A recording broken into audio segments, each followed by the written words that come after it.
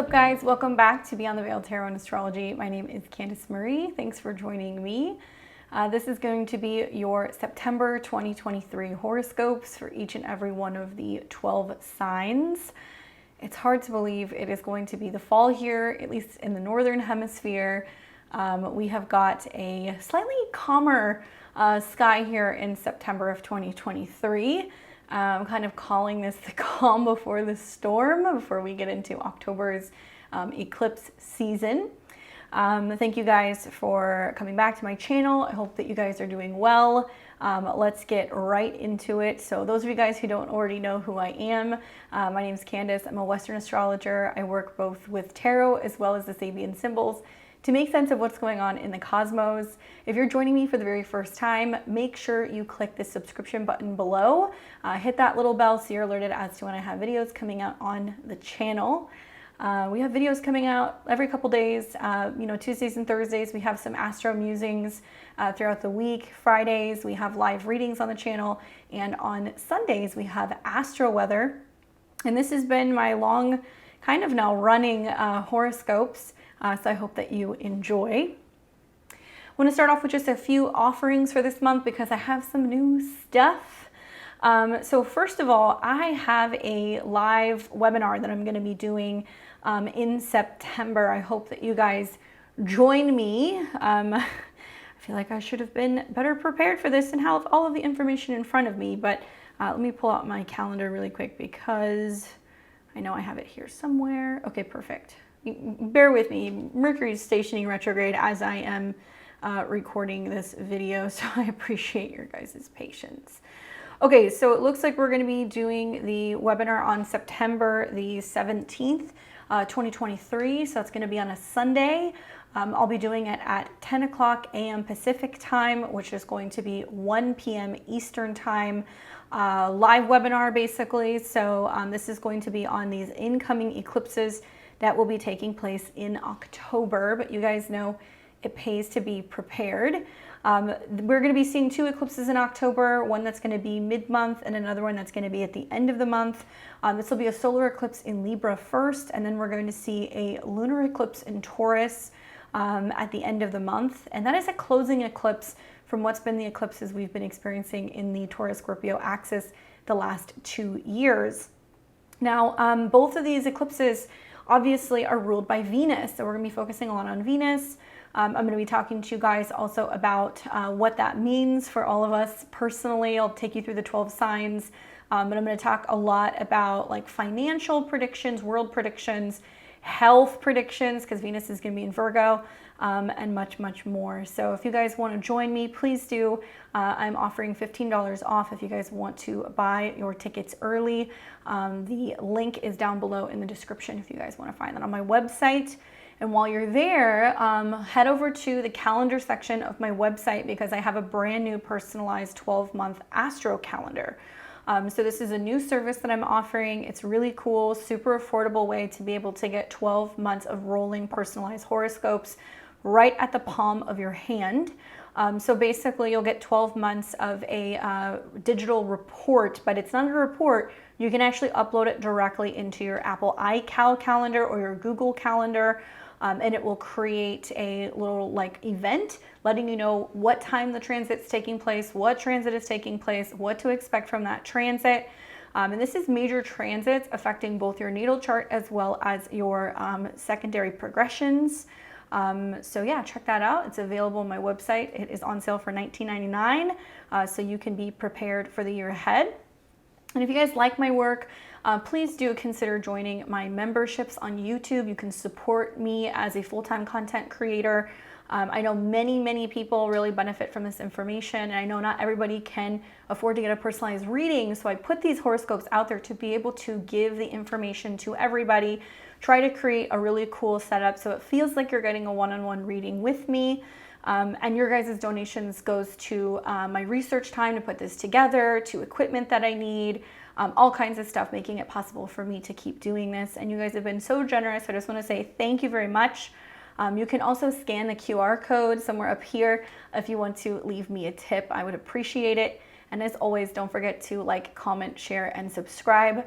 You can catch me here on Fridays this month. I'll be here at 5 o'clock p.m. Pacific time, 8 p.m. Eastern, and we will be doing live readings on the channel. We alternate between tarot and astrology.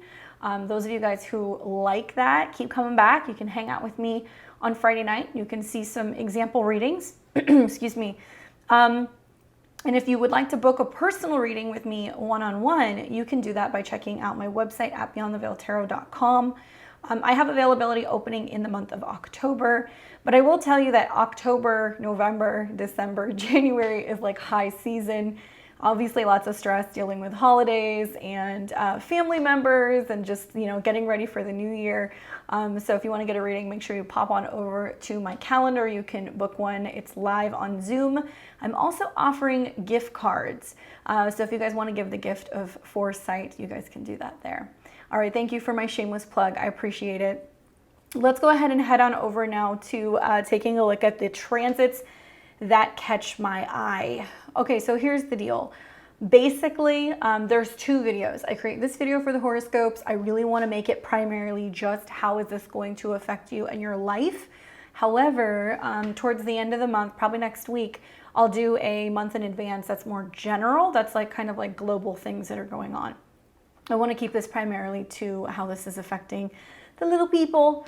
But basically, yeah, so we've got a handful of transits that are taking place. Before I even get into this list, I want to let you guys know a couple things. One, you're going to see several transits that are going to be taking place that have already happened. Meaning there's lots of content on my channel. I've got a Mercury retrograde video in Virgo that you can check out that will touch on some of these aspects. I've got a Venus retrograde video, several of them that will also touch on these aspects. Because we do see Venus that is still retrograde at the beginning of the month, although she will go direct. And then we are also going to see Mercury that is going to be retrograde also at the beginning of the month and will eventually go direct. And we know that when planets retrograde, we see several transits several times over. So September, even though a solid third of the transits are transits that have already taken place, they're just happening again, it can kind of feel like a month where it's like deja vu. It's like, didn't we already talk about this? Didn't we already deal with this? Been there, done that, or why are we still working through this particular issue? So for many of you guys, it just kind of feels like finally now that these retrogrades are completing, you're like, okay, we can review what's kind of happened over the last couple of months during the retrograde period. Okay, and then two, we are also going to be seeing that we've got the equinox taking place this month. So here in the Northern Hemisphere, it's going to be the beginning of fall, so we're moving into Libra season. I do anticipate doing a video on that ingress down the road, but just know that that's a really potent time for reassessing things, getting things in order, getting things balanced. Yeah, and I will just leave it at that, all right? So you may want to take a screenshot of this particular list of transits. These are going to be the ones that I'm going to be touching on during each and every one of the 12 rising signs, and I'm going to be showing you kind of more or less where these transits are taking place and what I see for you. And also, as always, I'll be giving you a tarot prediction as well. Okay, so on the 3rd of September, we see Venus go direct in the sign of Leo. This is a pretty good thing. We are going to see it go direct at 12 degrees. It's been retrograde really since the better part of end of July. It has been making things more challenging, or it's been feeling kind of like slowed down when it comes to relationships or finances. Lots of action with the Venus retrograde, right? In the pre-shadow before Venus went retrograde, we saw a square to Jupiter that was taking place in June. We also saw a square to Uranus that took place at the beginning of July. And then just recently, the last week or so, the Venus-Jupiter square has been alive and well. So even at the end of September, the end of August, going into the beginning of September, there is this feeling that's like we're overdoing it, right? Overspending, over-loving, over-feeling things, because Venus is what we open up to.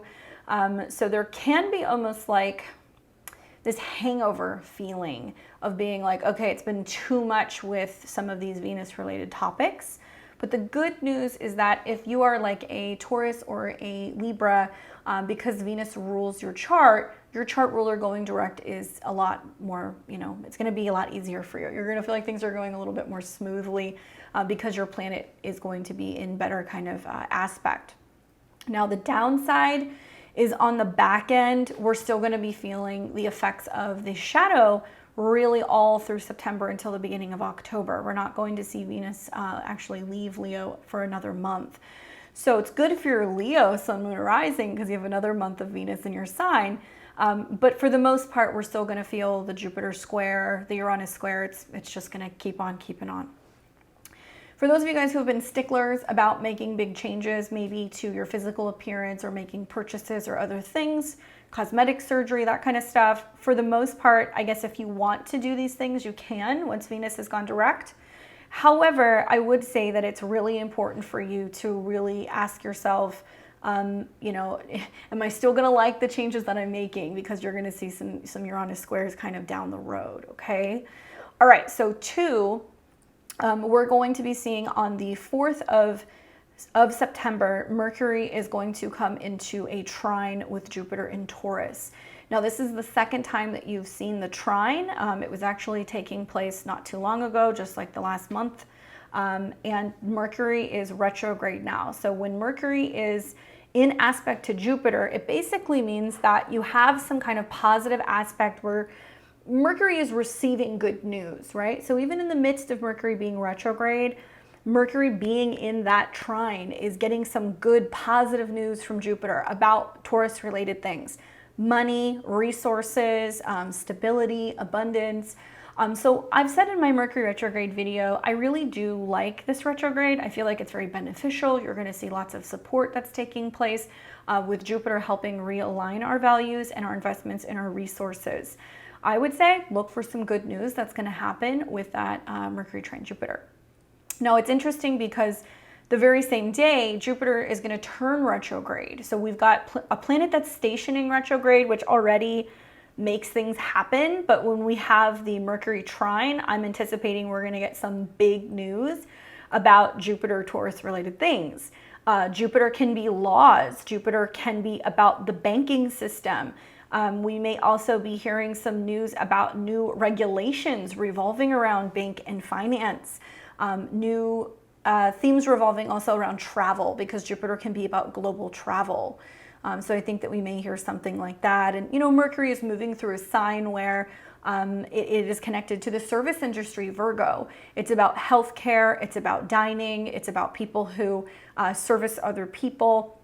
And so I'm kind of feeling like with Mercury's retrograde, where we're going to see something slow down in these areas, or maybe we're reevaluating our health or our productivity. That trine to Jupiter is going to be saying, what have we learned from the past? What have we learned from, you know, past situations, or I think in this case, past shutdowns, and whether or not it's actually beneficial for all of our health, if it's actually beneficial also for our businesses. Nevertheless, I think it's good news. I'm just anticipating it's going to be something rather large. Remember, Mercury is stopping short of a retrograde before it comes into a trine with Uranus. And generally, it takes some time for the Mercury retrograde for all of the information to kind of get out in the open. The reason why we see the backtrack is because Mercury is going back and getting this information and bringing it to us, likely right around the time of the Cazimi. Now that Cazimi is going to be on the 6th. So on the 6th of September, Mercury will be in a superior conjunction with the Sun, meaning Mercury is ahead of the Sun. It's relaying some kind of information. As it's making that retrograde conjunction to the Sun, it's still slightly in a trine to Jupiter. So keep in mind that the Sun-Mercury Cazimi can be a day where if there's something that went missing, maybe it's found. Maybe you have a download, an epiphany, a bright idea. Maybe you decide to go back to a job. Maybe you decide to go back to something, and it's becoming highlighted in some way, shape, or form. I go both ways with this because I feel like the events that are taking place in September are asking all of us to really reflect on how we have been productive in the past, or what patterns or habits we used to have that maybe can be beneficial, kind of integrating them back into our lifestyle. But I also know that Cazimi moments can sometimes take 6 to 8 weeks for the truth to fully emerge. So if we look at this taking place in early September, the truth is that by December, the first half of December, we're going to see if some of those changes that we've made to our health, our habits, our routine is actually benefiting us. And what's going to happen is that, Mercury is going to go through Virgo. It's going to come into an opposition with Neptune. It's going to go into Libra. I do feel like we're going to, in a way, kind of backtrack a little bit. We can get a little lost with oppositions to Neptune. So try to work with this Cazimi in a way where you're like, how can I just find more practical ways to be productive, get things done, stay organized, and stay healthy? And also be asking yourself a lot about your beliefs. What do you believe in? Jupiter is a planet that deals with faith. So I think Jupiter being in aspect during this Cazimi moment is a lot of what you're believing or not believing. Now, on the 8th of September, the sun will then trine Jupiter in Taurus. And so that's a pretty positive day. I feel like the sun is highlighting where we're actually taking action in regards to these Virgo-related topics. It's leading to some kind of expansion or some kind of good fortune or some kind of growth. This is also a very optimistic day when the sun is in a trine with Jupiter, because we kind of feel like anything is possible. Then on the 17th of the month, Venus in Leo will square Jupiter and Taurus for the 3rd time. Although some of you guys were already kind of feeling it, especially if you're watching this at the end of August. You've been feeling that square for a little while. This is the 3rd and final time. And remember, Jupiter makes things bigger. Venus is about what's sweet or what we indulge in or anything in regards to relationships. So this makes me feel like this situation that's been going on where we've been feeling like we're at a tipping point in certain relationships or certain financial situations, this hits that kind of pivotal turning point. So look back at the last couple times that we had those particular squares. I know it was setting up around mid-June and also the end of August. Then on the 19th, the sun in Virgo will oppose Neptune in Pisces, and that's feeling under the weather, lost, kind of confused, a dimming of what our direction is or our purpose, a day where we can be questioning our faith. Remember, the sun is about our vitality, and in the sign of Virgo, it's going to represent solar figures, bosses, leaders, people who are kind of like in charge. And the opposition to Neptune, I'm wondering if it's going to be very similar to the opposition to the sun and Saturn. Now, you're actually seeing that taking place the end of August, and I think that that is kind of going hand in hand with certain leaders saying, hey, we got to slow things down, there's got to be limitations, we've got to be looking at health and whether or not we need to take certain precautions. Then several weeks later, we see the sun oppose Neptune, and it's going to represent a situation where we're going to go, well, I don't know, we're not as optimistic. You got to be really careful when you see oppositions to Neptune. There's been a lot of them. Mars is in opposition right now as I film this. Mercury is in a slight opposition. We're going to see the sun come into an opposition. For me, it's always about knowing how to spot a scam. What is not necessarily completely true or forthcoming, what's been manipulated, what's been edited. And there's also a lot of me consciously being aware of when planets oppose Neptune and going, I need to take a day or two to sit on this before I make a decision because something is not clear. Now, mutable squares and oppositions can also be some extreme weather, so we can definitely see that taking place in certain parts of the world.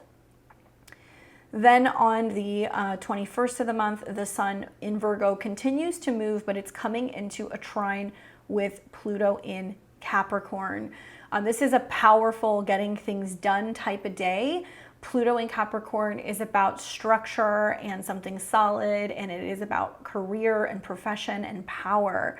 And so when the sun is coming into a trine, it's working harmoniously. So we might feel like, okay, some action that we're taking in the Virgo area of our chart is allowing us to be better prepared and have better control over the Capricorn area in our life. Because Virgo is about organization, help, and cleanliness, Capricorn is also about work. So I'm anticipating people are going to be hearing that there may be some changes in work schedule, routine at work, how we're supposed to be working. You may notice that there's going to be some changes to the service industry and some potential talk revolving around what is being required when it comes to health and safety matters. Then you're going to see on the 23rd, the sun will enter Libra. So that's going to be the fall equinox. We're starting Libra season. So to those of you guys who are September Libras, happy birthday to you. Those of you guys who are my September Virgos, happy birthday to you. Then we're going to be seeing on the 25th of the month, Mercury in Virgo will come into a trine with Jupiter for the third time. So you want to look back at the fourth and you want to go, what kind of new expanding information and news was coming out? And likely Jupiter is globally. Jupiter also can be about airplanes, okay? So if you guys are planning trips, planning travel, watch what's going on with the airline industry because something can be going on there.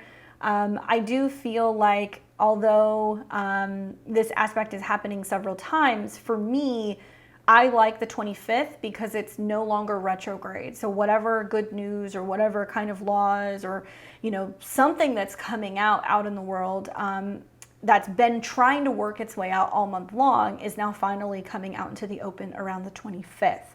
So you got to look back at the 4th, and you have to also look back at the first trine that we saw in August.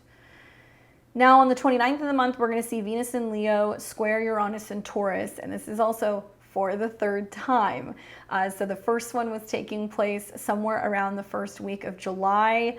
Then we saw another one that took place in August, and this is the third and final Venus in Leo square Uranus in Taurus. Now, Venus is in a sign that deals with younger people, romance, children, the stock market, taking chances. Venus is about relationships and harmony, and it's been in a hard angle with Uranus and Taurus, which represents destabilization, especially of money, resources, food, and values. These squares have been the time where we see rumbles in relationships. We see big rumbles also in the stock market or in cryptocurrency markets. This is the one that you guys are going to want to watch because it's a part of a 3-act series of just a lot of, I think, like stress tests when it comes to our financial and our romantic lives. Very shortly after these transits, at the end of September, Venus will go into Virgo in October, where she is not comfortable. She will also make an opposition to Saturn. So I've been telling everybody that there's like a back forth all summer long, and then you're gonna get to October and you're gonna have to rip off the Band-Aid and make a decision. So likely this is where that pressure now is starting to release, making it easier if you've been on the fence to really make a decision. Then we're going to see on the 30th of the month, Mercury in Virgo will trine Uranus in Taurus. So when Mercury went retrograde in Virgo, it started the retrograde short of a trine to Uranus, right around like 21 degrees. So the thing that you want to know is that it's almost like Mercury got really close to Uranus, so it got really close to that exact trine at 23, where it was getting ready to release some crazy news or some kind of chaotic situation or something that was going to be about the masses or about the future. And it was like, hold on a second, let's pull back, let's reevaluate this. I feel that for many people, this is going to represent like a preparation of sorts, getting something organized, cleaned up, managed, you know, taking stock in something before some of these kind of more hectic events start taking place at the end of September into October. So if Mercury is the messenger of communication, business, travel, and the mind, Uranus represents, especially in Taurus, unconventional changes within the banking system. I'm anticipating that if there are some scare tactics going on out in the world with health and wellness, you are going to see a significant push towards not using cash. You know, sorry, we're not taking cash to the supermarket. You might be hearing that. So for some people, it might be this realization that's like, oh, it's becoming, you know, like more futuristic when it comes to travel and transaction, things that might be more digital, because Uranus is that as well. But it can also represent some kind of like unconventional, aha, brilliant idea moment, or kind of thinking very quickly on your feet when Mercury trines Uranus on the 30th. Now, for retrogrades this month, although there are a number of planets that are retrograde, there is only one retrograde that is going to begin, and that is going to be on the 4th when Jupiter turns retrograde in Taurus, and that'll be at 15 degrees.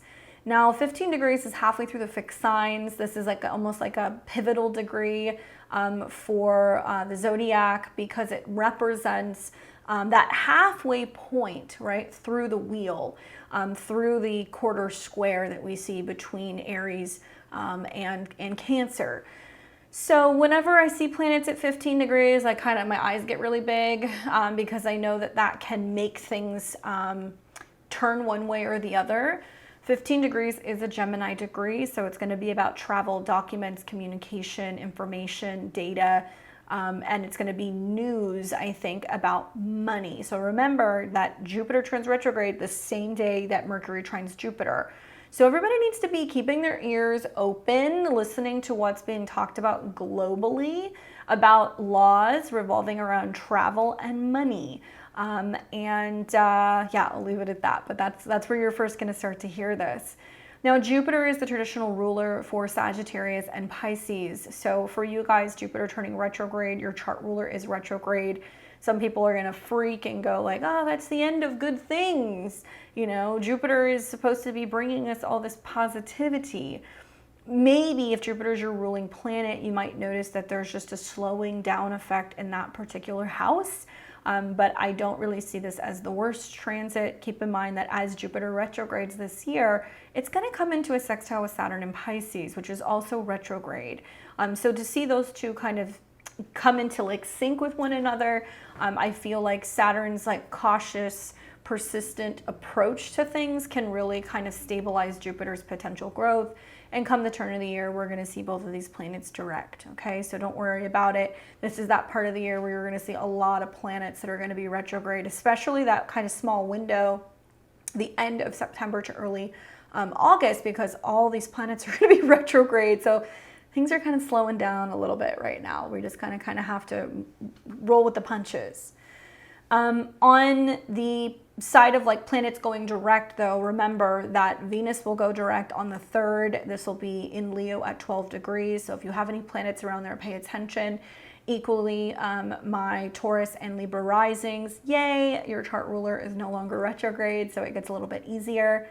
And then on the 15th, Mercury will go direct in Virgo, and this will be at 8 degrees. Okay, so that'll be 8 degrees. So if you have any planets around 15 degrees of Taurus, 12 degrees of Leo, 8 degrees of Virgo, this is important because planets are going to be either retrograding or going direct on your particular angle or sun or moon or other personal planet. And it is important because conjunctions are one of the strongest aspects in astrology, and it's basically speaking to you personally, trying to get your attention. Now for lunations for the month, we are going to be experiencing only 2. This last month has been kind of wild. I'm still waiting for that 3rd full moon to roll in Pisces, and I'm pretty sure it's going to do what I said it was going to do. So hold on to your shorts, guys. It's gonna be a bumpy ride the next couple of months. We're going to see a lot of aspects with lunations that are affecting outer planets. In fact, a lot of the new moons are going to be an aspect to Uranus. If you guys haven't already checked out those degrees, please do. And like I said, this is a month of feeling like we're slowing down, going back, going over things. Next month in October, we're going to have eclipses. And so it's important to take into consideration, you start feeling eclipses a couple of weeks before they happen. So if we have one in mid-October and one at the end of October, at some point this month in September, some people are going to be looking around going like, I feel like something is about to change. So just take heed of that. Maybe look at where Aries and Libra, where Libra and Taurus are in your chart. Aries eclipses until next spring, but look at where Libra and Taurus is, because those are where the eclipses are going to be.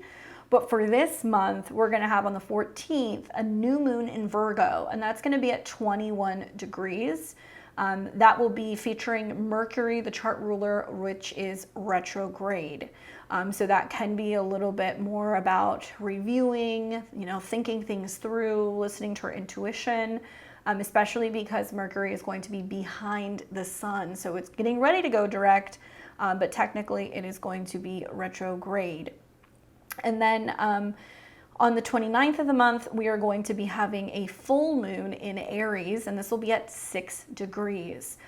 So if you guys think back to April, when we had a solar eclipse in Aries at 29 degrees, that was the seed that was planted. So now 6 months later, we have a full moon. This is not an eclipse because the moon is actually too far away from the north node. So we're not going to get that picked up eclipse until the end of October, which will be in Taurus. I look forward to that one. It's going to be conjunct Jupiter, so it should be positive, I'm hoping. Obviously, fingers crossed. But this will be a full moon in Aries at 6 degrees, and it's going to feature Mars, which is the ruler of this particular full moon, and Mars is in Libra. So Mars is going to be kind of debilitated. It's moving through a Venusian sign. Technically, it's going to be in opposition by sign to the moon. Feels a little combative to me, to be quite honest with you guys. And when we have new moons in Virgo, we're focusing on health and habits. When we have full moon in Aries, we're reflecting on our bodies, our drive, our desire, our action. And it's a very like, what about me? What do I need type of energy. So I imagine that that's how it's going to play out. And remember that full moons take into consideration the sun and other inner planets that are moving through the opposite sign. So as, for example, Mars and the sun move through Libra, lots of relationship action. But the polarity of the full moon is going to highlight, okay, these are the things going on in relationships. How do I feel about it? Moon in Aries, okay? So that's basically the transits that interest me the most because for the sake of time and also for the sake of just being able to better relay this information. You might notice that I kind of did this a little bit differently this month. I'm not going to be as like in order. I want to talk to you guys about how these, Venus squares and how these Mercury trines keep repeating. So you might kind of notice that I jump around a little bit and kind of just give you an idea of what's happening for the next month without necessarily going in order. We'll see. But I'm still going to give you guys the dates and you can refer back to this particular list of transits if that's what you need to do. All right, so without further ado, we're going to now get into the September 2023 horoscopes for the 12 rising signs. As a reminder, I am a tropical Western astrologer. That's what I practice. I do not practice Vedic. I'm not a Vedic astrologer. I'm a Western astrologer. For the sake of this presentation, I'm going to be talking to you about whole sign prediction. So I'm going to be doing the 12 rising signs via the whole sign method. Personally, in my own astrology practice, I like to use Placidus because I feel like it's the most accurate. That's how I like to look at lunations and transits. If you're somebody who also likes to use Placidus, no worries. You just want to go and look at when planets are by degree moving into specific houses. So you may listen to this and go, it's a little off. Look at the degree of your ascendant. If you do use Placidus, you may have to listen to more than one rising sign. I recommend to make the most of my predictions to listen to your ascendant sign first, followed by your sun, and then your moon sign. While the ascendant is going to tell you what's most likely to happen in what area of your life, the sun prediction can be about your happiness, your creativity, your joy, your career, and the moon prediction can be very much about your emotions, your home, or your private life. Likely, if you listen to all three, you're going to see that there's some correlations between all of them, and they can be helpful to kind of listen to together, okay? All right, so obviously I had to kind of just splash the pumpkins all over the place, right? It's technically it's September. Plus next month you guys get Halloween horoscopes anyway, so I had to sneak some pumpkins in there somewhere. Okay, so without further ado, let's get into it. And obviously you guys know we're going to start with Aries rising first. What's up, Aries and Aries rising? Welcome to your September 2023 horoscopes. I hope you're doing well. I'm excited to get into this with you and talk to you what you guys have going on this month. Let's talk a little bit about Mars because Mars obviously is your ruling planet. Mars is going to continue all month long to be moving through the opposite sign in your horoscope. It's moving through Libra. And wherever Mars goes is wherever there's action on your part. So Mars is going to keep moving through the part of your chart that deals with relationships, action with others. You might be working out more with a partner. You might be spending more time with counselors or therapists. Maybe there's more action taking place in relationships. Maybe there's more work with clients. anything like that basically brings opportunity for togetherness. That's what you're going to be seeing taking place. Outside of some brief transits where you're going to see some oppositions to Chiron, which is not really going to take place until later down the road, you're okay. So there's not going to be too much happening. I would recommend watching my Mars in Libra video. I do take it through the 12 signs and talk a little bit about how wherever Mars is going, we're dealing with karmic situations because Mars will eventually come into contact with the South Node. And in that video, I talk about how Mars is pretty much unaspected through most of the transits until we get into October. So there's not much that's going on in regards to your ruling planet this month. You may see some wonkiness with some inconjunctions that are taking place with other planets. So you're going to start to see some inconjuncts or quincunx to planets in Taurus, which can represent like a blind spot.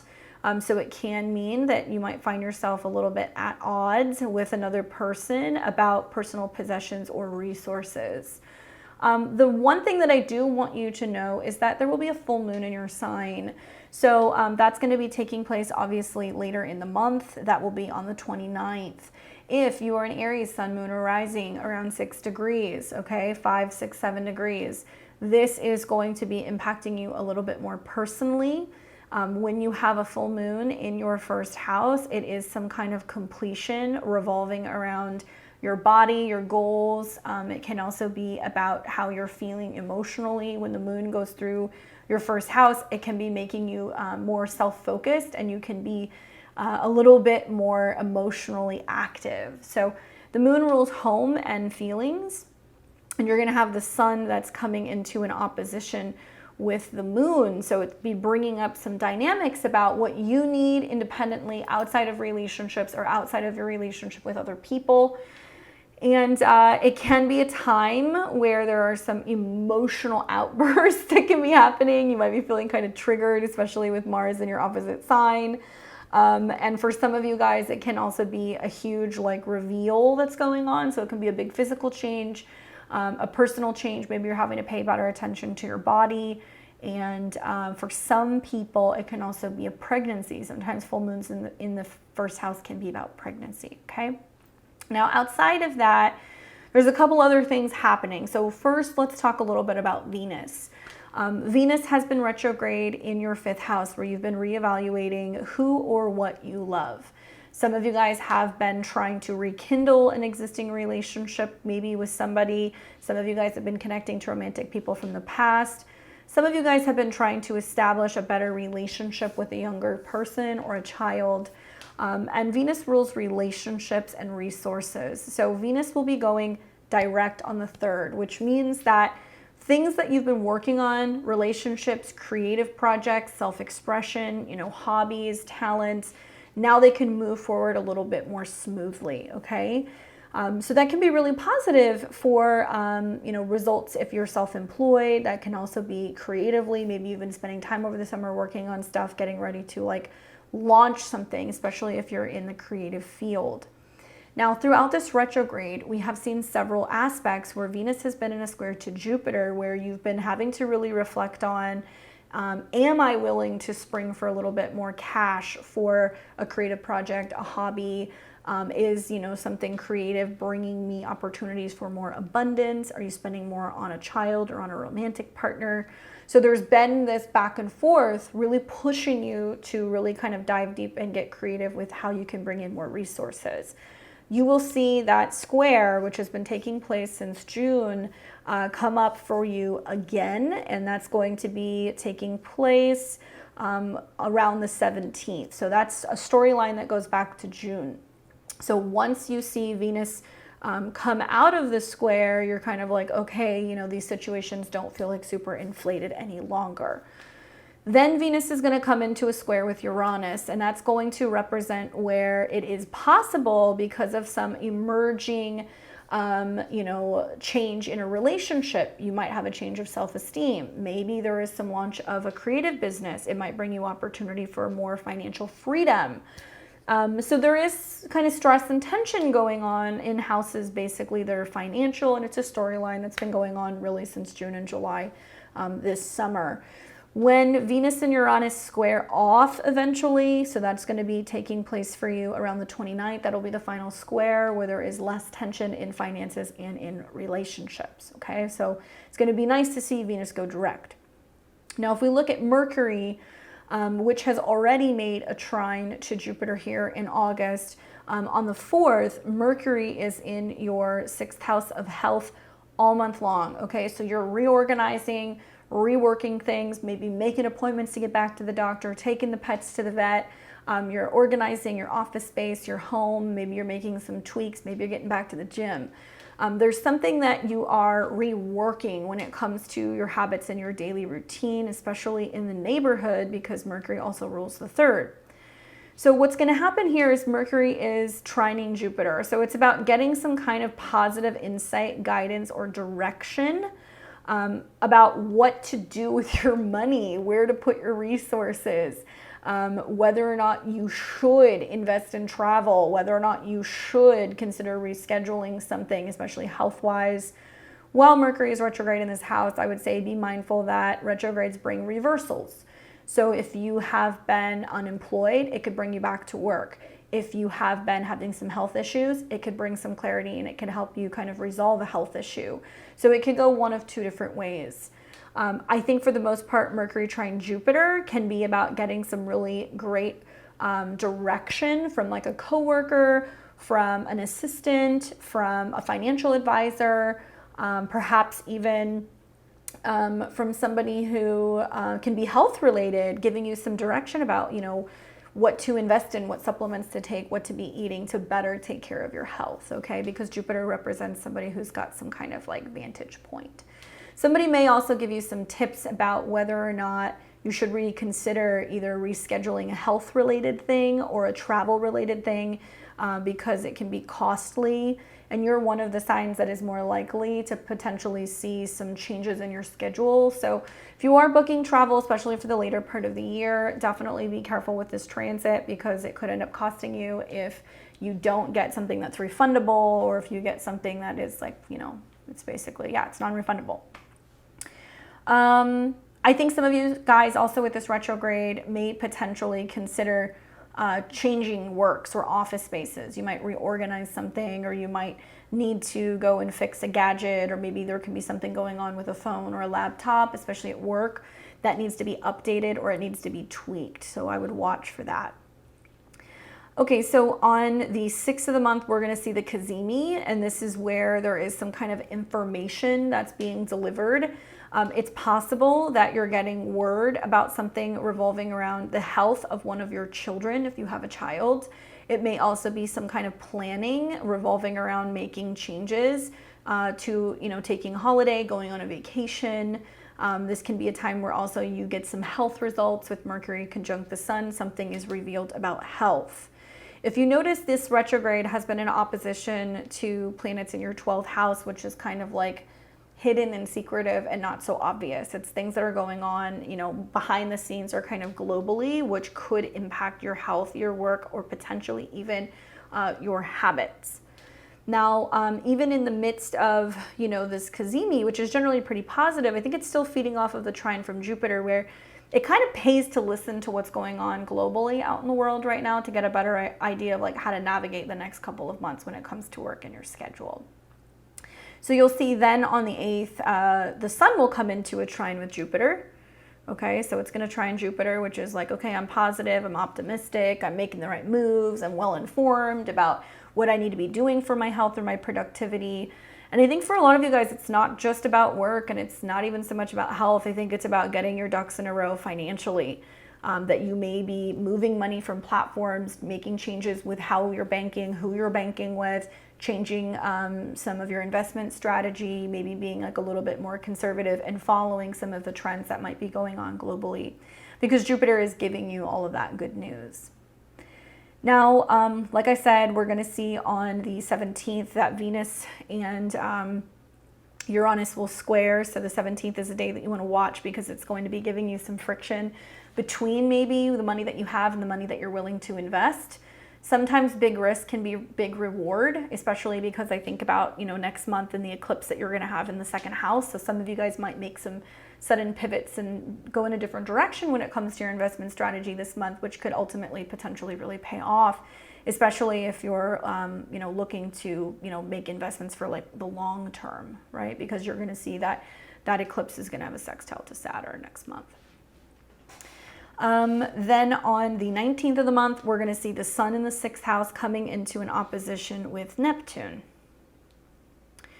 And this tells me that you're kind of like trying to focus on being productive, trying to focus on getting work done. There is a sense of feeling organized and on time. And, Neptune is a cloudy, murky, unclear, mystical, magical placement. So there can be almost like this perplexing situation that's like, okay, wait a second, I thought we were moving forward with this schedule, or, I thought that we were secure in this work environment, and you might hear that there is potentially word that there's going to be some kind of change to your schedule for health, mandates or requirements. I don't even like saying that, but that's kind of the feeling that I'm getting with Neptune in the 12th house, because Pisces can be about things that are going on, like, with the masses. It represents kind of like the world. And like so much of this next month is going to be about, unfortunately, I think like COVID hysteria. So it's really just important to kind of keep your nose to the grindstone, focus on the things that you can get done. Don't get overwhelmed with some of the things that you're hearing that's going on out in the world. Try to focus on small little tweaks that you can make in your daily routine that's going to make you feel more so better prepared. And if that means that you're grabbing a little bit of extra food, maybe you're going and getting a physical, maybe you're making sure you got some extra vitamins. These are some things that you can be doing with the trines between your 6th house and your 2nd house. But watch for scams or not having clarity or something being a little like, what? Like that doesn't sound right. And you can get some mixed results also with the sun in opposition to Neptune when it comes to health news, taking a dog to a vet, or a pet or an animal to a vet, a child to a pediatrician. There might be a sense of being like, I don't know, this is really strange. We can't figure out what's going on. Like those oppositions to Neptune are not the most helpful. There can also be a sense of like questioning, like, what is the point? Like, what am I doing? Like, what is my purpose? And this is a month with trines, between the sun and Mercury to Jupiter, that having a little bit of faith and integrating faith as a part of your daily routine, taking 5 minutes to set an intention, maybe get some meditation in, maybe reading some spiritual text can be really helpful in helping you kind of stay on task and feeling like, you can keep this thing going. On the 21st of the month, you're going to see the sun trine Pluto. And I do feel like this is about feeling like, okay, I'm willing to do whatever I have to do to be safe and organized and efficient, to be able to continue working, or to really focus on, being able to show up into the office or get the job done or go to the meetings. I feel personally, I'm an astrologer, I'm not a doctor, but I would be really careful with making any decisions that go against your better judgment when it comes to your health this month. Acting too quickly and making decisions when it comes to medications, Neptune, when it comes to changes in your health or your healthcare practice or your practitioner. If you're somebody who wants to see the doctor, but you have to go and see a nurse practitioner, you might kind of go, no, put me on a wait list, I want to see my doctor. Because there may be a sense of you, I think, really being in tune with your beliefs and your values with some of these trines to Jupiter. But the sun trine Pluto is anything that I need to do to get the job done, can actually be quite a productive day for you, both work and health-wise. So that's going to be taking place on the 21st. Then on the 25th, we're going to see the third Mercury-Jupiter trine. So you're going to want to go back and look at the 4th of September. You're going to go and look at the end of August and see what new information was coming about. And so finally, this is going to be kind of completing and getting ready to release something that's going to be a little bit bigger. And this will be on the 29th of the month, the 25th of the month, when we see that, Jupiter and Uranus are squaring for the third time. And then we see on the 30th, Mercury trine Uranus. The more that I look at this, it's very clear it's going to be one of three things. You're either preparing for a financial shift or a change in what you're doing with your money. You're preparing for a health change and you're making some tweaks to go in a different direction, or you're making some tweaks at, at work. And the way that you want to make money and how you want to show up and you want to work. It's going to be one of those three things, basically. Because all month long, you're just swimming in these transits that are just kind of repeating themselves before you're getting to the better part of the end of the month, when you have that full moon that's going to be in your sign. And that's when you're like, okay, right, I'm making this completion. Chiron retrograde in your first house. I mean, you got a retrograde in your sixth house and then a full moon in your sixth house.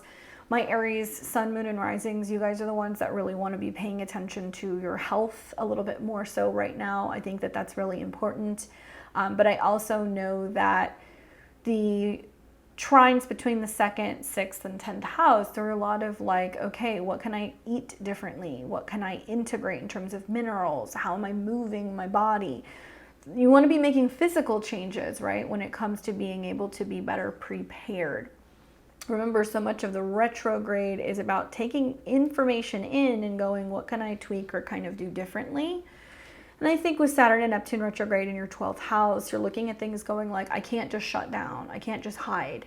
I can't just not get out of bed, you know? So for some of you guys, it's about getting on a schedule. It's about maintaining a schedule, getting back to work, prepping food, making sure that you're creating to-do lists. And then you use the retrograde to go back.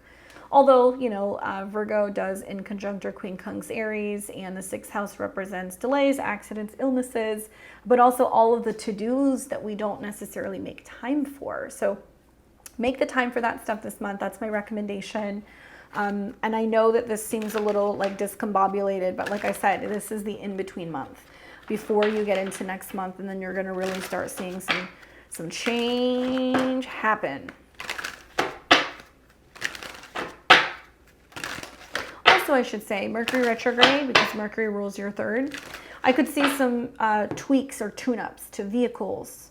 I could see some needing to fix gadgets. I think I said that. I could see something going on where maybe you're making a change with who is managing or taking care of something, who's assisting you, who's helping clean your house, who's watching your children, because the sixth house is like the help. So that retrograde can indicate that there's a change going on maybe with care for some of these topics.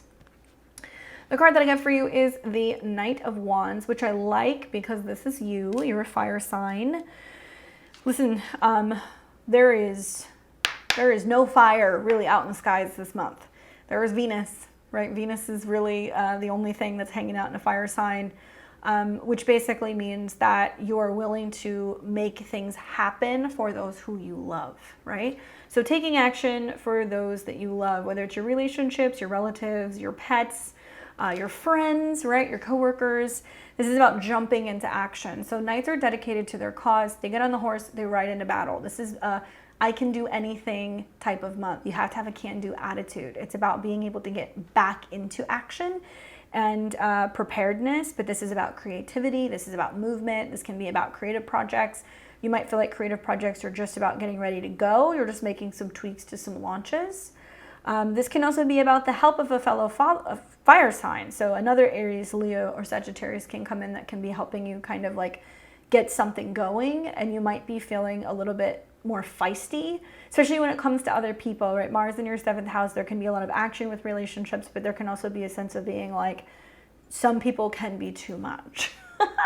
So I definitely could see this as you being kind of like, okay, I'm going to tell some people exactly what I'm doing and what I need. And that Mars energy can play out in a sense of kind of doing a little bit of back and forth with other people.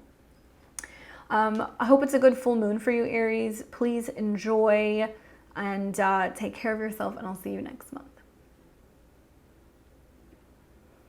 We've got Taurus and Taurus rising. What's up, my Tauruses? I hope you're doing well. Welcome to September of 2023. This is going to be your horoscope. Let's talk a little bit about Venus, right? I'm sure you are stoked that Venus is going direct. Obviously, Venus rules your chart. She's been retrograde since the latter part of July. So you've been feeling the slowdown, especially when it comes to matters of the home, the family, right? And potentially even you. Venus rules your first house, okay? It also rules your sixth house. So there's been something slowing down, reworking, being reevaluated when it comes to home, family, your emotions, the past, ends of situations. So there's also been a lot of like wrapping things up maybe with relatives. Maybe you have felt stuck at home for an extended period of time. Maybe you have been trying to push forward with a move or with a renovation or selling or buying a home. Maybe you've been spending a lot more time with children at home or with a romantic person at home. You know, the list goes on. Basically, now that Venus is direct, it's going to be a lot easier for you. Although I do want you to know that on the back end, we're going to see a number of squares involving Venus. So if you think about June and July, you know, June showed us where Venus square Jupiter was like maybe a little overdoing it, or a little overly enthusiastic, or a lot of time maybe with somebody at home. Maybe there could have been a sense of you also being somebody who was like a little bit of a guide for like a relative, or being optimistic about a home change. And then we also saw Venus come into a square with Uranus, and that was in early July. And that could have been some friction maybe, or some excitement, or maybe some changes going on in the home front, which is kind of interesting because these planets are in your first house, which means you're up for like new and improved everything, and you're more willing and exciting to try anything, whether that's a new style, or maybe living somewhere new, or maybe you're feeling a little restless. So, you know, if you have been feeling that, this is still going to kind of come out in the back end. So we're going to see Venus that's going to come into a square with Jupiter for the third time. That will be on the 17th of September. And so you got to look at what was going on in mid-June and also the end of August. Jupiter represents changes and transformations in joint resources. And Uranus obviously has a connection to your career.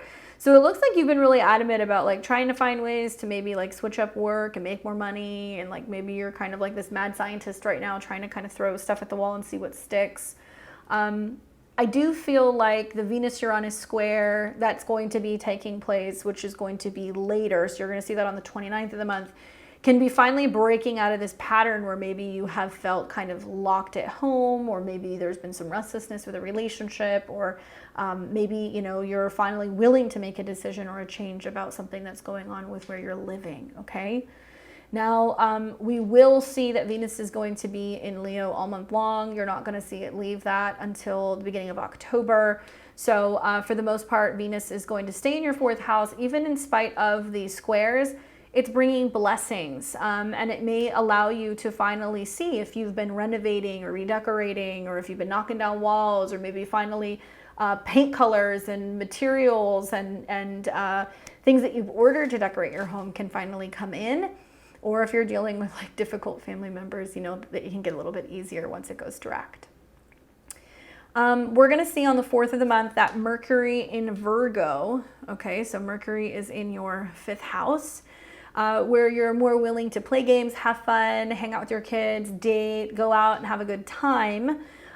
It will come into a trine with Jupiter, okay? So Mercury is retrograding in your 5th. Mercury rules money and resources, so it tells me that you're reevaluating how much money do I want to spend having fun, what money am I willing to invest or take chances on, what am I willing to spend on a hobby, and there can be some sense of you being aware that maybe there can be a spending a lot on having a good time, to be honest with you, or on a creative endeavor or endeavor that represents or deals with a child.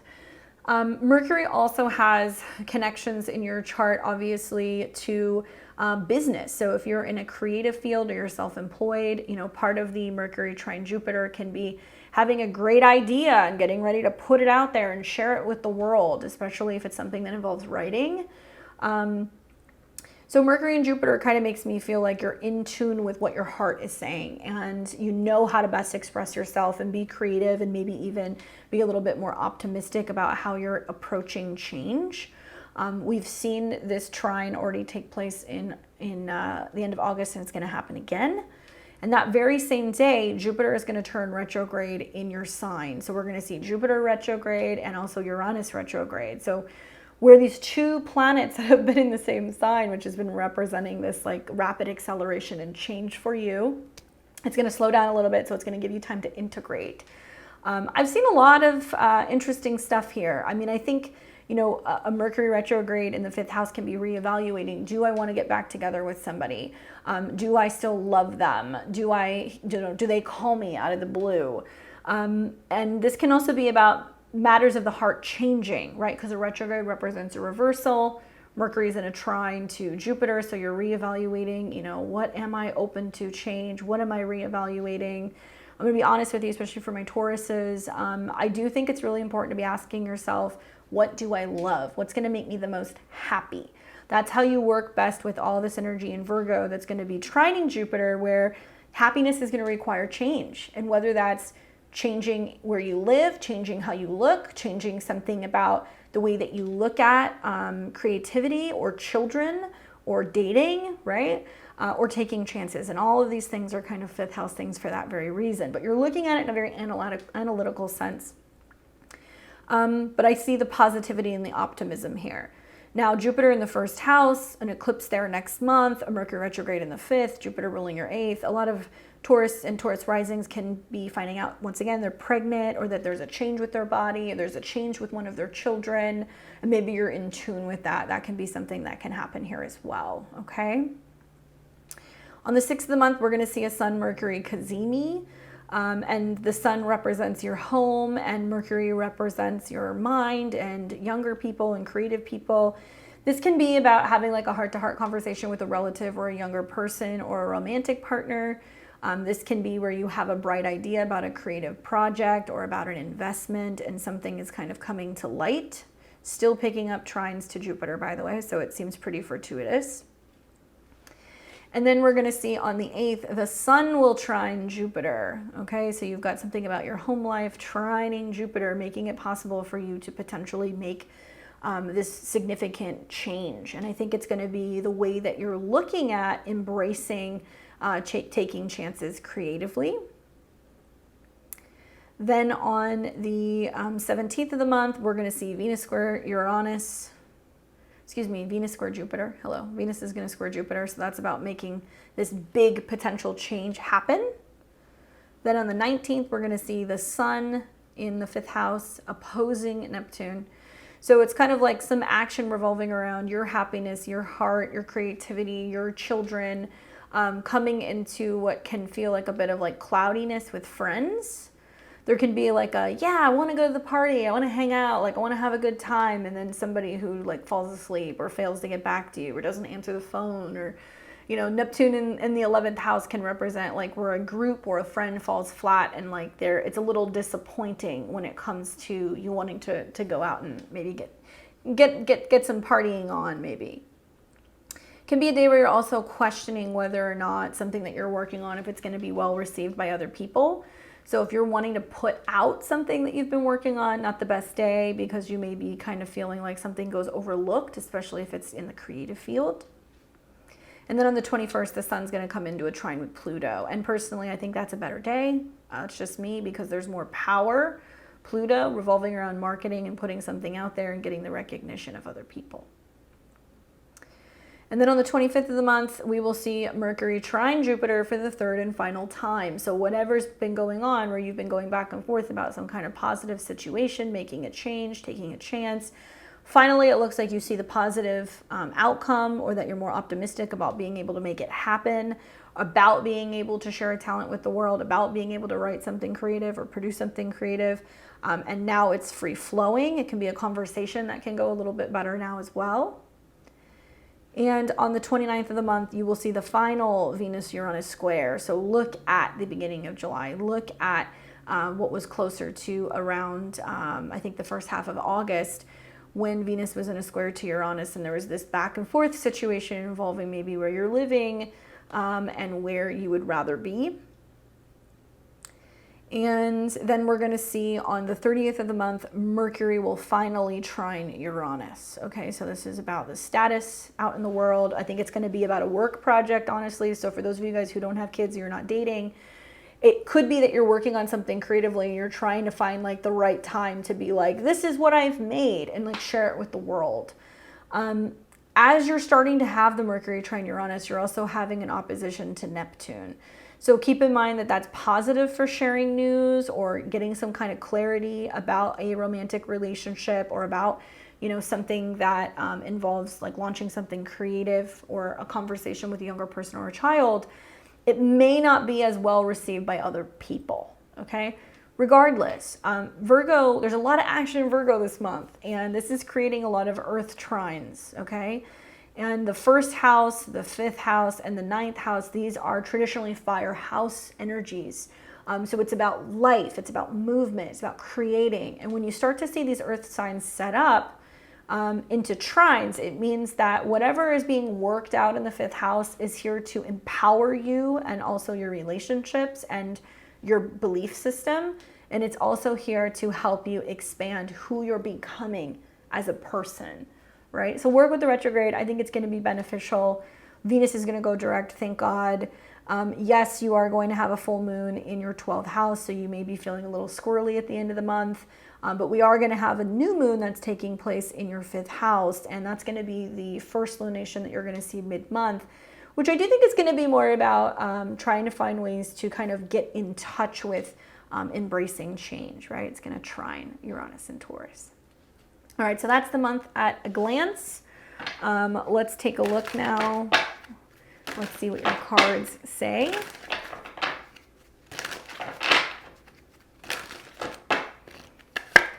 Oof.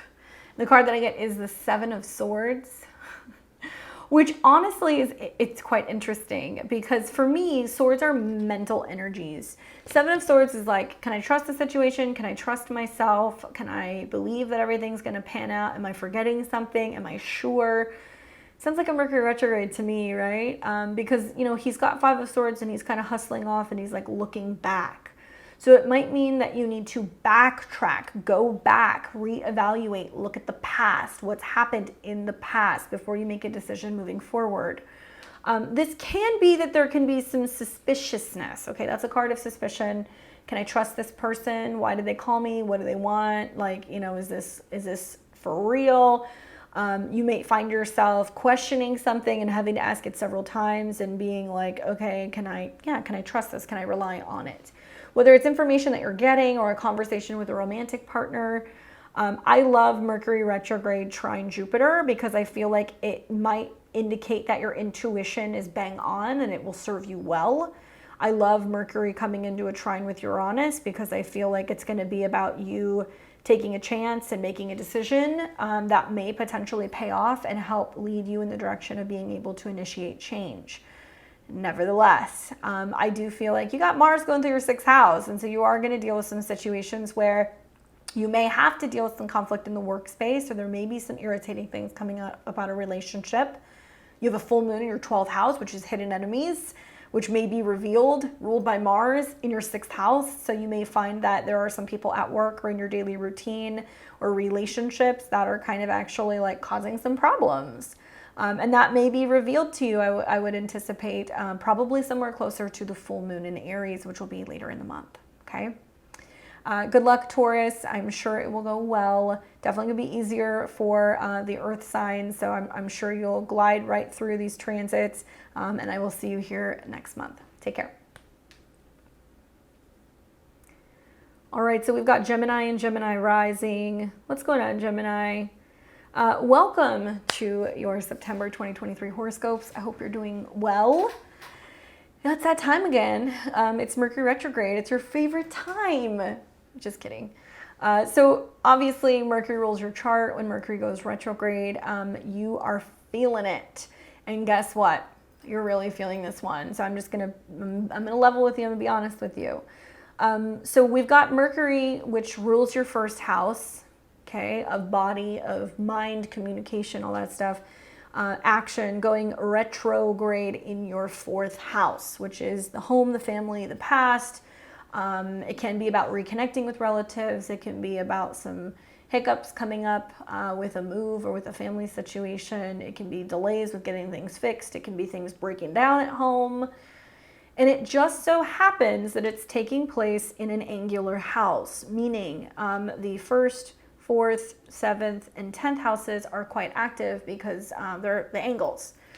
So if you're a Gemini sun, moon, or rising, then a retrograde in Virgo in opposition to Pisces basically makes Gemini the focal point of a T-square, okay? So it means that there almost feels like there's like opposing forces that are challenging you this month. You'll be fine. You'll hang in there. But I think that I would really pay attention to the Mercury retrograde. I would pay attention to the Mercury trine Jupiter, because that can be about getting some insight from a partner, a therapist, getting a reading, getting some insight. It might also indicate that if you're taking time alone to rest and recuperate, you're able to get clarity, but it needs to be like when you're grounded in nature and like getting some peace. So you may find yourself kind of being like, I need some private time alone in my bedroom, or going for a walk, or in the garden this month, just to kind of clear your head.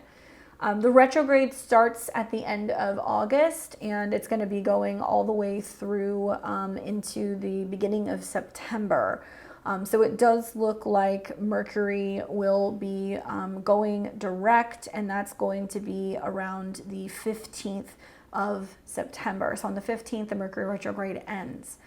I'm not mad at it. I mean, you're going to see a couple trines to Jupiter, so it does pay to either have a bedroom, a closet, an office space, a therapy office, somewhere where you can kind of hide and you can get your support. Now, the 4th and the 12th house are houses that are traditionally kind of like water houses. They're about completions, they're emotional, they're psychic, and they're very sensitive. So you might notice that your intuition is kind of peaking up here a little bit more than usual this month. Okay, so let's now go through these transits. So for starters, there is a Venus retrograde that is completing. We'll see Venus go direct. Venus has been retrograde in your 3rd house, so maybe you have been reevaluating, well, how do I better communicate with people, and how do I want to get around the neighborhood? Do I want to make a change in my vehicle? How can I speak more kindly or sweetly to other people? Siblings or other relatives might have reconnected with you. That's possible as well. And perhaps maybe there's been a little bit of back and forth, or something slowing down about how you communicate with like a female child, because Venus does rule your 5th house. Now, if not, it's just how you're communicating maybe with a neighbor, or how you're communicating with a romantic partner. This Venus retrograde goes really all the way back to the pre-shadow in June, where we saw Venus, which was in a square to Jupiter. That is going to return and come back this month. And I think that we're going to see just where, your intuition and your willingness to kind of hold back a little bit before you make changes might serve you well. It does pay also to be kind of guided cosmically, or with the support of a therapist, guide, reader, right? Because Jupiter rules your 7th house. And then we're also going to see that Venus will come into a square with Uranus. And that does feel a little stressful, because it can feel like there is a lot going on for you in the ethers with Jupiter and Uranus in your 12th house, changes in sleep patterns, your intuition kicking in, feeling like a little restless. And when Jupiter and Uranus square, when Venus and Uranus square, there can be tension in how you communicate with other people. So just be mindful, especially when you're connecting with siblings, or maybe when you're talking to neighbors, or when you're on the phone, because the 3rd house can be the phone, that there can be a little bit of a bite. And maybe also, there's been like this back and forth, or this slowing down with, whether or not you move, or buy a vehicle, take a course, learn something, or travel. So now that Venus is, eventually going to come out of that square, it'll get a little bit easier. Nevertheless, Venus is going to stay in this part of your chart all month long, so it'll continue to be in the 3rd house. It'll just be direct, okay? On the 4th of the month, we're going to see Mercury in Virgo in your 4th house, trine Jupiter. So this tells me that there is some interaction, communication, conversation, something that takes place with the home or family that requires there to be like kind of putting your head together with a partner, a spouse, potentially a business partner, or something about the direction and where you're going behind the scenes with money, Taurus, or with business, or with your resources. It is possible that, your kind of feeling a little in your own head about a delay or a hang up with a family or a home dilemma. So if you've been wanting to move, or if you had a relative that needs to move, you know, part of the Mercury trine Jupiter is like saying a prayer, asking for your spirit team to pop in. You know, it's like going to church or going to temple or going to, you know, sit in yoga or something that's going to allow you to have some space to be able to connect to your higher self and ask for some kind of divine guidance and assistance. This can come from wise words from a relative, but it can also come from a spiritual person or in a dream. And you'll see that aspect several times. It's kind of happening at the end of August right now. This very same day, Jupiter turns retrograde. So Jupiter rules your relationships, and it's going to go retrograde in the 12th, which means partners, if they've been traveling, may return back. If you have taken a break from going to church or going to temple or traveling, you may return back. It might also indicate a time where you're reviewing something about your alone time, your beliefs, and your philosophy. It's a very intuitive retrograde as well. So something about the Mercury trine Jupiter makes me feel like this is about reflecting and like going and reading something or taking time to pray, and like that's going to kind of balance out your energies a little bit better. On the 16th of the month, we're going to see that there is a Sun-Mercury cazimi, which is important for you because you're ruled by Mercury. And that will be probably a very insightful and enlightening conversation taking place with a relative. Somebody might show up at your house, a sibling might come over, you might get a phone call from a child, there might be a kid that, you know, comes home to visit, something like that could happen. If you're looking to move, it might be a day where you find the right place, but it might be in another neighborhood. And it's also just about you connecting or, you know, maybe even traveling. You might be traveling to go and meet somebody. So this is going to be taking place around the 6th of the month. On the 8th of the month, the sun in your 4th house in Virgo, where it's lighting up everything in regards to your home, your emotion, and your family, is trining Jupiter, which means you're really emotional, feeling comfy and cozy, sharing some kind of excitement, maybe even pictures or video with other people about your family. And then there's some kind of optimism and excitement about, you know, what you're doing and who you're visiting or what positive happenings are going on at home. Then let's see, we've got on the 17th of the month, Venus will come into a square with Jupiter. This is the 3rd time. And that for me tells me like where, you know, at least now at this time, Venus is direct, but something about the way that you're communicating feels like larger than life. There can be a like, oh my goodness, I love this person. I love this thing. You know, making a huge statement on social media or sharing some kind of news about, you know, a trip that you're taking or posting a video that can kind of come up that's really significant. Having a conversation that maybe you've been holding back and having with a relative as well. Then we've got on the 19th of the month, the sun in Virgo in the 4th house will oppose Neptune. So, I mean, obviously, you know, so much of the Mercury retrograde and the energy in the 4th house is home, family, your property, your emotions, your resources, like your private life, and where you're feeling like it's pulling you away from being out in the world or your work responsibilities or, you know, things that you're doing out in society. It's like getting you to focus more on, you know, what's happening within your home. So when the sun opposes Neptune, there's much more focus in being like, no, I am taking time to be with my sibling because they need my help. They're moving. Or, you know, I've got a situation at home where I have to help take care of a parent, or I'm having something fixed in the kitchen. You know, I can't be at home right now. And these things are very likely to happen, both with the retrograde and the opposition. So there is some sense of you being like, I gotta, you know, really focus on communicating and helping my home or my family in some way, and feeling like it's hard for you to balance both and see clearly when it comes to handling responsibility at work. Both Saturn and Neptune are in your 10th house here. So for some of you guys, you're still trying to figure out what you want to do or if you want to go back to work. You may feeling like there's events that are taking place with your home or your family that's keeping you from being able to have clarity about that path forward.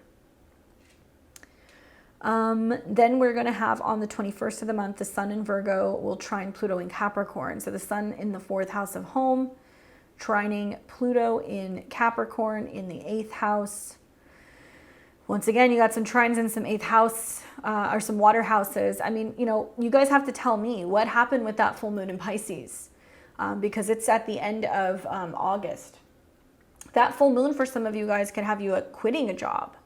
It could have you changing jobs. It could have you going back to work. And so because of that completion or that decision about your professional life, so much of September is like, now I got to get the family on board. I got to readjust. I got to move. You know, I got to make changes to my living situation because of what's going on in terms of my career or my responsibilities out in the world.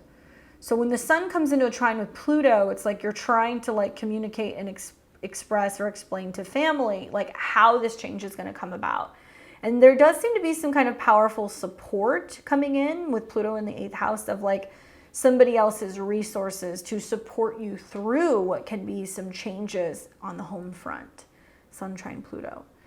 I will say that like a Mercury retrograde in the 4th, you know, trines to the 8th house and the 12th house makes me feel like there are some definitive physical changes this month. And for some of you guys, it's like I'm physically moving. And so that's the change. For other people, it's like saying goodbye to someone or something more permanently. I don't like saying that, but that can happen with the 4th house and the 8th house trines. Then we're going to be seeing the final Mercury trine Jupiter on the 25th. So Mercury will come back for another trine to Jupiter. And I feel like, once again, this is a lot of faith, taking time to reflect, to be alone, to breathe, to process whatever changes are going on. And it is ultimately good. And you have the support of another person throughout this transit. And then on the 29th, you're going to see Venus and Uranus square off for the 3rd time. So look back at what happened in early July. Look back at what happened in mid-August. And then this is the 3rd one where there's some kind of breaking away maybe. I'm wondering, are you guys having some like sibling issues? Is there some issues with a neighbor and you're like, that's it, we're moving? Like, are you being called back home for some reason? Something like that keeps coming up in your chart.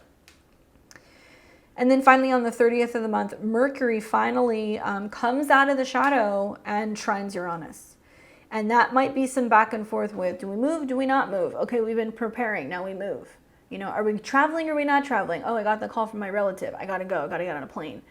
Listen to your intuition this month, Gemini, because there's gonna be something going on where it pays to really be in tune. And if your soul is saying, put work on the back burner, that's not important, go be with your relative, right? Or go help them with, you know, a relocation, or take the job, you know, quit what you're doing, take the job somewhere else, move. There is a lot of having to really trust in your faith this month. And I feel like it can be challenging for you because you're an air sign and this is a lot of earth. So there's a lot of like having to make practical decisions, having to move money around, having to physically move, having to make physical changes. And I know it doesn't feel as free as you would like it to feel, but there's something powerful about embracing change this month. Now you're going to be having a new moon in Virgo, so it can be that there's new opportunities for home and where you're living. And that'll be early in the month, which if you have anything around 21 degrees of Gemini, you're going to experience a square. Then you're going to have a full moon, which is going to be in Aries, and that'll be later in the month. And that's going to be in your 11th house, which is going to be about your goals and anything revolving around friends and like having support from other people. Okay. Let's take a look and see what the cards say for you and what you might expect.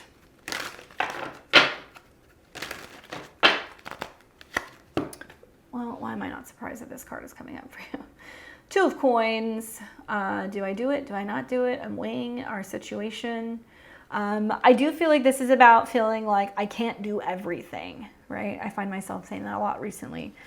So I'm feeling the mutable squares too, but it's a lot of like, I can't do everything. You know, do I do this or do I do that? It can be about weighing your options out and questioning which is going to make the most sense physically, financially, in terms of your time, in terms of your health. It's like, do I do this or do I not? And I feel like you really want to have somebody who's guiding you this month. And it could be this reading, right? It could be that, you know, somebody says to you, well, I'll be willing to make the change. And you're like, okay, there's my sign. Because the cosmos are going to give you signs. You see that with a retrograde. Mercury has always got your back. It's going to be coming in the form of, I think, either phone calls, emails, text messages. I think it could be a letter in the mail. It could be, you know, a relative that you ask their advice and they give it to you. But Two of Coins says that there's a feeling of being overwhelmed and carrying too much, and you have to make a decision.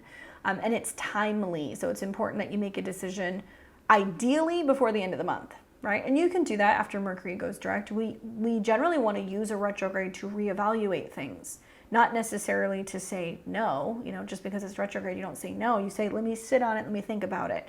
Probably when you see the third Mercury trine around the 25th, that's when you're going to know, okay? Good luck. I will see you back here next month. Take care. We've got Cancer and Cancer rising. What's going on, Cancer? I hope you're doing well. Welcome to your September 2023 horoscopes. So a little bit about the month ahead. Let's first talk about what's going on with the moons this month, because you are lunar, you're ruled by the moon. So we have two lunations this month. How are you doing after August? You good? There's an extra moon in there. So we're going to be having a new moon that's going to be in Virgo. So that'll be in your third house. And that's going to be around 21 degrees. Virgo is a sign that is friendly with you. It sextiles your sign. So when you have a new moon in the third house, new opportunities when it comes to travel, what you're learning. You can start writing, out a new podcast or a website, or you can generally plan travel after a new moon here. And it's going to be kind of going on during a retrograde. So I would say wait a day or two after the new moon to make any moves. That's just me. Wait till Mercury goes direct. And if you're wanting to plan like a road trip, or if you're wanting to maybe think about buying a vehicle or moving, these things can come up with this particular new moon. And then you're going to have a full moon, which is going to be in Aries, and that'll be later in the month, and that'll be in your 10th house, which is all about your career. So if you think back to what was happening in April of 2023, okay, 6 months ago, there was a solar eclipse in Aries. It was intense, right? It squared Pluto, and it was at 29, which meant you felt like you were at like this pivotal turning point with your career. If you've been working hard for the last 6 months to make changes here, you might see some huge breakthrough, some opportunity for success. You might get ready to launch something. You might, get hired for something. You might launch something is kind of the feeling that I'm getting. Aries is like, look at what I did, or look at the accomplishments I made happen.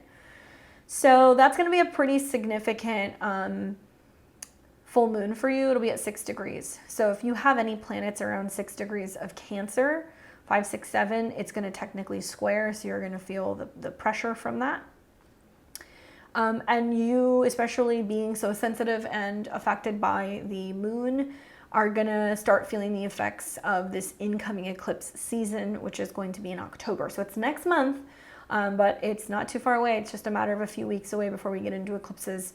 And those eclipses are going to be taking place for you in Libra. So the theme of like maybe changes with home and family are going to be coming up, or living with partners, or partners moving in, or partners moving out, or, gutting out closets and cleaning out houses can come up with the South Node there. And then you're going to have a eclipse that will also be in Taurus. So start looking at those eclipses, or take my eclipse webinar. All right, so let's get into the month ahead. Obviously, we're going to start with Venus going direct.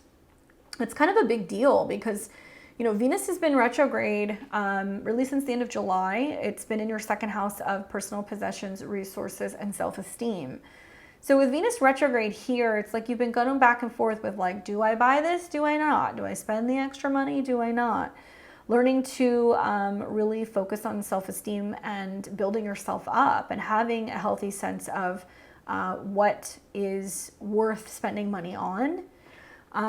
Throughout this transit, we've seen that Venus has been in some hard angles with planets in your 11th house. So there's been a lot of like learning, I'm going to spend less and learn how to receive more, right? Venus rules your 11th house. So maybe you have found that when you have learned to pull back and not be as generous, or not be as willing to sacrifice, other people step up and help you. Whether they say, hey, I'm paying for lunch, I've got this, or hey, I want to help pay for you to go on a trip, or I want to give you this gift. There's been a lot of like seeing who your true friends are throughout this transit. And so if there's been a slowdown effect with making money, working, buying things, resources, in theory, this is going to get easier. So that's good. So if you've been focusing on saving, now you might have a little bit more to spend, especially if you have to like spring and buy a car during this new moon in Virgo, or if you have to move during the eclipses next month. So your financial situation in theory should improve, right? So it looks like that's positive. But Venus has been in some hard angles with Jupiter and Uranus. So you're going to see that that's going to return again this month. Now, on the 4th of the month, we're going to see that Mercury comes into a trine with Jupiter. So Mercury in the 3rd house of travel, communications, you know, ideas, going places, vehicles, gadgets. The trine to Jupiter is, I think this is going to potentially be about some opportunity for travel with a friend. It may be an opportunity to learn something from a group of people. It may be some good news that you're getting involving the potential possibility of assistance with a vehicle or with a job. This is the second time this has happened, I should note. So you saw this happen earlier in August. And the same day Jupiter goes Jupiter goes retrograde. Forgive me. As I'm filming this, Mercury is going retrograde, so I'm a little tongue-tied. Jupiter's turning retrograde when that trine happens. So there's like a lot of like reflecting on what resources, connections, and support other people are giving you. That's one way I could look at it. So during a retrograde in your 11th, maybe you're reevaluating how you want to make money, you're reevaluating your friends, you're reconnecting with people. Maybe you feel like there's less energy being put on your social life. That's the other way to look at it. But Mercury trine Jupiter is pretty positive. So I will say that there can be some snags this month with some travel delays or some gadget issues or some vehicle issues. So if you're moving forward going like, oh, September, I'm buying the new iPhone, probably wouldn't actually with this particular aspect, because there's going to be a delay likely in getting it, or there could be an issue with it. And if you're planning on traveling or going anywhere, expect maybe some delays with some stuff, particularly like documents, gadgets, or vehicles.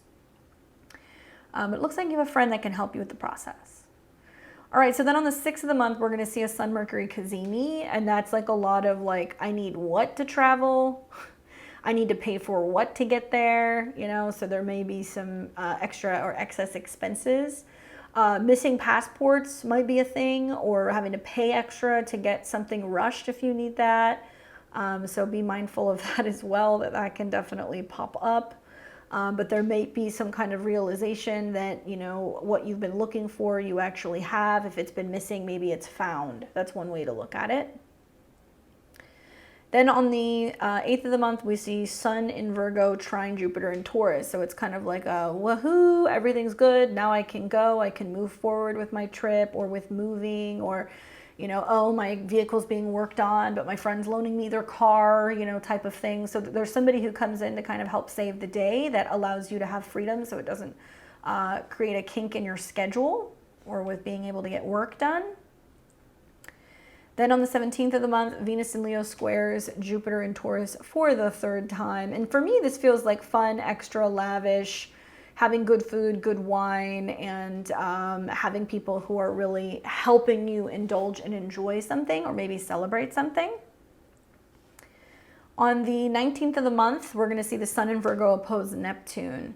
So the Sun is in your 3rd house of communication, travels, ideas, and it's going to oppose Neptune. Be careful with losing money. Sun rules possessions, gadgets, phones, laptops, keys, things like that, documents while you're traveling, especially if you're in a foreign place or a place that's unusual to you. That can definitely happen here. There can also be some misunderstandings or miscommunication, or feeling like you're lost in translation. So there can be some like issues understanding another language, or issues understanding how to get around in a place that feels unfamiliar to you. This is also a time where if you are traveling, any currency conversion, I would be really careful with here, because you can kind of get swindled because the Sun rules your 2nd house. So definitely be careful with like how you're potentially exchanging money, or if you are traveling, just keep an eye on your belongings. Then on the 21st of the month, we see the Sun in Virgo trine Pluto in Capricorn. So the Sun's in the 3rd house, it's trining Pluto, which means you're feeling through communication, very supported to another person, somebody who's got your back, they're guiding you, and they're making you feel supported. It can be a partner, it can be a business partner, it can be a spouse, and like a conversation about what it is they value. And they might tell you, you know, how they really feel about you, or that they really appreciate you, or that they have a lot of respect for you, and it can actually give you the opportunity to come closer together. On the 25th of the month, Mercury in Virgo will trine Jupiter for the third time. Okay, so Mercury in the third house of communication, trine Jupiter. I kind of feel like traveling or focusing on communication gives you the opportunity to grow closer in relationship with others. It's a given here. Love notes, phone calls, voicemails, emails, lots of appreciation from friends and also partners, and an opportunity to really get the words out if you need to tell somebody how you feel, or if you need to ask for some kind of guidance or support. This is the month that you really want to be on top of like communication. Virgo obviously, you know, is the sign that Mercury does very well in. So I think that even in spite of the retrograde, you have a lot of support in the cosmos, where it's like having the conversations that you need to have to better certain friendships and relationships might actually take place, even if they kind of feel like a bit discombobulated. Then on the 29th of the month, Venus in Leo will square Uranus for the third and final time. And so I feel like if there's been some friction revolving around like, what friendships do I hold on to? Which ones do I let go of? And how you're adapting to changes in friendships, and seeing that actually change can be a good thing, and that it can be bringing people in that can actually make you feel more so loved and valued, even though there's been maybe a lot of turnover in the friendship department. Obviously, the second house is what you possess, and the 11th house is money that comes from, you know, groups of people, or the money that you make. So I feel like friends might have an influence in encouraging you to find new ways to bring in resources, and to be investing in yourself, and be willing to take chances when it comes to your career, or encouraging you to do something new. And that might actually give you the confidence that you need to take a chance, and it might pay off. And then finally, on the 30th of the month, Mercury in Virgo will trine Uranus and Taurus for the third and final time. So look at what happened. Mercury in Virgo will trine Uranus for the first time. There's so many trines. And remember that when Mercury was retrograde, it was short of coming into this trine. So it's almost like Mercury is going back, and it's saying, okay, like now we can have this sudden unexpected change or transformation.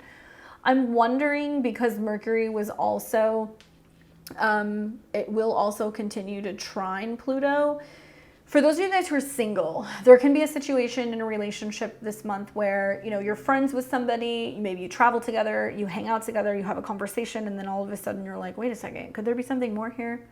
Could this be a relationship? You know, could we be together? And you might realize that. It could also be a period of time where there is a sudden unexpected opportunity that you get to travel with someone or to partner with someone, and it may give you access to their resources. Okay, so it might be that they're like, I'll pay for it, or I have a job for you, or like, you know, I'll help you find the funding, right? Something like that is kind of coming up because Uranus rules other people's money. The bottom line is this. So much action in the third house is have all of the conversations this month. If you can, even though there might be delays, travel. If you need to get something worked on or fixed, definitely do that, and ask for recommendations from some of your friends. And you'll find that through this particular month, it's going to really help you change and transform your relationships with other people. Okay, that's the long and short of it. Let's take a look and see what the cards say for you this month. So for Cancer, I get for you guys for this month the Hierophant, which is interesting because this is usually like, it's about kind of taking the traditional path on something. You know, it can be talking about something more serious. It can be talking about commitment. It can be talking about guidance. But this can also be about making long-term plans about your future. Sometimes the Hierophant represents a professional. So I wonder if this is picking up the energy of like the trines to Pluto, where, you know, you're getting some feedback from someone. Maybe the trines to Jupiter, where somebody is kind of talking to you about your long-term goals. The Hierophant's about finding your place in society and what your quote-unquote purpose is, whether that's like in a relationship or in a job, you know, your career. It is the energy of Taurus as well. So I think that with Mercury trying to Jupiter, it can be about friends encouraging you to be planning for the long term. And talking to you about, well, what do you want to be doing professionally? And like, what are your goals? And how can I encourage you to kind of stay on that path? You might find that you're talking a lot about money because, you know, Jupiter isn't a sign that deals with money and abundance. But I think these are positive conversations. I think it's like you're surrounding yourself with people that are encouraging you to grow and mature, and maybe even be focusing on the future of like where your life is going, right? The North Node in Aries in the 10th house is I build my future, I build my career, I build my reputation.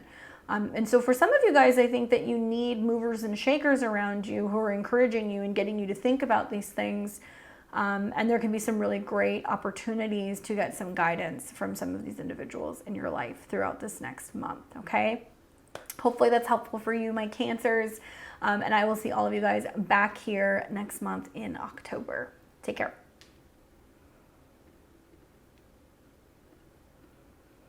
All right, so we have Leo and Leo rising. What's going on, Leo? I hope you're doing well. This is going to be your September 2023 horoscopes. I'm excited to get into this with you. So for starters, let's talk a little bit about what's happening involving the sun this month as well as your sign. I want to talk first about the, obviously, the new moon because you're ruled by the sun. So you're going to have a new moon that's going to be taking place in Virgo. Okay, so this will be mid-month. New moons are new seeds, new opportunities, and this is going to be representing intentions revolving around your money, your resources, your spending power, what you possess, and what you want to own. Okay, so this is a time to set intentions with the new moon in Virgo on how you want to make money, do some abundance magic, be really focusing on self-esteem, and be reorganizing and reworking your values and your money all month long. Now, besides that, we're also going to see that the sun will ingress from Virgo, where there's been a lot of financial talk, into Libra, where there's more action revolving around trips and getting around town and communicating with people and having meetings, talking more with partners and relationships as well. And that's going to be an area that's going to be really lit up, especially in October, because we're going to have a solar eclipse there. So some of you guys might be moving, buying vehicles, signing contracts, having serious conversations with partners. But that's next month. All right, so besides that, finally, Venus goes direct in your sign. All right, so really, I mean, wow, June, July, August, September, even in the beginning of October, we're going to have like 4 months or so of Venus in your sign. So you're the lucky sign of the zodiac that gets the most kind of like cosmic goodness from Venus. Yes, it's been in some stressful aspects. I'll be the first one to admit that. But, you know, still, nevertheless, Venus is a beneficial planet. So to have Venus in your first house for several months is trying to bring you more opportunities for beauty, health, self-love, you know, total makeovers and changes to your appearance, and really be focusing on how you can let your light shine, and bringing your attention back to yourself. So much of the retrograde has been about that, right? So now that Venus goes direct on the 3rd, if you have been holding off on cosmetic changes, surgical procedures, you know, cutting your hair, making big changes to your appearance, in theory, you can move forward with this. Although I would say, keep in mind, Venus will still square Jupiter and Uranus. Some of you guys have already cut your hair and made the changes, and you're making the adjustments, and you're like, I don't know if I like it. Maybe I need to make a change. Maybe I need to go back. If this were me, personally, I would be recommending waiting to make any real big changes when Venus is either out of a square to Uranus, which is not going to be until the beginning of October, or I would be waiting until Venus gets into Libra, which is going to be in November. That's just me personally. When Venus is in Libra and when Mars is in Scorpio, I'm waiting that long to go and do stuff. So but I'm astrologically inclined, so that's just me. If you're a stickler, you can do that. Otherwise, you can wait until after the 3rd, and you can make some changes if need be to your physical appearance. Equally, if you've been working really hard, making changes in your diet, tweaking your style, tweaking your hair, your cosmetics, your look, It might be now that Venus is direct that it's becoming more obvious some of the work and the dedication that you've been putting into, into your self-love care, all that good stuff. Okay, so on the 4th of the month, Mercury will trine Jupiter in Taurus. So we've got Mercury that's going to be in your second house all month long, which means you're reorganizing, reworking, looking at what you possess, what you own, what you're spending money on, and Mercury is going to trine Jupiter. To me, it looks like with the second house of the money that you possess in trine, a lot of actually Mercury and the Sun that are going to be trining stuff, you're renegotiating something. If you haven't been working, if you haven't been bringing in money, a retrograde can bring in an opportunity to make money again. Equally, some of you guys may be feeling during the retrograde that you're like, I got to scale back, I got to stick to a budget, I'm not spending as much. So it depends. But Mercury trine Jupiter makes me feel like there's a negotiation with other people about resources and taking a job, or about maybe changing prices, or about bringing some new resource in. And you might be also talking to a partner, because Jupiter rules your 8th house, about going back to work and working and making money in some way. So that can happen as well. You will see that trine several times. Generally, Mercury Jupiter trines are good news though, but you're gonna have to see this unfold. Now, same day, we're also going to see Jupiter turn retrograde. So there can be a sense of being like, okay, now I am reflecting and looking at all of the work, all of the expansion I've been doing professionally, all of the changes I've been making in my career. Maybe you feel like there's something slowing down work-wise now that Jupiter and Uranus are both retrograde. Just because the retrograde is happening here, it doesn't mean that you're not still going to see forward motion with your career. You've got an eclipse here at the end of next month. I think it's just more kind of being like, okay, we've put everything out, everything's in its place. Now we're going to see what's going to happen over the next month. Then on the 6th of the month, the Sun and Mercury will come into a cazimi, which is important because the Sun is the ruler of your chart. So it means that you're going to have an epiphany or a realization, or there's going to be some kind of clarity or some information that's going to be coming up about your money, about your possessions, about your self-esteem, your security. Virgo is a sign that's very analytical, and it's about crunching numbers. And so I feel like this can be where you see an opportunity to make money. You see an opportunity to create a product. You see an opportunity to connect with a boss and have a meeting and pitch an idea, or negotiate your terms. This is very positive for you, Leo, because of the trines that you're seeing to your 10th house. Watch for that aha moment where you realize like something about your finances, or you realize something about your value, because it potentially is going to lead to being able to have even more, financial strength in the future.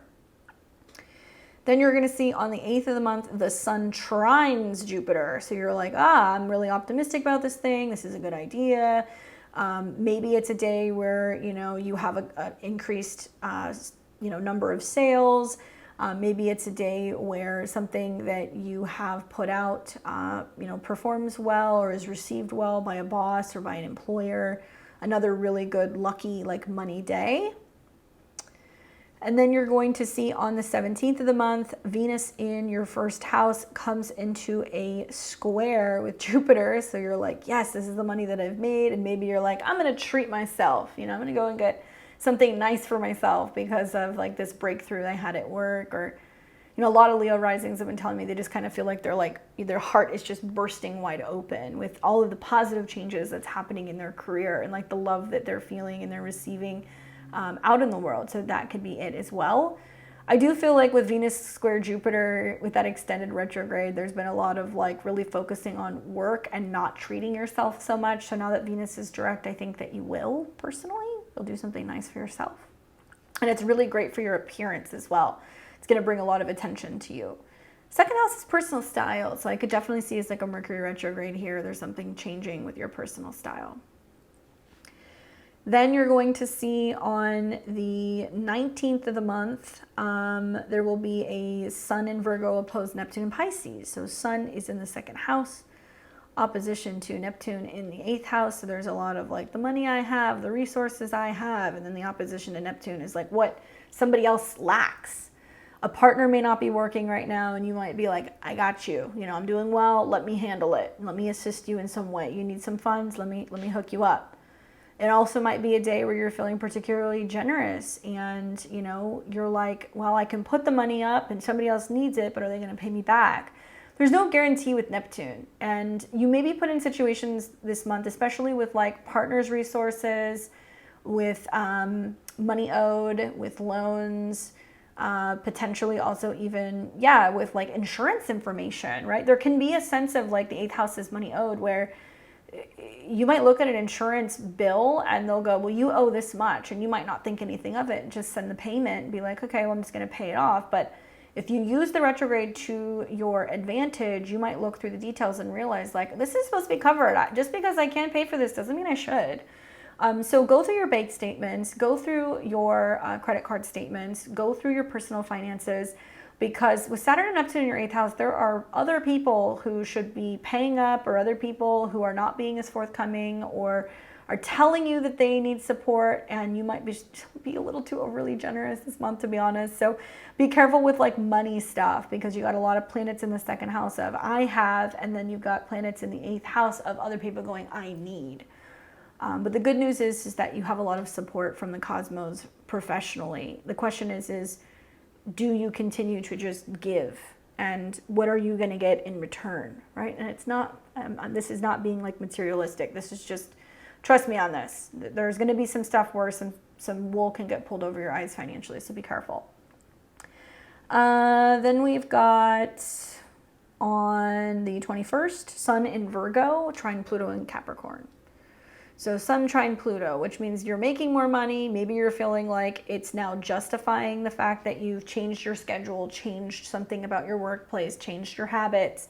Maybe the money that's coming in or what you're reorganizing is to be able to be like, okay, now I can pay for a bigger office, or now I can afford to get an assistant or staff. Now I can go and see, you know, the more expensive specialist or doctor that I want to see, because you feel like you've got the financial means of doing it. I could see a lot of Leo risings looking around being like, why am I paying so much for insurance? Like, they're not covering anything. Like, and it might prompt you to go and look for a new car insurance, or a new health insurance, or a new home insurance. And you might go and see like who else could better kind of suit your needs. That could happen. This is about getting a hold of your habits. So with Pluto retrograde in your 6th, which means you're reevaluating your daily routines, especially things where you're overworking. And then the Mercury retrograde in your 2nd, so you're maybe cutting back on something you're eating or putting in your mouth.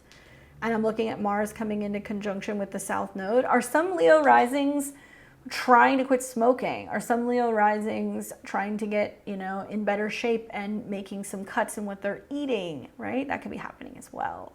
It's very possible. Then we're going to see on the 25th of the month, Mercury trine Virgo. Mercury in Virgo trine Jupiter for the 3rd time. So you're like, yes, I'm feeling better. I'm feeling more capable, more optimistic. If you've been renegotiating a financial matter, there might be a breakthrough with the 3rd and final trine. Then on the 29th, Venus comes into a square with Uranus. So you're really feeling the need to be like, I need what I need. I need this change professionally, and this growth that's happening out in the world in terms of my status. It's now being reflected on me physically. So there might be some changes to, you know, how you're actually styling and how you look. That's the 3rd and final square, by the way. So look at July, look at August. You know, it's happened several times. This back and forth change in your status. And then finally, on the 30th of the month, we will see Mercury finally come into a trine with Uranus. Okay, so Mercury is in your 2nd house.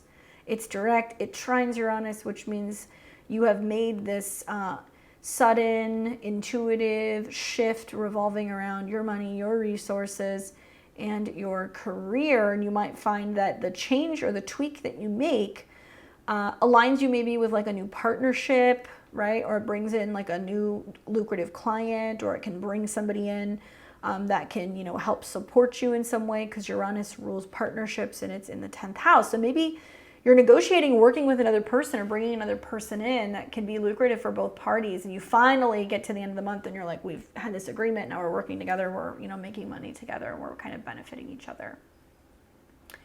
I like this month for you, Leo. I feel like it's so good for your finances in your professional life, to be honest with you. And a lot of like maybe trying to find ways to be willing to make changes in how you're making money and bringing another person in. So you feel like, you know, you're becoming more of the boss, right? North Node in the 9th house and Jupiter and Uranus are in the 10th house. I think that's about learning how to delegate tasks better personally and like learning how to maybe have other people make money for you or with a partnership. And as a reminder, like I said, watch for the moons as well. So you're going to have that new moon in your money house, and then you're going to have a full moon at the end of the month in your 9th house in a fellow sister sign in Aries. So if you are a Leo sun, moon, or rising around 5, 6, 7 degrees, you're going to have a trine.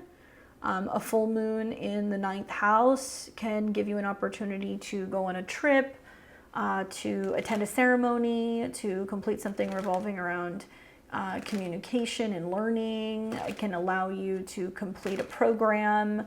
It can also be about something legal, especially filing legal documents, because Mars is going to be in the 3rd house. That can be coming up as well. And just a change or a completion revolving around your belief system, okay? Oof, the card that I get for you is, oh, okay. Wrong card. I saw 2 cards pop up, so I'm going to give them to you. The first one that popped up was the King of Pentacles, but it did come up with the 3 of Swords. So I'm kind of thinking like for you, first of all, good money month, right, financially. But I'm wondering, why did that 3 of Swords pop up? Are you having to make difficult decisions that you know that is going to be best for you financially, even though it feels a little challenging right now? Are you having to part with something that you know that even though it could be lucrative and it could give you immediate results, are you looking at things more in the long term? Being like, well, you know, if I don't actually quit my day job, how do I ever launch that thing that's going to be successful on my own? Or if I don't start saving money, how am I ever going to be able to really invest money and then feel like I can be financially stronger down the road? There's a lot of like making difficult decisions that you know is going to be best for your money or for your health. I have to tell you that because that 3 of Swords popped up. It's, yeah. And I also think for some of you guys, it's about asking yourself, like, what can I do away with? Where is there excess? Where is there something I don't need? And I would say that to you anyway with a retrograde in the 2nd house. It's like, okay, what can I get rid of? Mercury in the 2nd house can be things that you collect. Are there subscriptions you can get rid of that you're not using? Are there books you can get rid of that you're not using? You know, do you have an extra vehicle that you are paying insurance on, or that you have that you could sell and make some cash, right? It's about being more resourceful, not because you have to, but because you see what you can actually do with those resources, or be finding new ways to be reworking salaries or things like that. So you ultimately can feel like you have more control over, you know, the direction of where your career is going. It's hard being a boss. Welcome to Jupiter, Uranus in the 10th house. But ultimately, you're making these decisions because come the spring of next year, you're freeing yourself in some way. You're freeing something up. So some of you guys might have a business and you're hiring other people and you're trying to take a step back. That could be happening as well, right? Regardless, let me know. Leave me your comments below. I'd love to hear. And I will see you back here next month in October. Good luck, Leo.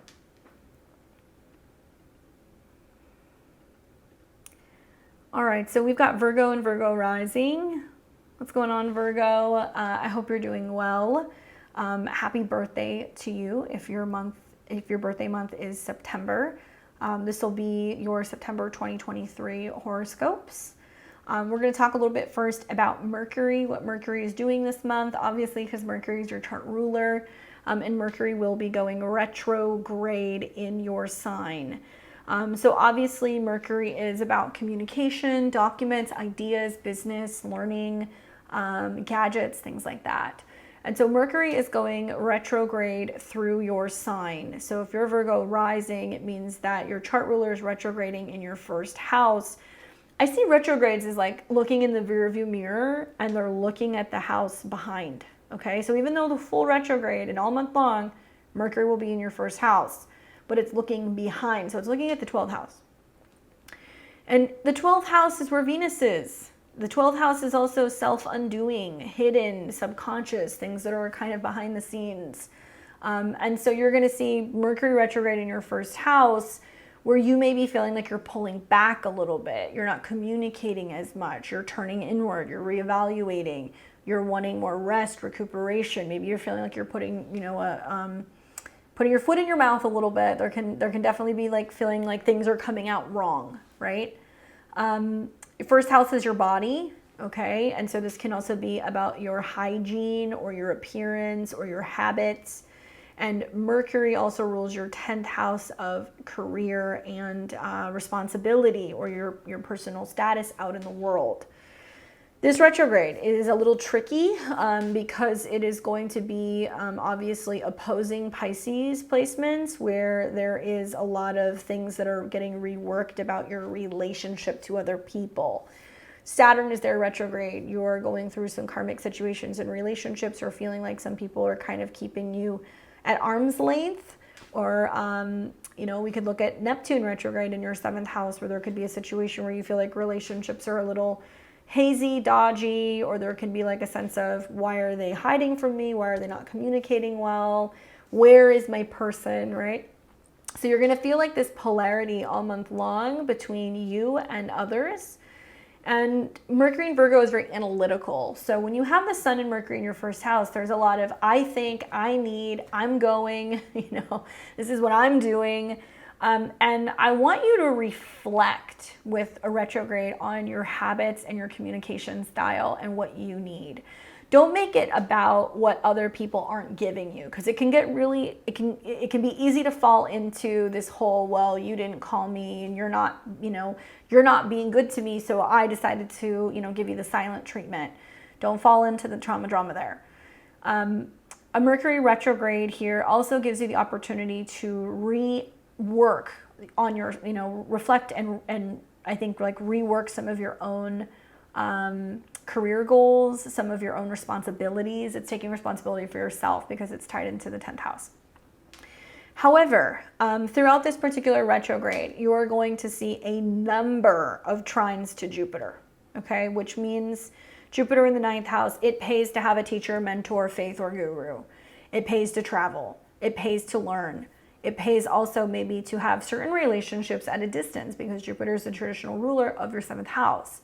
So where certain people near and dear to you aren't seeing you, connecting with you, or calling you back, you might have somebody in another city or another state that, is wanting to connect. You might have a teacher or a guru that's there for you to help you through something. And there's like a lot of like leaning on your faith this month, because the 9th house is the bigger picture. When Mercury is retrograde in your first house, please do not make any big physical appearance changes. There can also be a sense of like being kind of messy, as much as I hate to say it, because you're going to see some aspects with the Sun where you might realize that bad habits, self-undoing, isolation can actually keep some people away. So there can be a feeling of like kind of briefly going through a meltdown. And I would just recommend taking time to consciously choose to have time away from other people, rather than looking at it as you abandoned me, you left me. Going, no, this isn't working for me. I'm taking a step back. I'm focusing on my needs. Okay. So let's start with the 3rd. Venus goes direct in Leo. Okay. So Venus has been retrograde in your 12th house, where you've been kind of behind the scenes.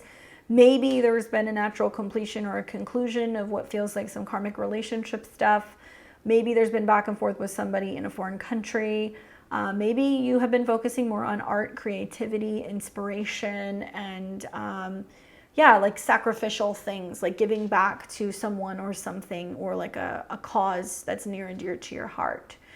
There's something kind of both special and kind of like whimsical about Venus in the 12th house that feels very karmic, but there's also like this sense of like realizing that some things may actually, if they're not grounded in reality, need to come to an end. So that can be kind of happening in the background as well, if you're kind of going back and forth with someone who's not available, or just like life-wise you just can't swing coming together.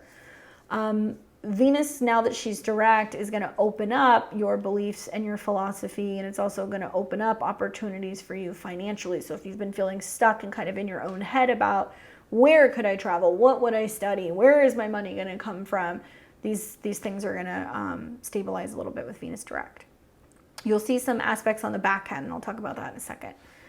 Now, Mercury, which is your chart ruler, will make several trines to Jupiter. So I want you to write these dates down, okay? So you're going to see Mercury trine Jupiter on the 4th of September, and then you're going to see this happen again, and that is going to be on the 25th, okay? So the 4th and the 25th. Although there's been a Mercury-Jupiter trine that was setting up in August. And basically, Mercury in the first house is about taking action and communicating and sharing information with somebody at a distance. So maybe you've been telling like a partner or a person, I'm going to come visit you, I'm going to travel. Maybe you're thinking about applying to a program. Maybe you're, talking back and forth with teachers or mentors. So this can be encouragement and good news that come during these days. And these are also pretty positive days for travel if that's something that you want to do. And reading spiritual text also. And what you're going to see also on the 4th is that Jupiter will turn retrograde. So you're seeing a retrograde through your 9th house of faith, philosophy, foreign travel, education. So could there be like a slowing down effect?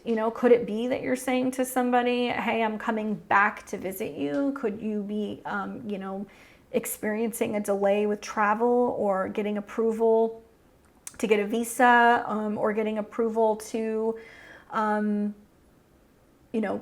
getting accepted into a college or a program? Yeah. You may also find that you're trying to focus on completing like law or legal things as well. So there might be a need for you to like reconnect and talk to a professional. So it could be a lawyer, it could be a teacher, someone like that. All right, so on the 6th of the month, we're going to see a Sun-Mercury cazimi, which means like you're becoming aware of like where maybe your intuition is kicking in because the sun is your 12th house lord. So you might have a dream or a vision or an intuition about something, but it can also be where you realize like, am I shutting down my own potential opportunities? Am I closing myself off to someone that or something that could be good for me because it feels like it's out of reach? Maybe it's possible. But this is a day to pay attention to your intuition regardless, and there might be some kind of an epiphany that happens here. There can also be some kind of shift that happens with your physical body, so you need more rest and recuperation this day. Then on the 8th of the month, we're going to see the Sun in Virgo trine Jupiter in Taurus. So this is about you being like, against all odds, I feel like I'm going to make something happen. I have a good feeling. I have faith. You may be feeling a little flighty and that you want to travel as well. So you might be dreaming and idealizing where you could go, what places you could be visiting. And on the 17th of the month, you're going to see Venus in Leo square Jupiter in Taurus. So that can also be where love at a distance or a connection to somebody in another place or some kind of idealistic potential relationship situation is like setting up where you're feeling these big swells of emotions with somebody behind the scenes. It also might be a time where your philosophy revolving around love and relationships is changing. So you want to look at when we had the squares in mid-June, and then we had another square that was also taking place in August. Then we're going to see on the 19th of the month, the Sun in Virgo opposes Neptune in Pisces. So the Sun's in your first house, opposing Neptune in the 7th. Look, the truth is that there is a lot of room potentially this month for a lot of disappointments in relationships. You're already seeing that since the Sun coming into opposition with Saturn. That's already kind of brewing. Some of you guys, this might be a month where it's like a relationship is ending and you're spending more time alone and now you're reflecting a lot and you're healing. For others, it can be a time where you're in an existing business partnership, marriage, relationship, friendship, coworker dynamic, and somebody is just a little passive aggressive, or they're hot and cold, or they're evasive. So when the Sun's in the first house and it's in opposition to Neptune, it can be a day where you're not getting the response that you want from someone and that they're not communicating or connecting with you, or they're unwilling to see you. And there is a sense of needing to be careful because you could get like catfished, where you might be really interested in connecting with someone and it may not necessarily be who or what you think they may be in all reality. Then on the 21st of the month, we're going to see the sun in Virgo trine Pluto. So a little bit easier a couple days later. Sun is in the first house, that's trine Pluto. So you're feeling creative, you're feeling expressive, you're feeling a little bit more romantic, and you're more adamant about being able to see something that you're taking action and creating come together. Maybe you're feeling like you're willing to take risks and chances, especially with creative projects or work.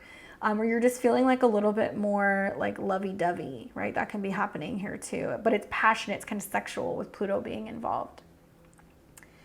Then on the 25th of the month, we're going to see Mercury trine Jupiter for the third time. So you've got Mercury trine Jupiter. So I'm wondering, are you a Virgo rising? Are you playing back and forth with somebody at a distance? Is there like somebody who's like, you know, playing hard to get, and you're like, I'll come see you, and they're like, no, don't. You're like, no, I'll come see you. You're trying to find a way to be able to like meet halfway or see each other.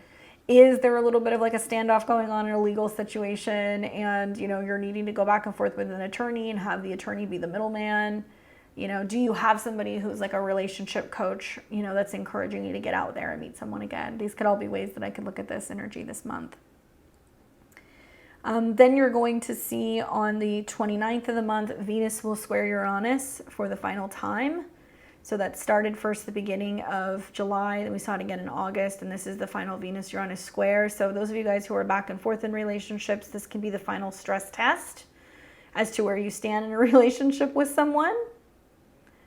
And it can also be about foreign travel. It can also be about education as well. And then you're going to see on the 30th of the month, Mercury in your sign will trine Uranus. So Mercury in the first house, trine Uranus. And that can be about, you know, actually putting plans in action to travel, to go back to school, to relocate somewhere further away, go abroad. Something like that is going to be happening. And remember, Mercury was retrograde in your first house pretty much all month long. And it was failing to come into a trine with Uranus. And Uranus rules the 6th house, which is like delays, accidents, challenges. It represents like hard work. I've seen a lot of Virgo risings with Saturn in their 7th house in this retrograde that's like people trying to fix relationships, doing counseling together with their partner, trying to like work together with like a relationship coach and trying to find ways to make it work to prevent a separation. If you're single, it's just more about, I think, kind of flushing out the idea of idealizing people who might sound good but be further away, and where maybe you're realizing that part of you chooses that because you want adventure, part of you chooses that because also it gives you your space. I think about also how, you know, you're going to be seeing eclipses that are going to be taking place basically in your 8th house. And that is going to be about making changes and being vulnerable and merging with another person. So for some of you guys, it's about embracing change, going to therapy, you know, going through some big life transformations. Next year, you're going to start seeing eclipses in your 7th house. So sooner or later, there's going to be relationship stuff that's going to happen, even if it's not quite yet. And I think about Jupiter and Uranus coming into conjunction next year, and that many of you guys might actually like relocate, travel, move abroad, meet somebody in another country, you know, move across country for a relationship. So some of you guys, you know, really, I wouldn't shoot somebody down just because they don't live close to you. And those of you guys who are in relationships, you're going to be feeling like you and another partner aren't really seeing eye to eye about your belief system right now. So giving each other a little bit of space and not challenging each other when it comes to some of these like philosophical debates is probably the way to go. Okay. Let's take a look. Let's see. And as a reminder, a new moon in your 1st house, and then you're going to have a full moon that's going to be in your 8th house. And that's going to be about joint resources, change, and transformation, with Mars being in the 2nd. So what this is telling me is that there's getting ready to be some big changes with joint resources. And as the North Node is going through there, it's about money owed, expenses. It can be about loans. So some of you guys might be having to get back to paying student loans or credit card or debts this month. Other people are going to be feeling like there's some big change going on with a partner's resources or the money that you have access to. The card that I got for you is the Ace of Wands, which is a pretty good card if I do say so myself. I feel like this is about taking chances. It's about action. It's about adventure, embracing creativity, staying open-minded, being willing to set new intentions and orchestrate change. It's about going after what you're passionate about, what you desire, what you want to create or love the most. Not a lot of fire in the skies, obviously. The only thing we have in the fire is really Venus and Leo, and it's going to be there all month long. I think Venus in the 12th house is a lot about idealizing things and being romantic and being visual and like what you can almost create in this like fantasy land. But what you're going to realize is that as Venus is coming into Virgo next month and it's opposing Saturn, is like it has to be real, right? You have to make it real. How can you really make a relationship work? How can you really make a career successful? How can you really bring some of these visions and ideas into reality? So it's trying to ground it out. So right now it's more about the passion, but maybe that eighth house full moon in Aries is like super sexy for you. I think that's possible. I think that there's also a lot going on in regards to finding pleasure with another person because Mars rules that and it's going to be in your second house. So focus on setting intentions revolving around what you're most passionate about, what you can create, take steps forward, and encourage yourself to get outside of your comfort zone and create change. Hopefully that's helpful. And once again, if your birthday is this month, happy birthday. And I will see you guys back here in October. Take care. What's up, Libra and Libra rising? Welcome to your September 2023 horoscopes. I hope you're doing well. And if it's your birthday this month, happy birthday. I hope it's a good one for you. Let's start off by talking about Venus and take a look at what's going on with Venus for the month ahead. I'm sure you are ecstatic to hear that Venus is turning direct. So the retrograde is actually going to be over. It's going to wrap up after being retrograde since the latter part of July. Venus rules your first house, so it's all about your health, your appearance, your body. It also deals with change, transformation, and psychological changes or other people's money. So Venus has been retrograde for several weeks in your 11th house of friends, where you've been reevaluating friendships, networks, goals, maybe getting reacclimated and socializing with friends, maybe reevaluating what your goals are when it comes to resources and also marketing or promoting yourself. Now that this retrograde is over, it means that if there's been strife in certain friendships, that can ease up. If you've been working really hard to be drumming up ways of making money in different ways, you can start to see that really kind of expand and play out. You may also be feeling like you're more open to making changes or tweaks to your appearance. However, when the Venus retrograde ends, Venus is still going to be making some squares to both Jupiter and Uranus. So especially the 8th house, which deals with like surgical procedures or things that can be more private or matters of transformation. There can be a situation where you're like, there's still some unexpected things that can happen in the back end of the shadow. My recommendation would be, if you're looking for a time to make physical changes to your appearance, you're going to want to be waiting until either after the solar eclipse in Libra in mid-October, or waiting until Venus gets into your sign, which is going to be the beginning of November. So be mindful of like Venus's aspects. You have like a short window of time here in this next month where you can make changes, but just be mindful that they can be big changes that you kind of have to adapt to. That could also be costly, okay? Now, that direct happens on the 3rd of September. Then we're going to see on the 4th, Mercury, which is retrograde in your 12th house, is going to form the second of what will be several trines to Jupiter. Now, all month long, we're going to see Mercury in your 12th house because it'll be retrograde. So it's going to be taking a little bit of like a longer kind of stroll through your 12th house. Basically, with the Sun and Mercury being there, you're preparing for your birthday. So there can be this sense of like reflecting on the last year, thinking about what you're ready to kind of release and let go of. You might be seeking isolation, private time, rest and recuperation because the 12th house is private spaces. This could be your bedroom. This can also be your private time. And the 12th house can represent rest and healing. Now, Mercury, when it's in the 12th house, is pretty psychic, pretty tapped in. So there can be some prominent dreams. There can also be some really strong intuition, and like a feeling of like kind of wanting to be a little bit more private. As it retrogrades, it's going to make several aspects to Jupiter. So the first trine actually happened before the retrograde happened in August. And now the second trine is going to be taking place on the 4th. And so Mercury in the 12th house, where it's tapped into like dream world, ethers, spiritual matters, is trining Jupiter in the 8th. I've told a lot of my Libra risings that it really pays to like meditate this month, take time to rest and recuperate, be reading spiritual or sacred text, maybe be doing some like enchanting things, setting some intentions, doing some ritual work. It can work very well if you're going back over some of these spiritual routines, and finding ways to help you like do some money magic, right? 8th house, to increase your connection to another person, to also increase the likelihood of being able to kind of better embrace change.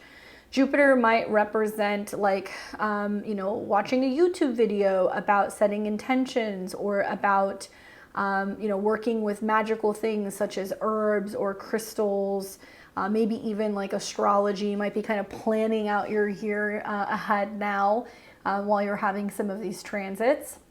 And I think that your intuition is just going to be bang on about the fact that something is likely to be changing pretty soon when it comes to how you communicate, maybe where you're living. You might be feeling like you're going to be having a move coming.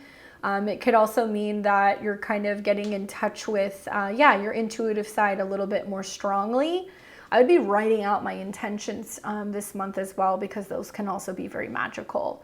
But Mercury, the mind, in the 12th house can also be foreign travel. It can be about reviewing things that you have studied once before, returning to places that you have visited. Travel can be delayed though, so just a heads up, Mercury retrograde does bring that, especially in the 12th house. So you want to watch out for like missing documents, or missing gadgets and things that you can kind of leave places that go MIA. On the day that Mercury forms its second trine to Jupiter, this will be the 4th, we're also going to see Jupiter turn retrograde. Okay, so Jupiter is in your 8th house, where it's really expanding joint resources, the money that you get from other people. It could be that your spouse is bringing in more money, or that you're bringing in more money from partners. Maybe there is like a slowing down effect of relying on credit, or even loans. Jupiter rules your 3rd house. So maybe those of you guys who have recently moved, or if you have upgraded a vehicle, you're reflecting on the cost of the expense. So just a heads up, 8th house is insurance. It's very likely that you may find that car insurance is higher than usual, or that you're paying more interest on a loan. Maybe you're going and looking at a vehicle and you're like, whoa, this is a little bit pricier than I anticipated that it may be. While planets are retrograde in the 8th house, you can reevaluate whether or not you want to make changes with insurance. That's something else that can come up for you. So I'll see another opportunity for you guys to do that later in the month, later in the year, in December. So if you're not doing it now, it can come up then. So Jupiter will be retrograde for several months. So like I said, it's kind of slowing down and reflecting on some of the growth that you've seen in terms of the money that you have access to from other people, or that you have with another person. Then we're going to be seeing on the 6th of the month, the Sun and Mercury come together and they form a cazimi. So this is like a superior position where Mercury is ahead of the Sun. The Sun rules your 11th house of friends and goals. Mercury can be an email, a message. It can be somebody reaching out to you, a conversation, some kind of insight. I do feel like it can be a moment where you're having like a connection or a conversation with somebody who's like a foreigner, or a teacher, or a mentor. It can be something that's kind of private, or something that's kind of happening behind the scenes. So maybe you're doing a lot of work behind the scenes right now as well. And once again, a day that you really have to be in tune with your intuition, because the 12th house is a house that's similar to like Neptune or Pisces.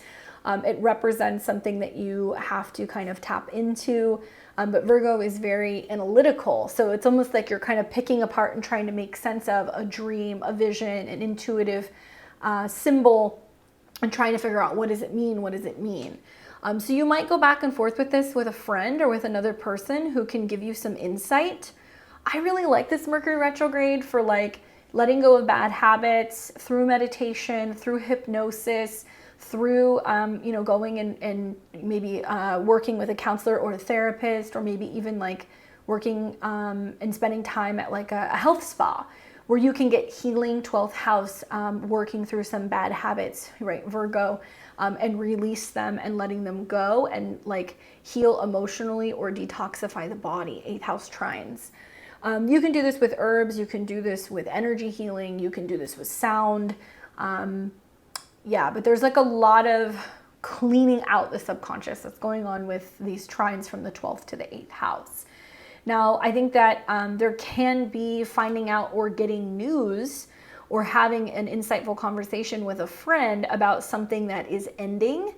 And that also goes hand in hand with like Venus, which is going to start coming into a square with Jupiter and coming into a square with Uranus. So there can be some disruptions in friendships, the effect that that has on you emotionally or psychologically. There can be some disruptions with friendships and finances that can come up as well. And I have seen some Libra risings that have actually lost friends that have happened throughout this transit, because the 8th house can be about ending. So that is potentially possible, as much as I hate to say that. So news revolving around ending of a friendship, or, you know, hearing back from someone that you haven't spoken to in a while who might want to like patch things up, that can kind of pop up as well. On the 8th of the month, you're going to see the sun in Virgo trine Jupiter in Taurus. So the sun is in the 12th house and it's trining Jupiter, which means it looks like maybe somebody's wanting to reach out and they want to smooth something over, or they want to kind of like bury the hatchet. It is possible if you get a falling out with a friend that could happen, but it also might be a time where you're like, I'm really finally healing and letting this go. I would encourage my Libra risings to write letters to people or situations that you're really ready to like forgive and move on from. I think the Mercury aspect of the 12th house is about that subconscious release through what you write or what you say. And the trines to both Jupiter and Uranus can be about like magical, you know, that's really what spells are, right? It's just like bringing these words together and setting intentions. Like these letters can be spells in themselves that can really release things that need to go.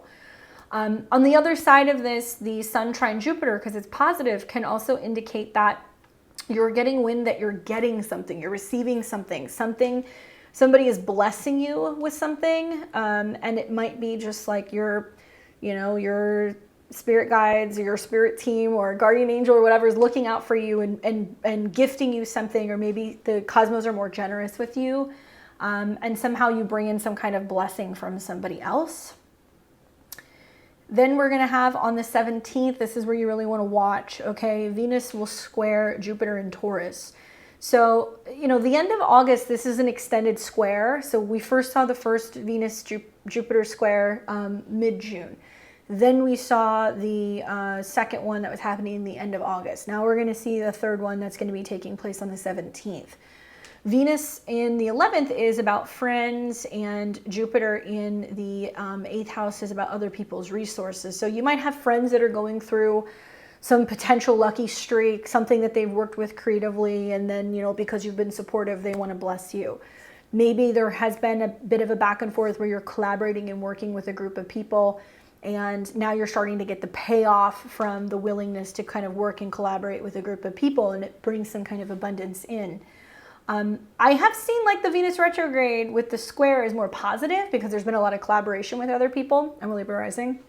It's been the Venus square Uranus. It's been a little bit more frustrating. That's like, well, what am I bringing to the table, and like, how is this benefiting me? You know, I'm collaborating with other people, but what's it doing for me on the back end? So the Venus-Jupiter square I'm okay with. I think it's the square to Uranus that you'll see closer to the 29th that can be a little bit more frustrating, where there's been some stress tests financially and also in your relationship to other people. On the 19th of the month, you're going to see the sun in Virgo oppose Neptune in Pisces. Okay, so the sun's still in your 12th house where you're feeling like you're resting, recuperating, kind of keeping to yourself. Neptune in the 6th house, which represents like a dissolving away of daily routine and patterns and habits and things of that nature. Listen, Libra, not only is this the part of the year where things wind down, but this is also like hitting houses that deal with physical and mental health and your habits and how they actually affect your health and your routine. It's kind of wonky because obviously you're inverted. So traditionally Virgo has connections to our physical health and habits, and Pisces is more about our spirituality. But this month it's like you almost benefit from taking more time to sit back, rest, recuperate, unwind. So you're not like overworking, getting yourself sick, or running down your immune system. I could definitely see with these retrogrades that are happening, it's like kind of preemptively the universe saying like, take it easy, pace yourself before you get to the eclipses next month, where a south node eclipse in your first house could definitely take the wind out of your sails. You can have some physical changes. There can also be some health related things that could happen. When that happens, Mars is going to be in your first house. So that is about kind of setting the intention from that eclipse mid-October on to be like, we're starting new things. But there can also be lower energy levels. So pace yourself, really take care of both your mind, body, and your spirit. And I think that you need a little bit more rest and recuperation, and perhaps you're feeling a little squirrely with some of these transits in your 12th. But yeah, watch for, with the sun in opposition to Neptune, like where certain friends are coming in saying, I need your support, or can you help me, or there's things going on. And you're like, how do I have the time? Or how can I support this group? Or how is it possible for me to give back? Or you might kind of feel like you're spread pretty thin, and that people might be asking a lot of you, and you may have to learn to say, no, I don't have the time. I don't have the freedom in my schedule right now. I don't have the energy. It's about learning to be like, no means no, if that's what you have to say. Then on the 21st of the month, you're going to have the sun in Virgo trine Pluto in Capricorn. Okay, so the sun is in your 12th house. It will trine Pluto in your 4th house. And this is interesting because it is about, I think, perhaps like a friend, being a support system for you if it comes to making a change or a transformation in your home, a change or a transformation with a parent. If you're releasing or letting something go, or if you're grieving something, it's like you've got the support of a group of people behind you that are like, hey, we've got your back. So much about the Venus retrograde also. I want to say, Venus has been quincunx or in conjunct Pluto. So Libra, if you have not been totally pleased with a home dynamic, a family dynamic, it's like you've had friends that you can lean on and you can talk about what's been happening. So you feel supported, and that bleeds into, I think, the sun being in your 12th house trine Pluto. Now, the sun can also represent solar figures. So the sun can represent like grandfathers, fathers, brothers, husbands, people like that who need health support, or they need rest, or they need some kind of healing, especially if they're, needing to go to a specific center. 12th house can be like a hospital or a healing center. So that way they can kind of get the rest that they need and they can recuperate. So that's the other way that I could look at that. Equally, the sun being in your 12th house and Mercury retrograde in your 12th house, if you're feeling under the weather and you feel like you need to go and see your specialist, or you need to go to the hospital, or you need to go to a therapist, I would recommend doing that, because the physical can affect the mental and the mental can affect the physical. So wherever you're feeling the off balance, keep in mind that it can affect both. So you really want to be attentive to some of this stuff this month. Then on the 25th of the month, you're going to see Mercury in Virgo trine Jupiter in Taurus for the 3rd time. So we saw it first in the end of August. We saw it again around the 4th. And then finally, we're going to see this again around the 25th. And Mercury in the 12th house of hidden messages, connection to the spirit realm, psychic readings, intuition, meditation, trine to Jupiter. I'm setting the intention personally. I mean, I find that when I get to the end of the year, my schedule changes a lot because I got 4 planets in Scorpio, 4 planets in Capricorn. So I feel like once I get to September, October, I want to slow down. I'm using these trines from my 12th house to my 8th house to be like, I need to take time to step back and like get into a better routine, to be preparing, because part of the sun Mercury conjunction is about what's coming in December. So I know that we're going to see lots of change out in the world. So I feel like I need to get on a schedule. I need to get on a routine to where if I can't slow down and I still need to be working more and helping people, I'm going to have my wits about me. I'm also looking forward to the, Mercury trine Jupiter, the Sun trine Jupiter, to be taking time to sit down and write, to create content where I feel inspired by the events that are going on in the world, by, you know, what I'm picking up and what I'm kind of getting through my dreams or my meditations to better help kind of formulate my content moving forward. Because these trines to Jupiter deal with the third house. So whether this is inspiring conversations, if this is journaling, talking to siblings, if this is planning a trip, you need time to kind of rest and reflect to be able to kind of better navigate some of those transits that are coming. Watch on the 29th. Also, this will be the final time that Venus squares off with Uranus. So if you think about the beginning of July, if you think about mid-August, there has been some friction between your goals and also your joint resources. And now finally, this is kind of breaking free. And a lot of Libra risings have been focusing a lot on reconnecting with friends and focusing more on how they can collaborate with other people and promoting themselves. So perhaps you're starting to see that that's really kind of paying off. Then finally, on the 30th, Mercury will come out of shadow. It'll no longer be retrograde, and it's going to trine Uranus.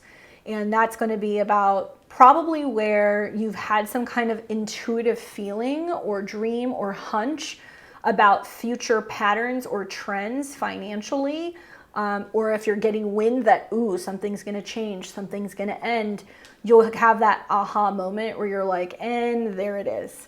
And it's probably going to be either about an investment, it can be about an insurance matter, it can be about an inheritance. Unfortunately, with like the trines to Pluto and the trines to the 8th house, there can be omens of change, transformation, and endings or death that is coming. Not for you, but you just might be feeling that. And I think that for a lot of Libras, that's inevitable. Right? You've got an eclipse next month at the end of October in your 8th house, which can be about some big bonus or check or payout coming or money from another person. You're still going to be having a Jupiter-Uranus conjunction next year. So even if it's not now, there's almost like echoes of like money coming in suddenly, unexpectedly. That's going to bless you. So you might start kind of feeling like you're getting things in order because you feel like that's coming pretty soon. We're going to see mid-month that there's going to be a new moon in Virgo. Okay, so that'll be setting intentions about your acts behind the scenes, your habits, your spiritual routines, your rest, your recuperation. And then we're going to see a full moon that's going to be in Aries in your 7th house. And that'll be at the end of the month. This is the full moon that is from the solar eclipse in Aries that took place in mid-April of 2023. So if you think about that solar eclipse, how it brought about some sudden change in a relationship, this is a completion of that.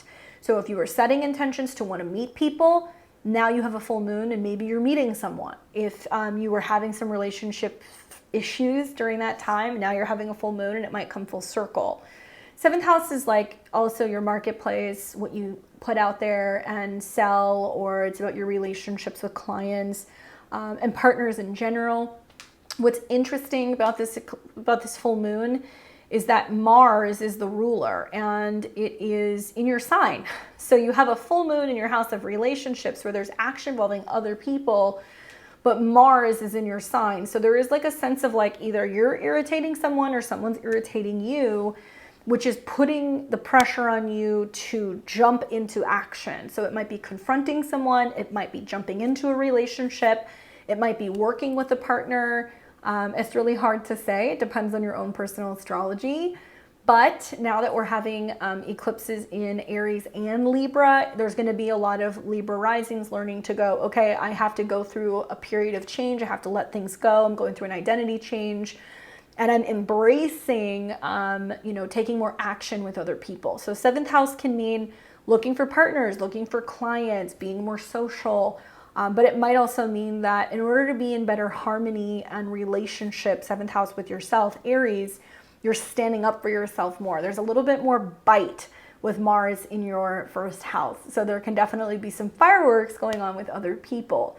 Perhaps, I think with Mercury retrograde in your 12th house, you're anticipating having to have certain conversations and having to talk about things, and maybe you're trying to plan emotionally, psychologically, financially, physically, how to be able to go through this process of making a change in your life with another person. Okay. All right. So with that being said, let's take a look what the cards have to say for you.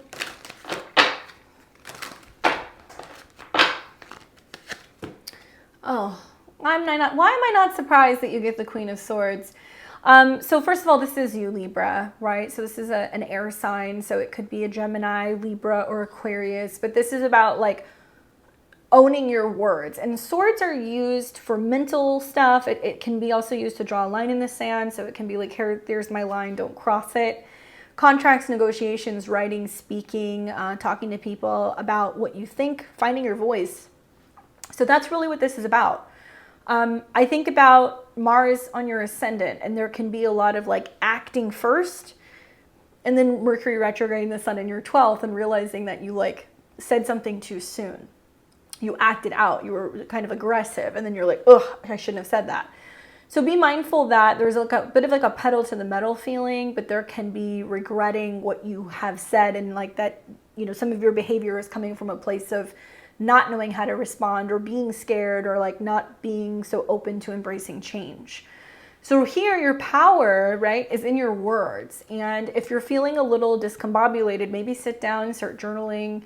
If you want to have a serious conversation with somebody or initiate some kind of change, it's about collecting your thoughts, really owning that, being able to get very clear about what you want to say. So as you're seeing maybe Mercury come back into a trine with Jupiter, you've reworked that several times, and then by the end of September, right around the 25th, it's easier to send that text, to send that letter, to have that conversation. But some of you guys might be focusing on communication, learning, traveling, writing. All of these themes kind of come up with the Queen of Swords. Okay, I hope it's a good month for you, and have a happy birthday, and I will see you here next month in October. All right, so we've got Scorpio and Scorpio rising. What's up, Scorpio? How's it going? Welcome to your September 2023 horoscopes. I hope you're doing very well. I'm excited to chat with you about what's going on in this next month. First, I want to talk to you a little bit about Mars and Pluto, because that's your chart rulers. So Mars is going to be moving through Libra. It's going to continue to stay in your 12th house for the entire next month. So when Mars is in the 12th house, in the sign of Libra, it's about relationships, right? Libra, or partnerships behind the scenes. For some of you guys, it may represent that you and a partner are working hard behind the scenes. You're, putting things together. You're preparing something. It can mean that you're traveling to a foreign land. It can mean that you're going and working in collaboration with a therapist or a partner. You can be doing more work spiritually. You can be also focusing more on releasing and like letting things go, especially like old relationship karma is like getting cleared out this month. The downside is the 12th house is like hidden enemies, self-undoing. There can be a sense of like having a lot of frustration or resentment or, anger that you're not dealing with pertaining to relationships. Mars also rules your 6th house. So that's why I feel like a good outlet is working out, especially with a partner, or going to a gym. Working with a trainer might be another option. Or it's really good for like bed pleasures, right? Mars and Libra in the 12th house just might have you like a little friskier this month, more than usual. So that's going to continue to keep moving. Pretty unexpected Mars. We're not going to see too much going on with Mars really until October, when Mars comes closer to the South Node. Now Pluto is hanging out and it's retrograde in your 3rd house, finally breaking away from the nodes squaring Pluto, where communication and learning seems like it's been really intense over the last month or so. Pluto obviously is going to continue to stay in Capricorn until the new year, so no real change there. But you will see a couple trines this month. So you're going to see that the sun will trine Pluto, and you are also going to see eventually Mercury will start building into a trine with Pluto, but that's not going to pick up actually until October. These are harmonious energies, okay? So nothing really kind of going down in regards to that. You're still reworking, learning something, figuring out how to better communicate, and finding your voice, and finding ways to be able to communicate in ways that aren't angry or mean. It's about better expressing yourself and taking your power back, right? Now for this month, I do have some good news. I have Venus that is going direct on the 3rd. So Venus has been retrograde for weeks in your 10th house of career and reputation. Some of you guys have been kind of going back and forth about making a job or career change. Some Scorpio risings have heard from the past, and the past has reached out and said, do you want to come back to work for us? Do you want to collaborate? Do you want to join up and work together? So some of you guys took the bait and you went back to old jobs. Some of you guys decided that you were going to go in your own direction and do something different. For other people, this is more about status changes because Venus rules your relationships and partnerships. So there can be a sense of you kind of going like, okay, I'm reevaluating some kind of work I'm doing with a partner or with a client or with a spouse. This has been stressful, Scorpio. There's been a lot of squares between Venus in your career sector to both Jupiter and Uranus in your relationship sector. And it feels almost as if something has to change. There either has to be a change in your career, or there has to be a change in your relationship. And there's been pressure because it's also been in opposition to your sign. So now that Venus is direct at the beginning of the month, it's almost like you can start to see, you know, that if there's been slow stuff at work, or if there's been delays with, you know, having interviews, or if projects haven't been taking off, suddenly, you know, it can go a lot more smoothly. Also, I would imagine that there can be easier times ahead with relationships, but by the same token, on the backside of the Venus retrograde shadow, Venus is still going to square off with both Jupiter and Uranus. So really, this is a storyline that goes back to June of this year, where first Venus entered into shadow in the 10th house and squared Jupiter, where a partner was almost like pushing you, being like, we need to make a change in our future or in our career or in our relationship. Maybe those of you guys who are single, you've been feeling like it's been all work and no relationship. And maybe I need to slow down in the professional side and like focus more on relationships, or vice versa. They're affecting each other. So it's kind of felt like it's out of sync. Anyway, then we saw Venus come in for a square with Uranus, and that was at the beginning of July. And that represented almost like a stress test, either with clients or work or relationships. Retrogrades will have the same aspect several times. So now that we've seen this happen in mid-June, early July, and then it happened again in August, now that Venus is direct, you're going to see Venus come back into a square with Jupiter, and that's going to be taking place on the 17th of September. And then you're going to see Venus come into a square with Uranus, and that's going to be on the 29th of September. Those 2 months, expect that there can be some friction either between work and relationships or work and your clients. There can be this feeling of like things feeling big and sudden and needing to adjust. Some of you guys have recently jumped into relationships. And so now it's a lot of like, well, how do I balance this relationship with my career? Now that I have a different status in the world, I'm adjusting to this, right? So it could have been job changes too, but more stress tests basically are coming this particular month. And I would really be watching for when Venus squares Uranus, because it's going to be interesting to see if you can balance both either professional or life things with the future of where relationships are going. For those of you guys who have had relationships that have already been on the rocks, I think about how you're getting ready to have a full moon eclipse at the end of October, which can be closing a phase in a relationship. I think about also how you're getting ready to have Mars come into conjunction with the South Node. So for some of you guys, it can be a dramatic ending to relationships, but that's only if it's already kind of been brewing for some time, okay? So I'm not saying this to freak you out, but that can be happening. Some Scorpio risings are finally kind of ripping off the bandage, being like, okay, we're done here. If we look at the energy that's going on in Virgo, so you're going to have the sun going through Virgo the first half of the month, which is bringing more attention to socializing, networking, being with friends, focusing on your goals.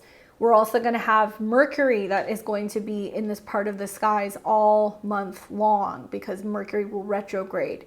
So on the 4th, you're actually going to see the second of what's 3 Mercury trine Jupiter transits.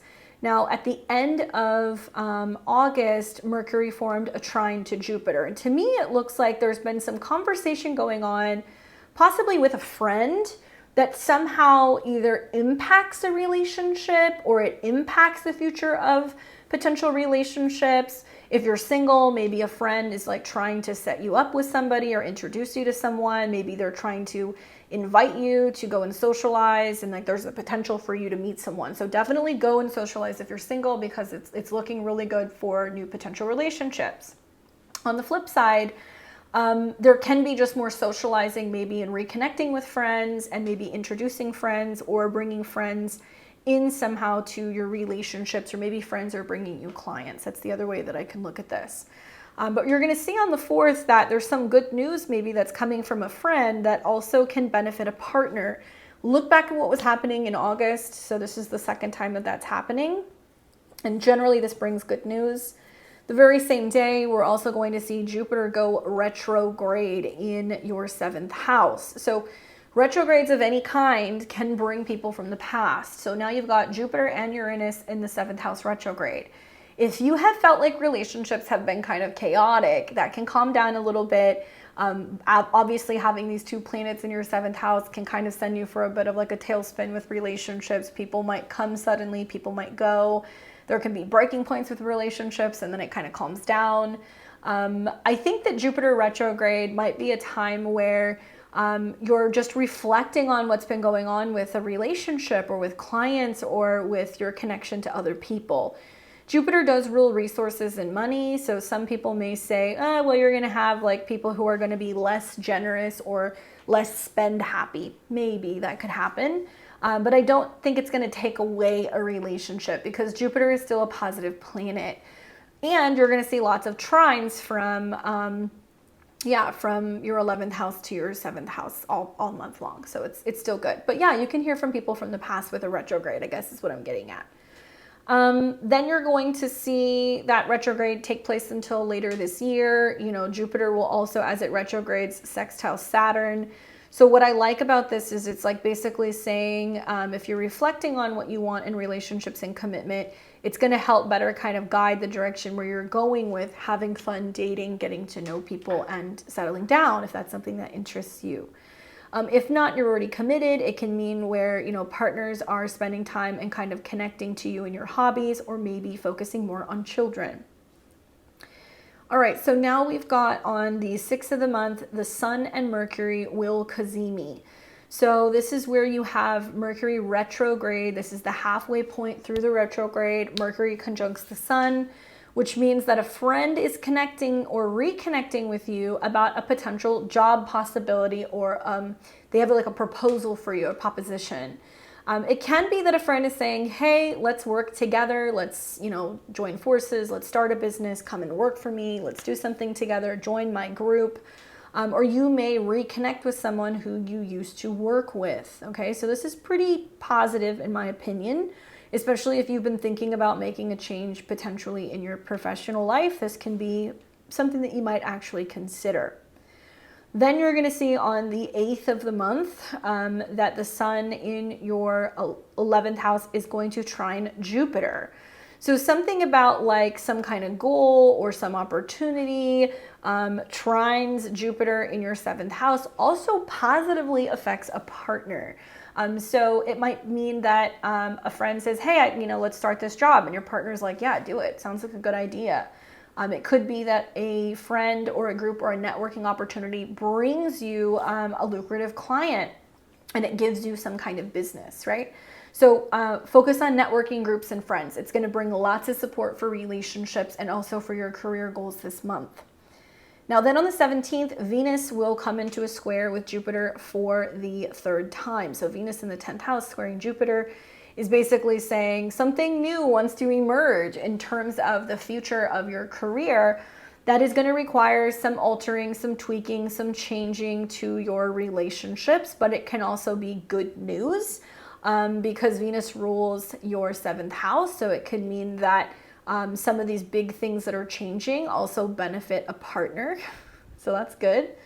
Then we've got on the 19th of the month, the Sun in Virgo opposes Neptune in Pisces. So the Sun is super active in your 11th house of goals, friends, and other people. It's opposing Neptune in your 5th house of creativity, romance, children, self-expression. The Sun in the 11th house almost feels like it's like what the group wants and what's going to make other people happy, but is it actually going to make you happy? Is it going to fulfill your dreams? Is it going to give you more time for your love life, for your hobbies, for your children? And you might kind of go, well, I'm doing this, but it's going to take away from that. So you kind of have to weigh your options. Remember, the sun rules career and responsibility.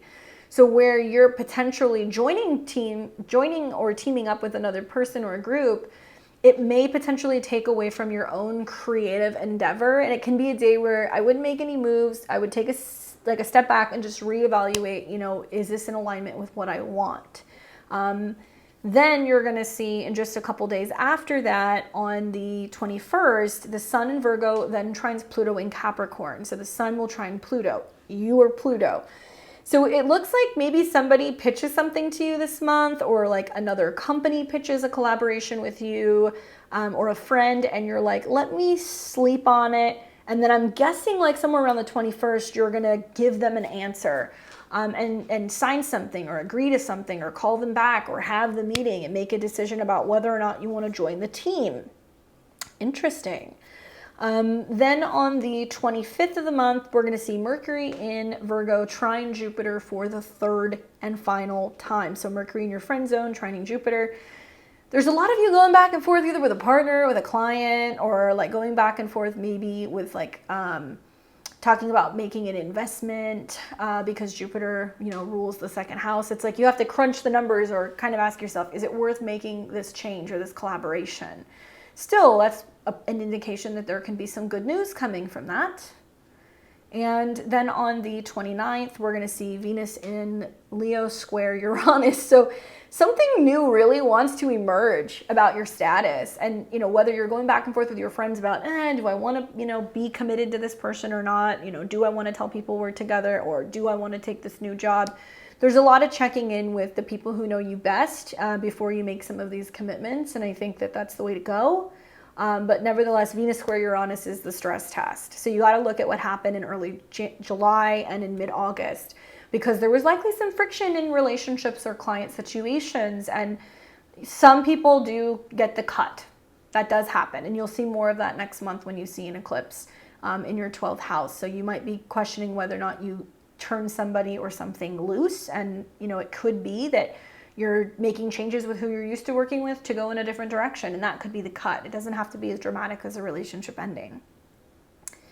Then you're going to see on the 30th of the month, Mercury in Virgo will trine Uranus in Taurus. So Mercury will be at 23 degrees in your 11th house, communicating, connecting with friends, trining Uranus in the 7th house. So somehow it involves either a partner or a spouse, or you're having to relay some information to another person.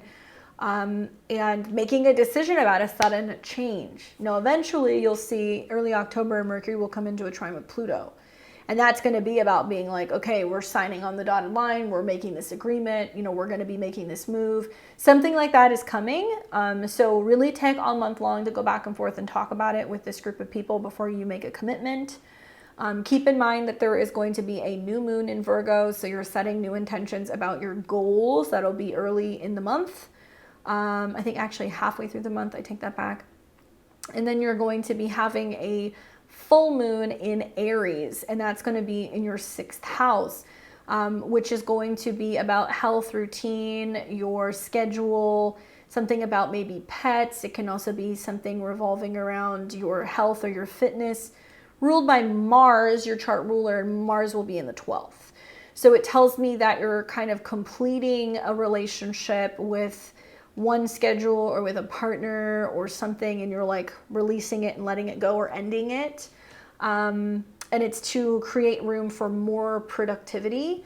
It can mean that there is some stuff coming out about who you can and cannot trust, relationship-wise or at work. And so you want to be paying attention to your health with a full moon in your 6th house and Mars in the 12th, because you can be more predisposed to needing time to rest, recuperate, heal. And there can be opportunities that can come up also for like therapy with another person, with partners of some kind, and sitting down and talking and kind of mediating behind the scenes and like discussing or having pillow talk about the future of where something might be going. Okay. So let's take a look. As a reminder, also, you know, the sun will eventually go into Libra this month, and this is going to be like that preparation time before your birthday.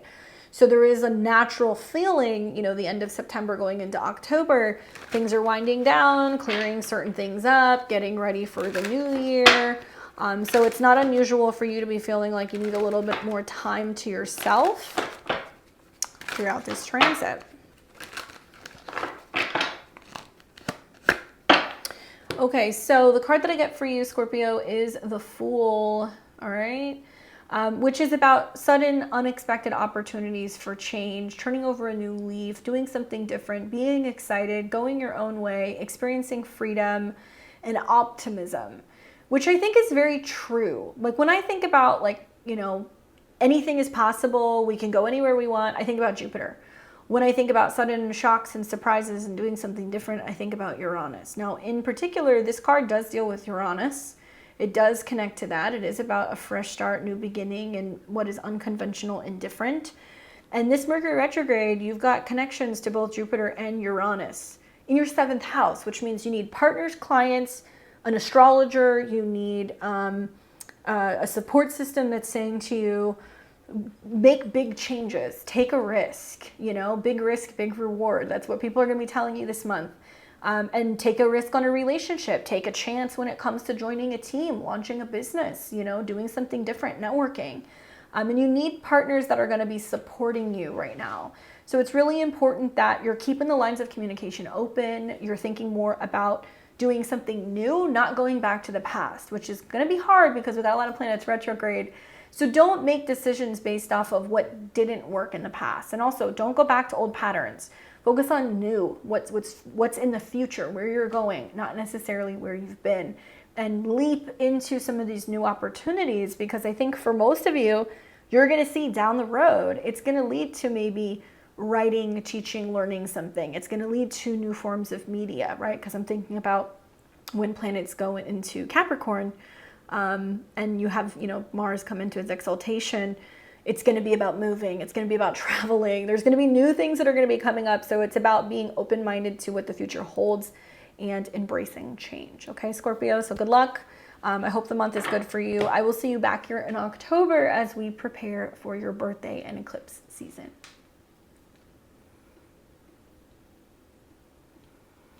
For Sag and Sag rising, welcome to your September 2023 horoscopes. I hope you're doing well. I hope you're thriving. We're going to be talking about all the good stuff that's going to be taking place this month. First off, I want to talk a little bit about Jupiter. So Jupiter is actually going to be turning retrograde. That is important because Jupiter rules your chart. So on the 4th of the month, Jupiter will turn retrograde in Taurus at 15 degrees. Couple things about this energy. One is that it's in a sign that inconjuncts or quincunxes you, which means it rubs you the wrong way. Jupiter in the 6th house is bringing you a lot of work. It's really busy. There's a lot for you to be taking care of when it comes to your health, your daily routine. The 6th house is pets. It can be about coworkers. It can be about what you're eating and what your health habits are, your money habits, right? So when Jupiter retrogrades, you feel like things are slowing down a bit. So on one hand, retrograde in the 6th house means that you could fall back and like you could kind of slip up on some of your healthier habits or your productivity. It can mean that work could slow down. Doesn't mean that it will, it means that it could. But I think that with this retrograde and with Mercury turning retrograde in your work zone, I'm seeing this pattern 2 times over. So Sagittarius, something is going on that's affecting your work or your productivity.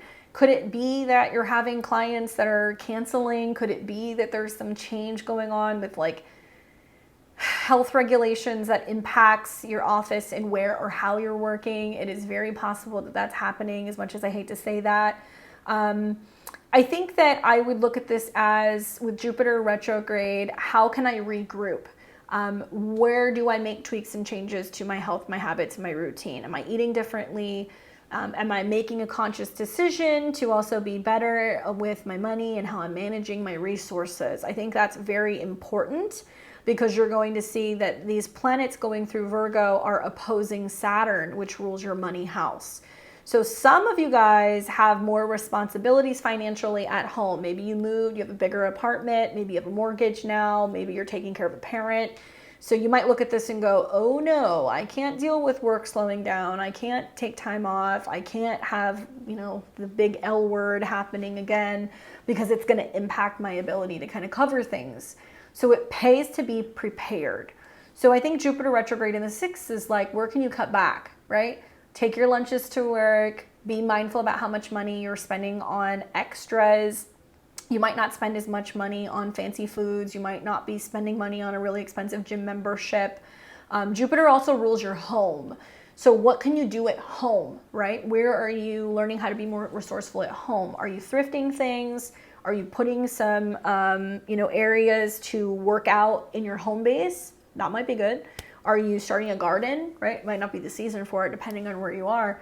It's about focusing on being more resourceful at home. So if you do have to cut back on resources, if you do notice there's some gaps in your schedule, you can get some stuff done and at least you can be productive, okay? All right, so the beginning of the month, we're gonna see that Venus goes direct in Leo. So Venus has been retrograde since the end of July in your 9th house. So it's been slowing down, delaying, or having you reevaluate what your belief system is. Traveling. It's also been slowing down something about education or possibly about publishing or about like legal matters, right? Venus rules friends, and Venus also has connections to your daily routine. So maybe you've been feeling so busy that you're like, I haven't had time to travel, but maybe now Venus going direct, you're going to make time for it. I think that, even in spite of the Venus retrograde, Venus is a positive planet. It is a sister sign, so it's been trining your sun, moon, or rising in some capacity.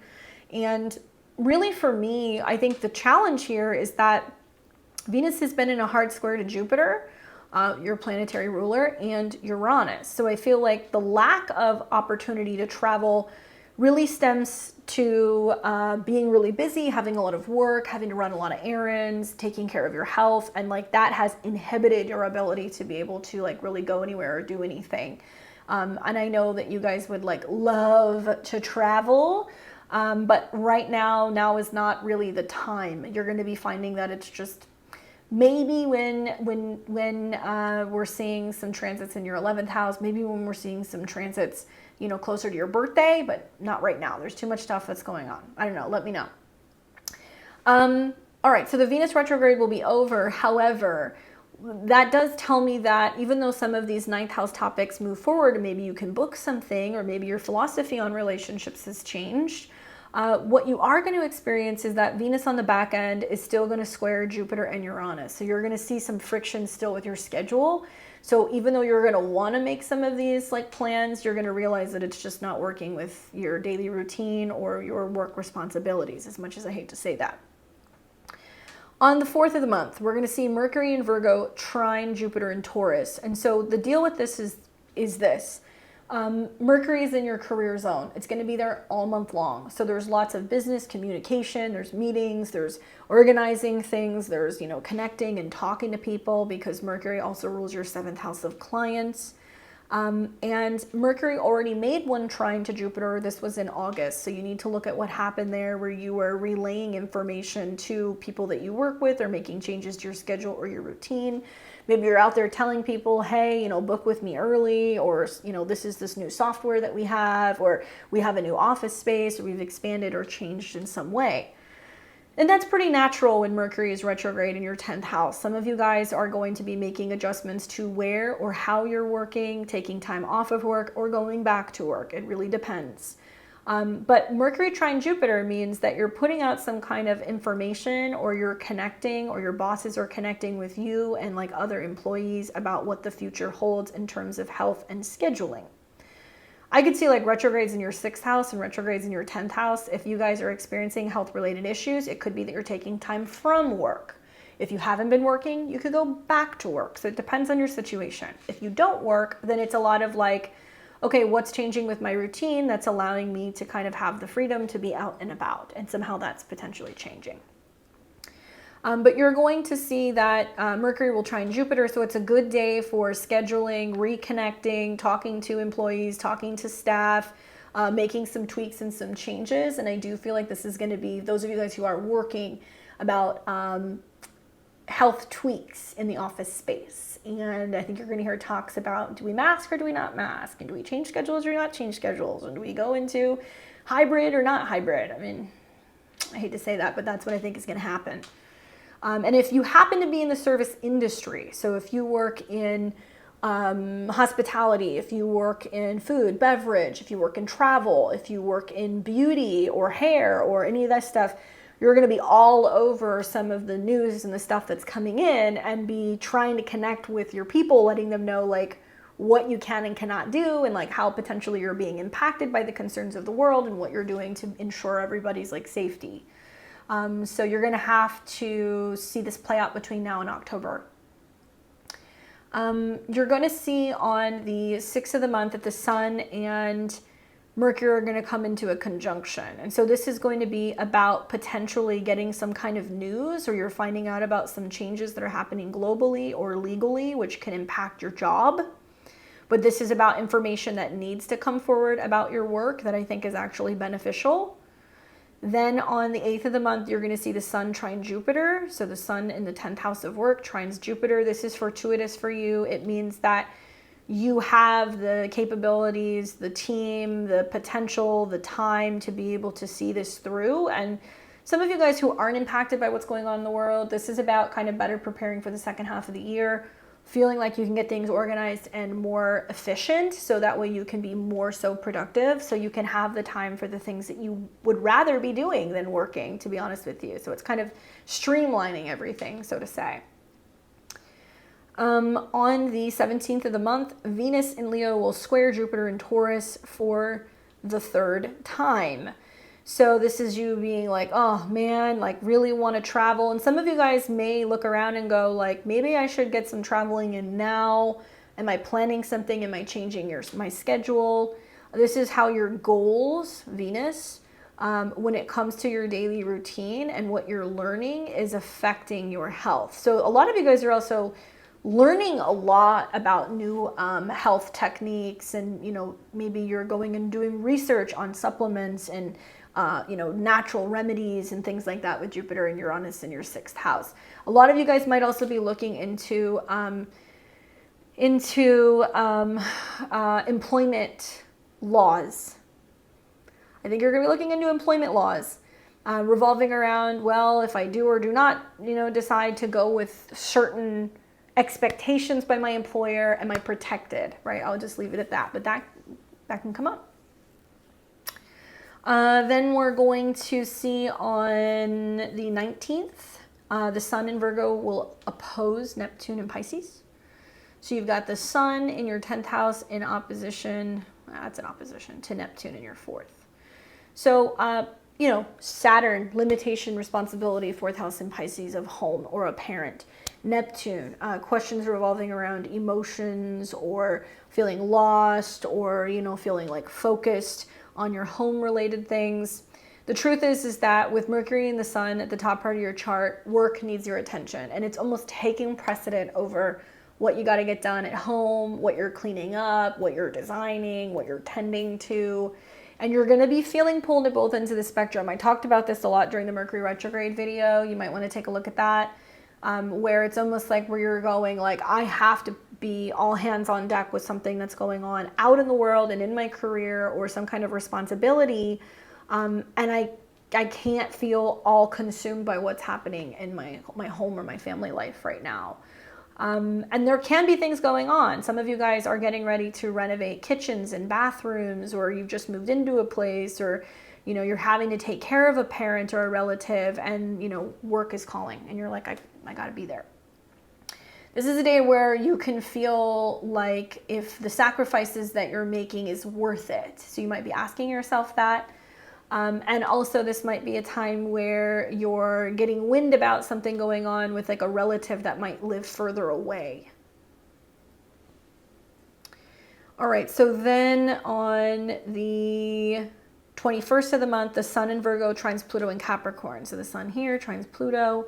So some kind of actions that you're taking out in the world or professionally is empowering you and helping you protect your money or your resources. So it looks like you're really adamant about being able to kind of keep the professional stuff moving along, or your responsibility out in the world moving along, so you can protect your financial assets and feel like you've got some kind of control. So maybe you're willing to make some of the adjustments at work or with your schedule so you can kind of maintain your work, or maybe going back to work or having a change in status or a change in where you're working brings you more financial security. Then you're going to see on the 25th of the month, Mercury in Virgo trines Jupiter for the third time. So Mercury in your career zone trines Jupiter. So there's some clarity, becoming aware of what is actually changing, or maybe scaling back in regards to your daily routine or your schedule. There can also be changes going on with staff, both with the Mercury retrograde and the Jupiter retrograde. And this is the third time that you see that trine. And then the 29th of the month, you're going to see Venus in Leo square Uranus in Taurus. Okay, this is also third time. So you got to look back at what's happened. There's a lot of looking at the past before we move forward. Venus square Uranus. So some kind of change about legal stuff, education stuff, travel stuff, you know, your belief system impacting something about your daily habits and routines. And this can also be where like a love relationship or a connection with a friend at a distance is, you know, coming up and it's not quite jiving with your daily routine.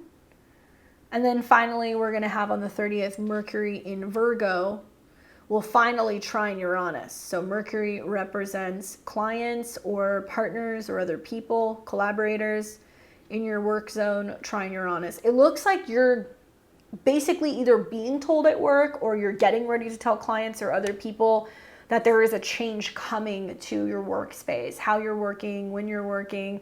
Uranus is in the sign of Taurus, which is about money. I have said for some time, and I know this isn't like the big video that I do for the month, but I'm betting dollars to donuts that what's going to happen by the end of September is that a lot of businesses are saying we're not taking cash, we're all going all digital. And so this can be about how systems are changing at work and something revolving around either the office space, the workspace, or the actual exchange at work. So I'm wondering, is this about that happening where you're working and like you adapting to that maybe? And if you're already taking cards, great, but maybe you're having to let people know this is the future or these are the health restrictions. Oh, I don't like saying that stuff. I'm getting to that point in the year where it's like all my readings are me having to start telling people what's going to be going on for the next 6 to 12 months. And yeah, I hate to be the bearer of bad news. So please tell me if I'm wrong. I'm hoping for you, it's, you know, you're making positive changes at work and it's also allowing you to have more freedom in your daily routine and better health. All right, so with that being said, take into consideration also that we're going to have a new moon in Virgo mid-month, so it's setting new intentions about work and also your responsibility and your career. So this is good, although anytime we have planets in mutable signs, you know, it's squaring you. So if you have Sun, Moon, or Rising Sagittarius at 21 degrees, it will square. If you also have any Sagittarius, Sun, Moon, or Rising, 5, 6, 7 degrees, you are going to experience a trine, okay? This will be from the full moon, which is in your 5th house in Aries. Now, if you think back, this will be the end of the month. If you think back in April, there was a new moon that happened, and that was in Aries at 29 degrees. So it was about setting new intentions revolving around love, creativity, having fun, children, youthful things. This is now that full moon that's completing this. So a full moon in the 5th house can represent falling in love with something, enjoying yourself, opportunity for romance, more time with children, fulfillment. So it can be some kind of fulfillment in regards to some personal creative hobbies, or your love life can be great for a date night. And Mars is the ruler, and Mars is in the 11th. So to me, it's about like having fun with friends. But there can be finding out you're pregnant with a full moon in the 5th house, or some big kind of something taking place around children or younger people, okay? So let's take a look. Let's see what happens for you in the month ahead, what the tarot says for you, my Saggies.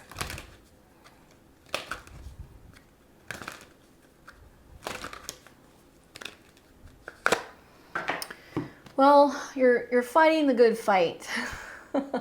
You're adamant about staying on top of things, and you're like, no, I'm not going to, lose control of things. I'm going to stay on top of it. I'm going to make sure that I'm, standing my ground, or I'm handling things. I'm taking care of business. Seven of Wands is about overcoming the odds at all costs. So there's probably a lot of preventing things from happening, preventing accidents, preventing slowdown at work, preventing getting sick. These things can all be on your mind this month. I think the Seven of Wands is also about being competitive and being on top. So I could definitely see like a Mercury retrograde in your 10th about being like, how can I be more successful at work, and how can I get my name out there more, and like what am I doing to really promote myself and really stand out from the crowd, and whether that's among other employees and perform better and be more visible, or just in your line of work in general if you work for yourself. I also feel like this is a not taking no for an answer type of vibe, because Seven of Wands is like, nope, that's not going to work for me. What else do you have? So you might feel like you have to be a little bit more direct with people this month. And it might be hard with Mercury retrograde in your 10th, where you feel like there's just back and forth going on with superiors, either at work or with parents or people out in the world, and you're feeling a little challenged. The key here, I think, is to work with Venus trine your ascendant, and also Venus that's going to be eventually making some trines to your 5th house and some of those Aries placements. A little bit of optimism and positivity goes a long way. A little bit of like using love as your belief system, or as a means for being able to make change, is the way to go. And be mindful that you're going to have to really kind of stand up for yourself this month. And if you're feeling like you're getting pushed around a little bit, there's going to be a, nope, that's not going to work for me, and like staying on top of things type of energy. If you get challenged, don't back down, right? All right, good luck, my Saggies. I will see you here back next month in October. All right, so we have got Capricorn and Capricorn rising. What's going on, guys? Welcome to your October, unless it's September, your October 2023 horoscopes. I hope you're doing well. I'm excited to chat with you. So you're going to be, okay, first of all, let's look at Saturn. By the time I get to like Capricorn, I realize I kind of like have to have my shit together, because you guys are like sitting there taking your notes, right? You and Virgo. So Saturn's retrograde in your 3rd house. So Saturn rules your chart. You're reviewing, reevaluating how you get around, how you communicate. There can be some hangups coming up this month with documents, with siblings, with travel, with vehicles, and all the things that you do not say. All right, Saturn and Pisces. You're going to see not too much going on with Saturn, to be honest with you. You're by the time you're watching this, the beginning of September, both Mercury and the Sun have already opposed Saturn. So you already kind of had your challenges, I think, at the end of August. I could be wrong. Mercury's retrograding kind of in opposition. So maybe there's a lot of going back and forth with like a legal matter, or with people at a distance, or having weird philosophical exchanges or debates with people, maybe. But while Saturn is retrograde, you are essentially reflecting and reviewing on 3rd house matters. Okay, that's pretty much it. You're not seeing anything going on with Saturn outside of that. So let's start with Venus. So Venus has been retrograde since July in Leo in your 8th house, which can feel like there's been a slowing down effect of your access to money from other people. Venus has been retrograde in your 8th house. So whether this is like fighting for an inheritance, trying to get a tax situation handled, trying to get a refund, trying to get insurance to cover something. Maybe your partner has been taking time off of work. Maybe you've just been feeling like it's been so hard to get support, or you're not relying on credit cards anymore. That could be happening as well. This is now wrapping up. So this is a good thing. Venus rules your 10th house of career and reputation. So if you've been feeling like I haven't been getting bonuses, I haven't been getting the usual kind of perks that I'm used to getting at my employer, maybe that comes back. And also Venus is a positive planet, and Venus spending an extended period of time in the 8th house is meant to be bringing you opportunity to transform the way that you get money from other people, and also how you're getting paid at work. So maybe it's been getting you thinking about maybe making a career or a status change. Maybe you've been plotting or planning making changes when it comes to your joint finances with another person because you're getting ready to leave a job or leave a relationship. That could be happening here as well. When Venus goes direct, essentially it's going to be a little bit easier to get some of these Venus related things. So you might actually make some headway with a career change. You might make some headway with handling a settlement of a support payment, whether child support, spousal support, an insurance payout, like that can get easier. But on the back end of the Venus transit, she is still going to square both Jupiter and Uranus, okay? So where the 8th house is other people's money and money owed, the 5th house is where you take chances. And I wonder, like, have you been going back and forth with making some investments? Have you been thinking about taking some of your savings and investing it? Have younger people or your children been encouraging you to do something different with your money, to take a risk? Maybe. Venus goes through a transformation in the 8th house, and on the back end, we're going to see a completion of a storyline that's been going on since June. So in mid-June, Venus was in a square to Jupiter, so you were already going through the process of starting to think about making changes with your joint resources. It feels very big, and likely you had to do some learning or educating yourself on something. And then Venus came into a square with Uranus, which represented the potential changing or breaking or separating yourself from a partner or some kind of joint money. So you're going back and forth maybe with a group of people over a financial matter, and you're trying to break free. So now on the back end this month, you're going to see first Venus and Jupiter square. So it's going to give you maybe the confidence to start to kind of make that change. And then Venus will square Uranus, and that can be that sudden shock and break, or you're breaking away from a joint financial situation. So yeah, stress tests and relationships and finances are continuing basically into this month. So you're going to see that kind of take place a couple different times, but just know that that's in the skies. Now on the 4th of the month, we're going to see Mercury in Virgo trine Jupiter in Taurus. So Mercury and the Sun for, Mercury all month is in Virgo, but the Sun's going to spend the first couple of weeks in Virgo in a sister sign. Okay, so here's the good news. The Mercury retrograde, where you're reworking something about your faith, your belief system, some legal situation, a travel situation, it's positive because it's going to be trining Jupiter. Okay, and Jupiter is about the completion of a situation. It's about your guardian angels and your spiritual support team kind of having your back. It's about feeling guided in some way by the cosmos. And you're also going to see that this is going to pour positive energy into your sun, moon, or rising. So we're going to see Earth trines basically all month long.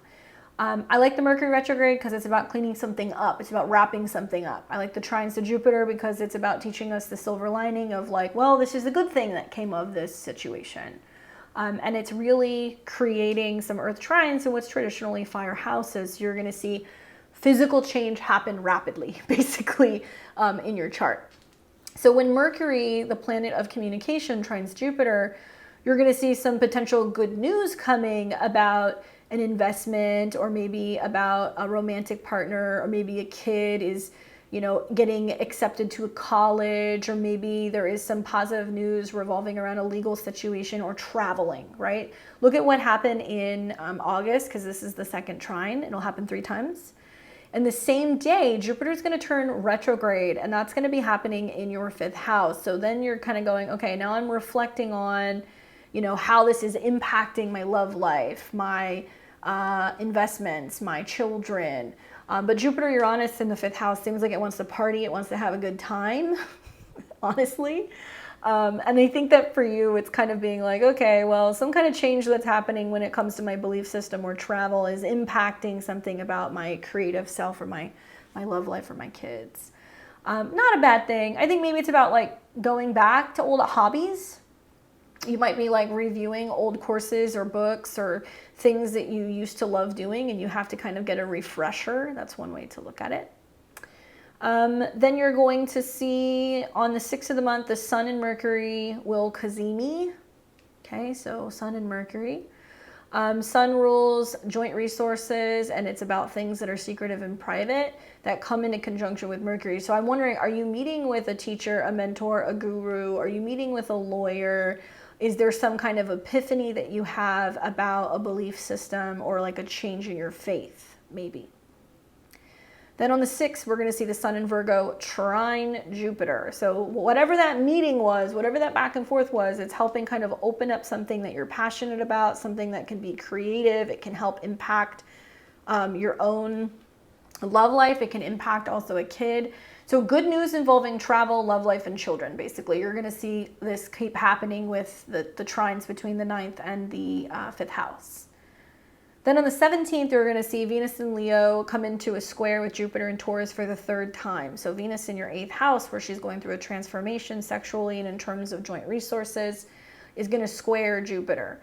And that can almost feel like too much of a good thing. Has there been too much of a good thing happening throughout this Venus retrograde? Have you been hard at work, with your love life or with your creative life, and now are you starting to see the fruit come forward where you're like, wow, I think I've got something valuable here that I've created relationship-wise or, creatively. That is the 3rd time that it's happened. So look at the overdoing energy maybe that's been going on since about June and also mid-August. Then you're going to see on the 19th, the Sun in Virgo will oppose Neptune in Pisces. You've got the Sun in the 9th house of the higher mind, belief, philosophy, travel, and it's going to oppose Neptune. Well, this tells me that there might be like a blind spot revolving around an agreement, a belief system, a legal matter, something that is a little hazy. I would be really careful with both traveling and signing legal documents or anything that involves like, applying for school or higher education. Something's missing is what it looks like. And you may kind of realize like, oh, this thing is like not here. Okay, well, in order to process it, it's going to be costly. And you're going to go, what? I didn't realize I was late processing something. You need me I need to get the documents now because I have to travel or I start school in the fall, and there could be an extra expense.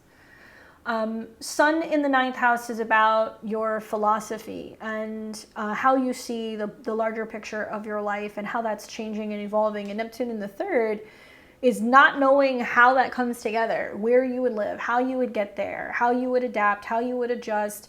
And this is just a day across the board for all of the 12 signs to just take it easy and not make any, quick decisions. I do feel like it could be costly. And I would be really mindful if you're traveling or dealing with lawyers or foreigners, just to be mindful, especially if it requires you to give up something, to pay for something, or give somebody a piece of the pie. Then we're going to have on the 21st of the month, the Sun in Virgo trine Pluto in Capricorn. So the Sun is still in the 9th house. It's going to start coming into a trine with Pluto. This is the day for everyone, really. The 21st is like, that's when you can start making some moves that are about feeling empowered or about creating a change. This is where somebody gives you the green light and they're like, yes, you can do it. You can move forward. It is possible. I kind of see like a retrograde in the 9th as a test of your faith. How much faith do you have? What do you believe in? What are your faith practices? What can you fall back on when you're starting to have some kind of doubt, right? And so when the Sun, which rules transformation, trines Pluto, it's like somebody coming through and saying like, actually, we can swing it, we can make it work. And you're going to go, oh, I prayed for this. And maybe, travel or education or a legal situation goes through and you feel empowered. All right, so then we're going to have on the 25th of the month, Mercury in Virgo trine Jupiter in Taurus for the 3rd time. So now you're like, okay, I've figured it out. I've figured out the direction, or I've figured out travel, or I've, got good news in regards to the legal situation. Now I can spend a little bit of money. Now I can kind of go and have some fun. I can play, or maybe I've reviewed what I needed to learn before I go back and decide to make some investments, maybe. But yeah, you have to look at the earlier trine that took place on the 4th to kind of get an idea of what was going on, what was brewing there. And then on the 29th of the month, you're going to see Venus in Leo come into the final square with Uranus. And I wonder if this is going to be about a back and forth you've been maybe doing with another person, about trying to find ways to drum up more money and maybe make an investment in a creative collaboration that will change the future of your career. And it involves maybe another person, a woman, you know, it can be about a business partner. And this is where it can feel like that make or break moment. That's like, okay, is this going to pay off or is this not going to pay off? And it could be right around then. But that's been stress tests. You know, 8th house is other people's money. So you have to kind of ask yourself when that square comes through, like, you know, is this worth my time? Am I feeling like this is actually paying off for me, right? Because Uranus rules the money that you have. And there can be some people who have been kind of back and forth with investments or back and forth with what they can actually show up, or partners who have been, you know, kind of slow. And you're like, hi, I need support. Especially because the 8th house is other people's money and the 5th house is kids. I've seen a number of Capricorn risings that are like, I have increased responsibility and costs for my children. I'm having stress in a relationship because I'm not getting child support, or my partner is not supporting me, or the insurance is expensive, so I need to get being paid more from my employer. So there's a bit of a back and forth going on here. Okay, and then finally on the 30th, we're going to have Mercury in Virgo trine Uranus in Taurus. So finally Mercury comes out of shadow. It comes into a trine with Uranus, which means that there is some news that you're sharing with either a kid or romantic partner. There is some news revolving around a future law or legal situation. If you're somebody who's been like writing something and you're waiting to kind of like publish it, maybe you're waiting to get something back, feedback from like an editor, right? Eventually, closer to the beginning of October, Mercury will trine Pluto. So you're going to feel like there is, once again, feeling like empowered, like, okay, the back and forth, you know, the test of faith, it's worked out. I can trust that, you know, everything is kind of working in my favor. I will say with Saturn in your 3rd house, issues involving communication, travel, documents, and siblings is going to come up. So if you need to get a reading, 9th house, if you need to work with a mentor, if you need to work with a faith practitioner, these people can come in that can kind of help empower you and encourage you to stay the path. And I like this Mercury retrograde for you because if you've been waiting to handle or complete a legal situation or finalize a visa or finalize planning like a ceremony or a wedding or finding out if you got, you know, accepted into a new program, likely this retrograde can bring that up for you. Something else you're going to see will be a new moon here mid-month in Virgo. So if you are a Capricorn, sun, moon, or rising around 21 degrees, it will trine, so that's good. And you'll get a nice trine actually with Uranus. And then in the end of the month, we're going to have a full moon that's going to be in Aries. And that'll be at 6 degrees. So if you were Capricorn, sun, moon, or rising at 6 degrees, it will square. Here's the deal. I want you to think back to the solar eclipse in April. We had a solar eclipse in Aries where probably you felt like all hell was breaking loose at home, as much as I hate to say that. Or where you're like, I suddenly have to move, or my mom needs me to come home, or there's something going on with my living situation. Something like that was happening that felt like a crisis because it was in a square to Pluto. Well, now you're going to have a full moon, so it's completing something in regards to your home life. Ruled by Mars, and Mars is in the 10th house, which is strong. So it's almost like you're feeling like you have the capability of being assertive and getting things done and making stuff happen. Maybe you're working from home, maybe. Maybe this is about completing and you're closing on a house. Maybe you're getting the first apartment you've ever had to yourself. Maybe you're finally gaining some independence from your family, right? So that full moon is going to be a completion there, which naturally creates a little bit of pressure for Capricorn. It is bringing your attention back to your home in your 4th house. And you're going to see this more next month when the sun, you know, fully is hanging out in your 10th house and you have an eclipse there. Capricorn, I know you love to work, but it's bringing all of your attention to your emotions, your home, and your family. What the North Node of the 4th house teaches us is without that foundation and really focusing on creating a space that works for you, work can suffer. So work can wait. There's changes that are going to happen work-wise. Bring your attention to your emotions, your home, and your family. Something is kind of brewing there that needs your attention, okay? All right. Let's take a look. Let's see what the cards say for you for this next month.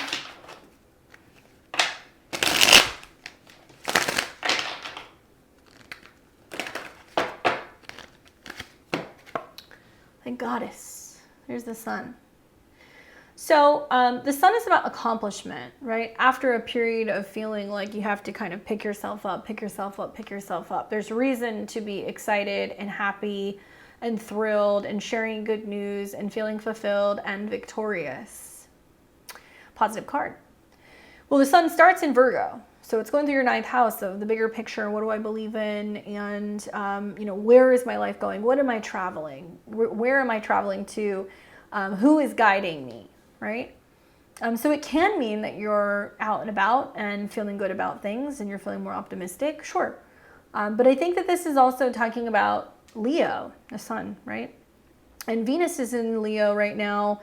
And it's about some rebirth that's taking place in regards to your status, which is also going to bring you happiness as well. I think you're really going to see this when Venus gets into Libra. But, you know, it's almost like there has to be a little bit of rain before there can be sunshine. So I think that there has been a little bit of rain. I think of like the Venus retrograde where you're realizing that in order to have freedom and happiness and fulfillment, you have to make some changes or some sacrifices out in the world, right? That might be very public. These changes that you're making will be successful. I anticipate the Sun trine Jupiter transit is probably going to be pretty positive for you. So look for that around the 8th, that might bring some opportunity for breakthrough and true happiness and fulfillment and excitement and good news and travel and like love. Like there's some good stuff happening there. And also, you know, probably when you start to see the Sun coming into a trine with Pluto, it's about empowering. But the Sun is basically saying when it comes to your happiness, your joy, your creativity, and the feeling of finally, you know, kind of finding your place in the sun and overcoming some things, this is going to be a good month for you, as it will for all of the signs, but especially for the earth signs. I think they're gonna benefit the most. So hopefully that's helpful for you, my Capricorns. I will see you here next month in October for next month's horoscopes. Let me know how this month goes. Take care. All right, so we've got Aquarius and Aquarius rising. What's going on, guys? Welcome to September of 2023. This is going to be your horoscopes for the month ahead. Let's start off talking a little bit about Saturn and Uranus, mostly Uranus, less about Saturn. Okay, so you've already, by the time we get to September, Mercury and also the Sun have already opposed Saturn. So you've already had situations in August where you had to hold back, not bankroll something, not fund something, not just give the money away, rework something, you know, find some kind of support in some way, shape, or form. All right. So if we look at Uranus, which is your modern ruler, Uranus is retrograde in your 4th house, which means on one hand, hopefully, some of the fluctuation, sudden changes, things that are kind of disruptive at home are calming down, I'm hoping. So whether it's like neighbors that are playing rock music, if it's family members that are acting up, if it's electrical issues that you've been having, if it's moves that have been going on, that should kind of calm down a little bit. Look, eventually, later this month, you're going to see some significant stuff happening. You're going to see Mercury eventually come into a trine with Uranus, which I do feel like can be where joint resources, changes in your finances, and inheritance of some kind can dramatically change and transform your home base, right? And then 2, you're going to see the return of Venus square Uranus for the 3rd time, where changes going on in relationships or partnerships are putting the pressure on a whole matter. So there's a lot of Uranus things in the skies. For the most part, you know, the Venus retrograde, Venus is finally going direct. So you're going to see Venus go direct on the 3rd. So if you've been feeling that it's been hard to find pleasure in relationships, if you've been back and forth with a partner, if you've been having a hard time keeping the peace, if you've been going back and forth with somebody from the past who came back, if you are looking for some kind of clarity and stability in a relationship, Venus going direct is going to help that. Okay, so it's going to help you. Venus has been about your belief system and the bigger picture of life. If you are second married, it can be about your second spouse, so second marriage, 9th house. It can be about your relationship with in-laws. It can be about a relationship at a distance, okay? Or with like maybe a therapist or a counselor or an astrologer. All right, so Venus also has connections to the 4th house of home. And what we've seen, the storyline of the Venus retrograde really goes back to June of 2023, where first Venus was in a square to Jupiter. So, relationships were responding to, things that are changing or expanding at home, or the home expanding, whether this is people coming into the home, this is changes with the relatives, this is moving to new places. And the Venus-Jupiter square isn't all that bad. It's kind of sweet. Maybe you had a partner that wants to come and move in or redecorate or come spend time with you, right? Or somebody coming to visit you from the past. It was the Venus-Uranus square that kind of got you. And this was the beginning of July. So if you think to the first week of July when Venus was in a square with Uranus, where was a partner not totally thrilled about some kind of sporadic, chaotic change that was going on with your home or your family? Okay, or where was a relationship coming in saying, well, would you move, or can I move to you, or I'm restless, we need to change the house, or something like that. That will come back this month. So you're going to see Venus both square Jupiter amplify situations with the home and family. Venus square Uranus, we're going to see an amplification of, or a finale of, where there has been some frustration, maybe. You are Uranus, between you and a partner in a home matter. So it might give you some kind of make or break situation with a home or a family situation. It could also be with relationships with children, right? Leo is kids, 7th house is relationships, so it can be a back and forth about a relationship you're having with one of your children. Okay, so Venus goes direct.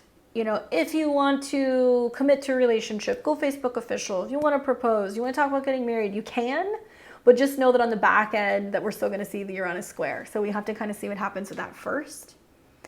On the 4th of the month, Mercury in Virgo, okay? So Mercury will be in Virgo all month long in your 8th house, where it is probably starting to get ready for the end of the year. It's collecting all the receipts for your taxes. It's going and looking at all of your expenses. It's wrapping up issues revolving around credit card statements, banks, loans, stuff that you've borrowed.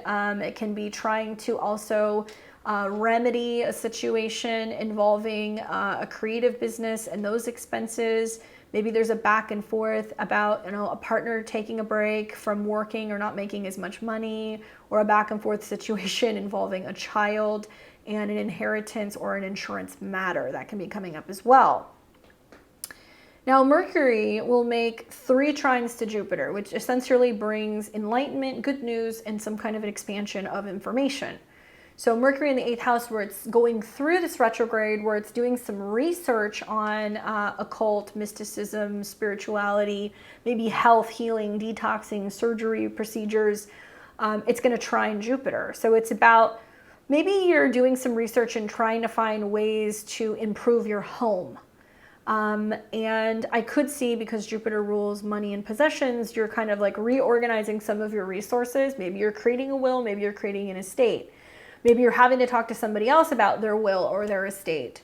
Maybe you are in a situation where you are, trying to find ways to drum up money so you can put more money into property or real estate and increase the value, right? Now, this will bring some kind of good news, though. So there's good news coming from a relative about, or a home situation, about finances with that trine. So look at the end of August. There's going to be another one that's going to come up for you again with this on the 4th. And what's interesting is the same day that you see the Mercury trine Jupiter, Jupiter turns retrograde. So Jupiter rules money. Okay, it also has connections to your friends, and Jupiter is retrograde in the 4th house, which means you might slow down on expanding the home. You might not be focusing on, doing as much travel. You might be spending more time at home, basically.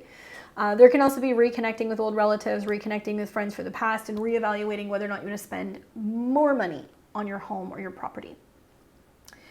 On the 6th of the month, the Sun in Virgo will conjunct Mercury in Virgo. So this is what we call the Cazimi point. This is the halfway point of the Mercury retrograde. This is where there is likely going to be a secret or some kind of information that you need to know that's going to be revealed. The Sun rules your relationships, and the 8th house is other people's money.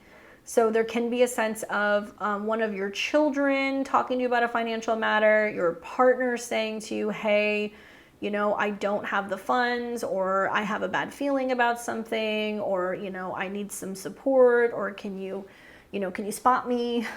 That can come up. One of your children talking to you about something as well, about a financial situation or documents, that can come up here as well. But this is about, I think, something that's hidden, a hidden health situation. Mercury retrograde conjunct the sun can bring heightened intuition, and being in the 8th house, you may be one of the signs who is starting to see omens of change, transformation, or death. Not necessarily for you, but like, oh, I think my partner's going to lose their job, or, oh, I have this feeling that, you know, like the insurance isn't going to pay that claim, like, you know, something coming to an end. In particular, you know, Mercury can deal with smaller animals.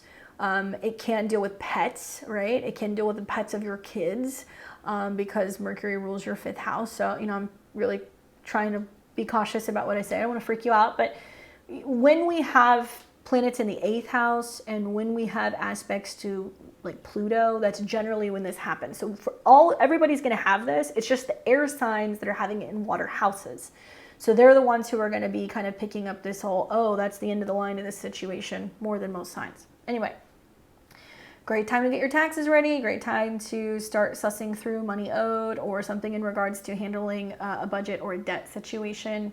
That's what I would recommend doing. And this can be where you're getting in contact with somebody about some opportunity to remedy that with the conjunction. All right, so then we're going to see on the 8th of the month, the sun in Virgo in your 8th house trines Jupiter.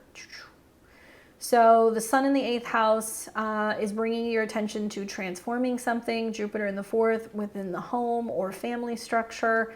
And it can represent like good news that's coming, or, you know, a goal that is being met or fulfilled in regards to your home or your physical finances. Then we're going to see on the 17th of the month, Venus in Leo will square Jupiter in Taurus for the 3rd and final time. So Venus is hanging out in your 7th house, where honestly it's pretty good for romance and relationships. But the square to Jupiter might indicate that, you know, this relationship or partnerships with other people, now that it's pressing forward, is putting the pressure on you to expand your home life in some way, or your emotions, or your family in some way. Watch out for overdoing it with the square.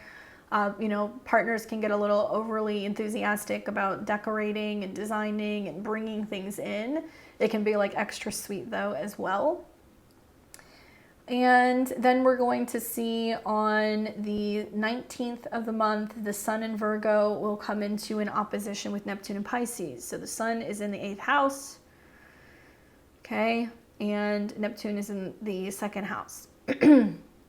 Whether it is a partner asking for a credit card, a kid asking for allowance, somebody asking you if you will buy something, pay for something, I would be cautious about what other people are asking you for this month, right? Saturn's in your 2nd house. So you're being more conservative and you're less willing to just give things away or to be open about your financial situation. And I could definitely see with the sun coming into opposition with Neptune, another person is like saying to you, like, you know, hey, do you have some extra funds that you can give me? And there can be an opportunity for you to get scammed by a kid, a younger person, or romantic partner. As much as I hate to say that, they may also be in a situation where they have the money, 8th house, and they're saying to you that they need support. And I would not be making any financial agreements or investments under that sun opposition to Neptune.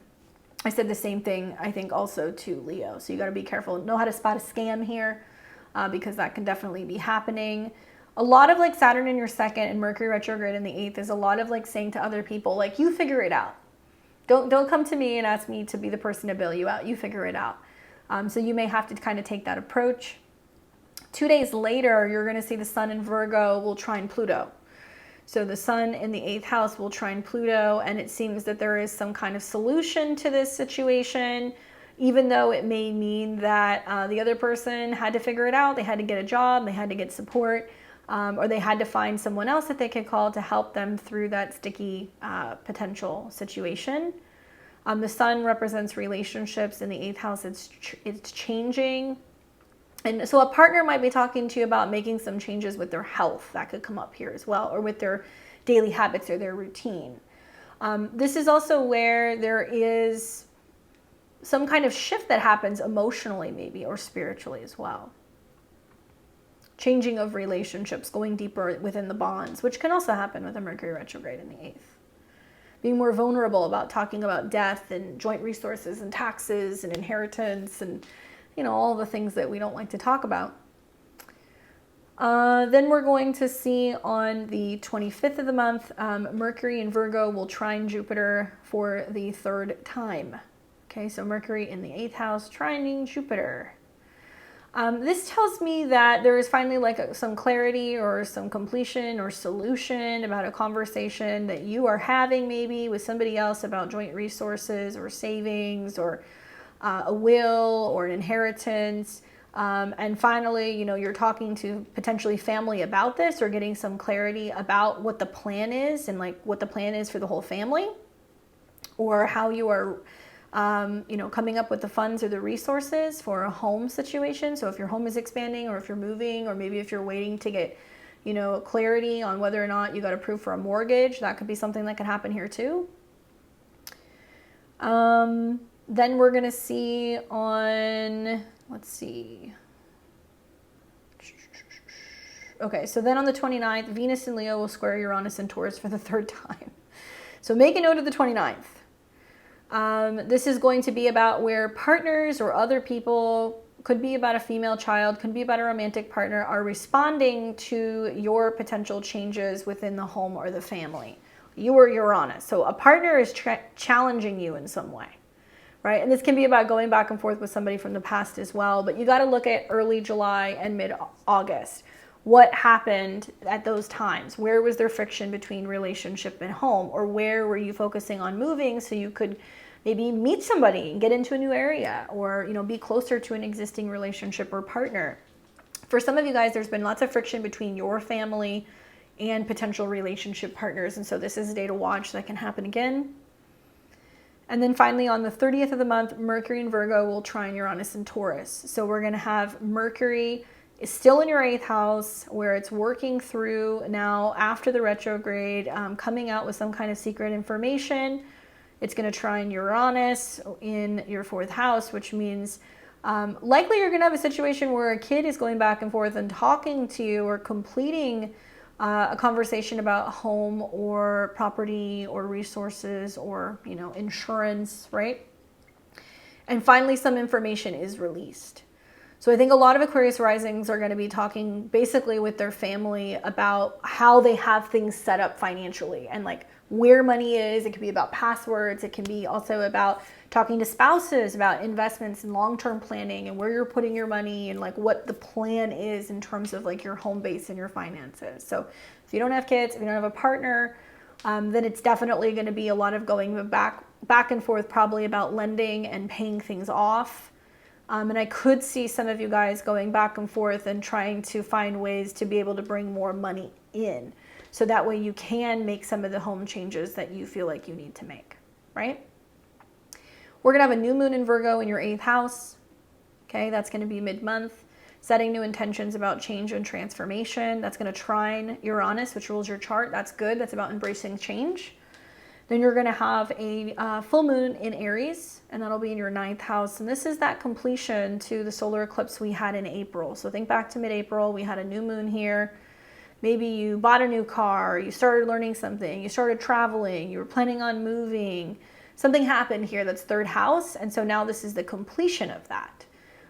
So that'll be at 6 degrees of Aries, ruled by Mars, and Mars will be in your 9th. So it does look like there's some taking action revolving around traveling or learning or the signing or agreeing to something legally. Publishing maybe as well. That can happen. Great time for traveling though with Mars in your 9th house. And you're going to see some eclipses there next month. So let's see what the cards say for you. What to expect for the month of September. The card that I got for you is the 10 of Wands, This feels like a lot of heavy lifting. This feels like a lot of having to complete something and possibly even doing it alone. Sometimes this is a card that's about burdens, as much as I hate to say it. It is a 10, so you're completing a cycle. It's important when this card comes up to not get to the end and give up, right? So don't get to the end of a situation and go, I'm throwing in the towel, you know, there's no solution to this financial situation, or this is too scary or too hard to deal with. This is too overwhelming for me to deal with.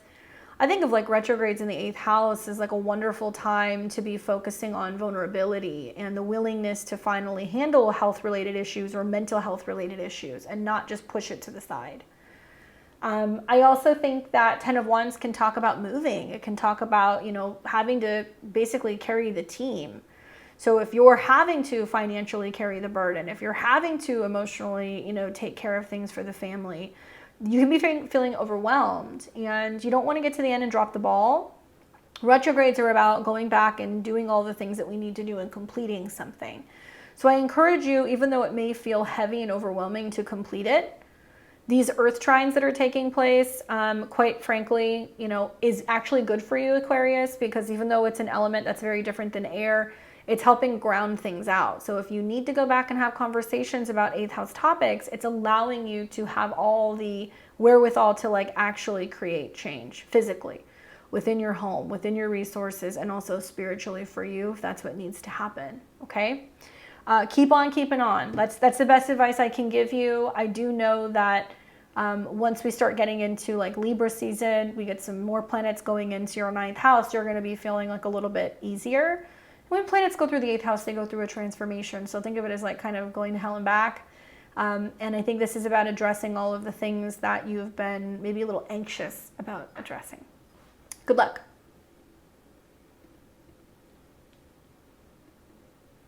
All right, so we've got Pisces and Pisces rising. Welcome, guys, to your September 2023 horoscopes. I hope you're doing well. Let's jump into it.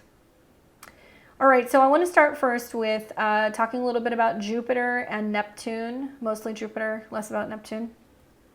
You've already seen some of the Neptune stuff already kind of take place, although there will be a Sun-Neptune opposition. Neptune is still retrograde in your 1st house, as is Saturn, so there's a lot of reflecting on what you need, your alone time, where you're not doing enough or where you need to be better about your boundaries. Where Saturn is saying, get serious, Neptune is basically saying, like, let's cut loose. So you may feel yourself kind of oscillating and going back and forth between, you know, am I too focused and too rigid, or am I not focused enough at all? Now, Jupiter is your traditional ruler. Jupiter will retrograde this month. So you may feel that. Jupiter turns retrograde in your 3rd house in Taurus. This will be happening on the 4th of the month. Okay, so when your chart ruler goes retrograde, you might notice that things kind of slow down. I think you're definitely feeling that with 2 planets retrograde in your 1st plus Jupiter retrograde. So you're going to feel things slow down a little bit. Well, what's slowing down? The direction in which you're taking and how you're communicating. Here's the deal. Less is more. Some of you guys might be feeling like you don't want to communicate at all because you're so overwhelmed with just how other people are acting. And quite frankly, they might feel like you're acting kind of crazy. I encourage you not to just cut people off, because some of you guys might do that with Saturn and Neptune in the 1st house, or feel victimized.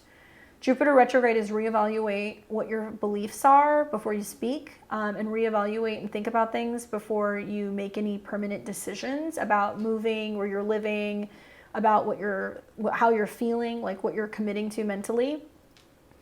You're going to see a lot of Mercury trine Jupiter type of situations, which on one hand is positive because it's opening up the window for communication with relationships, clients, and partners.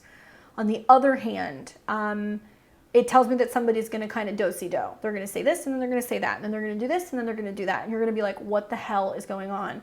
Especially if you feel like you have to make a decision with moving, or if you have to make a decision with buying a car, or if you have to make a decision when it comes to education, maybe launching a website, right? I could see if you're wanting to launch a business, you've got somebody who's working for you that is, you know, maybe doing a website for you and like they're taking forever to finish it, right? Or if you have issues with communication, laptops, cell phones, you know, making it difficult for people to be able to reach you, all right? So that's another way this can plan out. You're a Pisces and you got a lot of action in your 7th house, which is about relationships, clients, committed partnerships, and other people. Virgo can be about coworkers. I know some of you guys are having issues with your relationship with coworkers. 7th house can be your spouse, can also be your clients. Now is not a good time to be launching new things. Now is not a good time to be committing to relationships. Now is not a good time to be getting married because a lot of this energy is retrograde and it's not making sense, and there can be a sense of people changing their minds. So,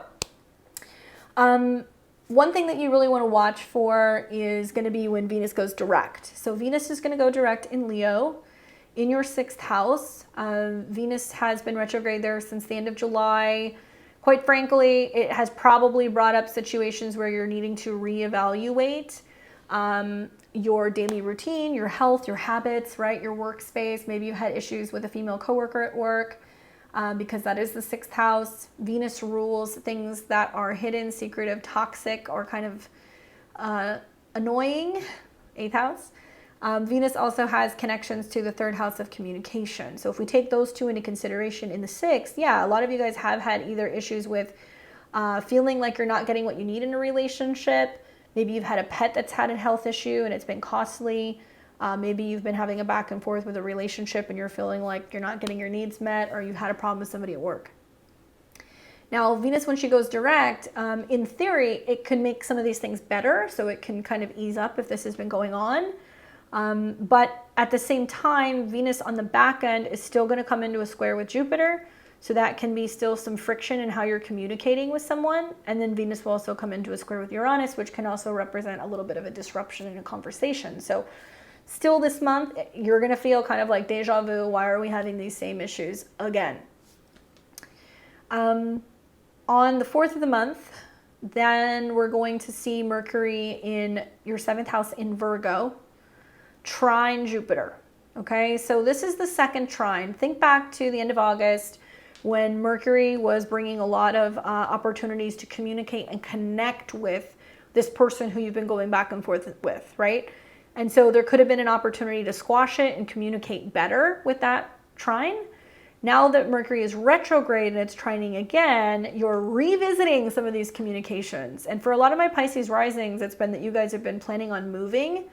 And you've got like a partner who's like, I want to move in. I don't want to move in. You know, I'm ready to make it work. No, I'm not ready to make it work. And you're like, I can't do this. Or it's about having communication issues, maybe with a sibling. 3rd house can be siblings. So when Mercury retrogrades and it trines Jupiter, you know, if you're like, I got to move or I've got to figure out a situation, you may call on a sibling or on a neighbor for some help with the situation if you need a place to crash or somewhere to stay if you don't have a lot of stability in this relationship. Or you're working through some issues with a sibling, that can happen as well. Now, this is the 2nd time it happens, so look at what happened in August, but on the same day, Jupiter turns retrograde. So it's interesting that Mercury trines and then Jupiter retrograde. So it's trying to get you to rethink or reevaluate this 3rd house thing. Okay, so it could be moving or having a conversation with somebody. On the 6th of the month, the Sun and Mercury will cazimi. So that means that Mercury, your 7th house lord, will conjunct the Sun. This is likely where you're going to see like where somebody can be acting a little frazzled, or a spouse or a partner or a client may blindside you with something. They may say something to you didn't see coming about what is not working in a relationship, or about a health-related issue, or they can, you know, be coming out with a secret that they want you to know that you're not aware of, and this can actually deal with like their mental health or where they stand on the relationship. On the 8th of the month, then the Sun will trine Jupiter. So I see this as being like, well, let's talk about it. Let's work through it. Like, what is possible for the future? That's a harmonious aspect. So it's about being able to try to see if there's a way to be able to communicate through these issues. And then on the 17th of the month, Venus in Leo, okay, comes into a square with Uranus. So it seems like there's still some kind of needing to be flexible with like work in your daily routine. You might feel like you're doing a little bit of this and a little bit of that. Your work routine might feel like it's like, you know, kind of adjusting. Uranus in the 3rd house brings a lot of inconsistency with communication and transportation and, you know, yeah, basically like getting around. And Uranus rules your 12th. So it looks like there can be some unexpected changes going on, either with transportation or possibly with work on this day. So you want to look at what happened in early July when you first saw the square, because there's still this back and forth. Then we're going to see on, let's see. Okay, so then we're going to see on the 19th, the Sun in Virgo will oppose Neptune. And this is where I feel like if there's been too much static or too much back and forth with a partner, you could feel like somebody, you know, is like acting out and they're acting kind of like selfish, or they're being demanding. And you're like, what is the deal? Like, why are you being like this? Or like, I need some space. Or there can be some ghosting that can be going on one way or the other, right? Neptune is your chart ruler. The sun is connected to your 6th house. So there can be like this feeling of being like, why is this person attacking me? Or like, why is this person, you know, blaming me? Like what's going on? Because remember, the 6th house does deal with enemies, unfortunately. So that can be where clients or partners or coworkers, you're like, I need to take a step back. This is too much for me. And then on the 21st of the month, we're going to see the Sun in Virgo trine Pluto in Capricorn. So the Sun is in the 7th house, trining Pluto. So, you know, finding support with friends, you know, getting the assistance that you need from groups of people if there is a little bit of back and forth. And the 7th house isn't just your spouse or your romantic partner. It could also be like a back and forth with an astrologer, with getting a reading. It could be back and forth with a therapist, back and forth with a relationship with a health practitioner, and somebody who's supposed to be like helping you in some way, right? So the Sun actually rules the assistants. So it can be, you know, like having a difficult time scheduling with your beautician, having a difficult time arranging, you know, time with your trainer. Like you might feel like somebody is not very well organized when it comes to their life, and you're getting frustrated because you're like, why are you not respecting my time? So it could be anyone, doesn't have to be relationships, okay? All right, so then we're going to see on the, let's see, 25th, Mercury in Virgo trines Jupiter in Taurus for the 3rd time. So Mercury in your relationship house trining Jupiter. Maybe it feels like 3rd time's the charm, you know, finally we worked through this issue and we've talked about it. And now that we've had the back and forth in the relationship or in the working relationship, you know, can we continue working together? Did you work out all the bugs in my, on my, you know, website? Is it ready to be published? There can also be a lot of going back and forth with somebody who's like crunching numbers, or maybe, you know, getting things ready for you financially. That's the other way to look at it. So maybe you're doing that kind of work with someone. And finally, there is some kind of like clarity revolving around these themes. On the 29th of the month, Venus in Leo squares Uranus in Taurus for the 3rd and final time. So that's where you're questioning whether or not, you know, things feel good in terms of your communication and your health and your daily routine. Have you worked through some of the relationship kinks? Do you feel like things are good to go? Does everything feel good? Or is this like a breaking apart energy? You know, Venus in the 6th house it does feel discouraged in love and relationships. And you are going to see a situation in October where Venus finally comes into your 7th house and it opposes Saturn and Neptune. By the time somebody's gotten their act together, you might feel like it's too little too late. I've moved on, and you're not as willing to let people back in, or you're not as receptive to that. So this might be the stress test where you have to figure out whether or not you can get on well with this relationship with this other person. And Venus is also aesthetic. So I'm wondering, have some of you guys had issues with like auto body work? Are you trying to like get a car fixed, or, you know, get like a paint detail, and you're like, it's taking forever and there's problems with it, and like the car's got some scuffs, and like you go and pick it up and you're like, it's not ready, you didn't do X, Y, and Z. I could see that happening too, where you're kind of like agitated because aesthetically it's not appealing, maybe. Then we're going to see on the 30th of the month, this is when Mercury in Virgo trines Uranus in Taurus. So finally Mercury comes out of the shadow period of the retrograde, where there's been back and forth all month with other people, and it trines Uranus. keep in mind your 7th house is also your, it's like your marketplace.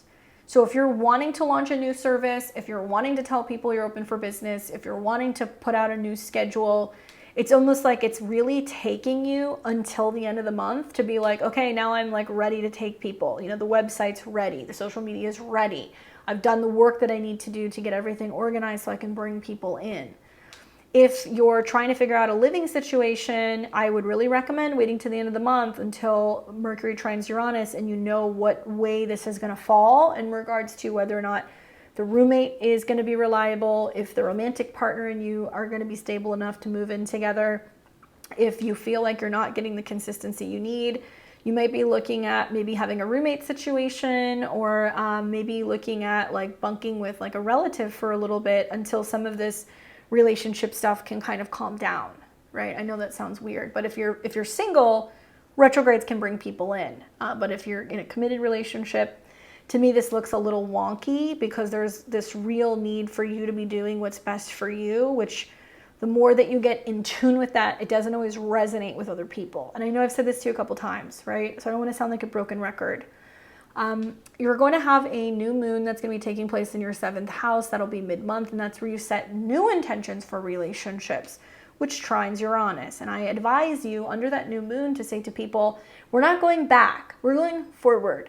And to go forward, this is what I need. So can we create this, forward potential life together? Can we agree to these terms? Can we be more focused on where we're going? If you're stuck in the past, if you can't do that, I need to move on. And so that's the best way to work with that energy personally. Then you're going to have a full moon in Aries, okay? And that's going to be at the end of the month in your 2nd house. And full moons are about completions.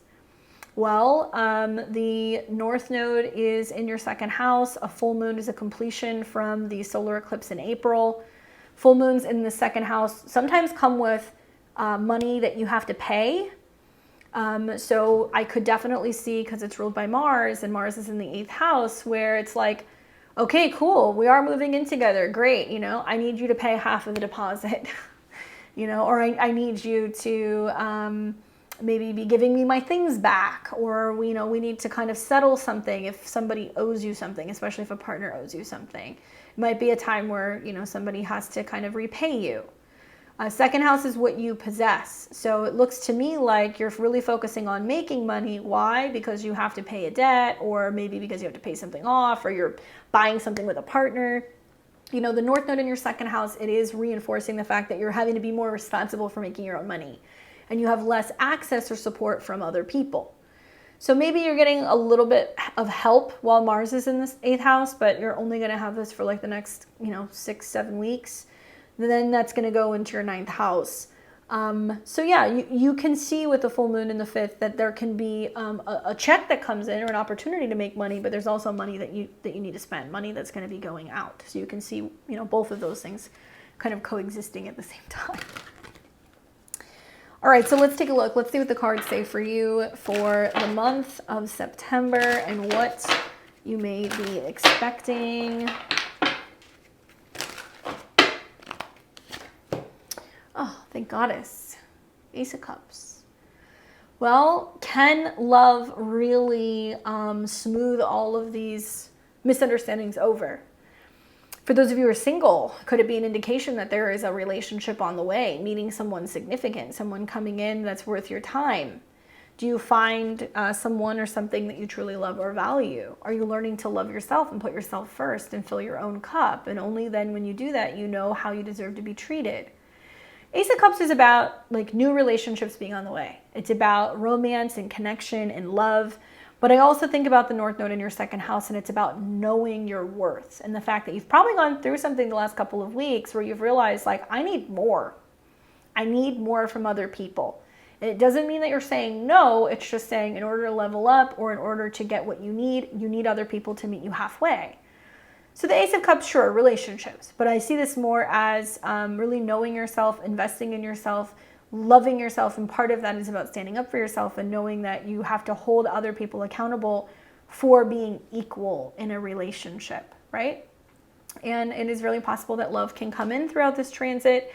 I know you may not feel that way after my reading, but you'll be probably glad that you made some of the hard stands with somebody this month, because by the time Venus comes into your 7th, people will realize that you're not going to be taken advantage of, you're not going to be taken for granted, that they need to come correct, otherwise you're not going to play ball, okay? So good luck with that. You guys, this is, like I said, you know, this month is the calm before the storm.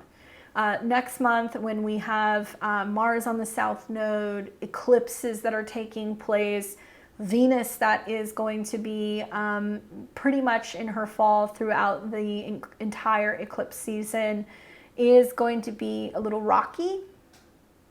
So we want to work with the Mercury retrograde while Mercury is in a trine to Jupiter, while we're seeing, you know, the sun coming into a trine to Pluto, where it pays to be prepared, to get our own things in order, to create the to-do list, to be productive. This is going to be one of the only real times that we can do this, really up until we get to about like end of December, early January, right? Let me know, how are you feeling with this energy? What's playing out in your life? Feel free to save this link. You can come back to it later in the month. I always get a good laugh reading the comment section. 99.9% of you guys are very positive, and I appreciate that. Obviously, I respect your freedom of speech, but sometimes it's different for everybody. This is a general reading, so this is where it pays to really know your own astrology. If this inspires you to want to learn more about your chart and you want to book a session with me, click the buttons below. Go to my links in my description box. You can go and get your personalized report for the year if you want. You can book a session with me. You can join me on my lives, so we can take a deeper dive and look at your chart together. But don't forget to like, comment, share, and subscribe. And let me know at the end of next month how this played out for you, okay? Because like I said, I get a good laugh out of it. And I'm sending you guys all good vibes and juju for this kind of in-between month before we get into eclipse season. So I hope to see you guys at my webinar. Please do consider joining, and I will see you guys all back here in October. You'll see more pumpkins, the beginning of spooky season for next month's horoscopes, okay? Until next time, take care, enjoy the month, and be well.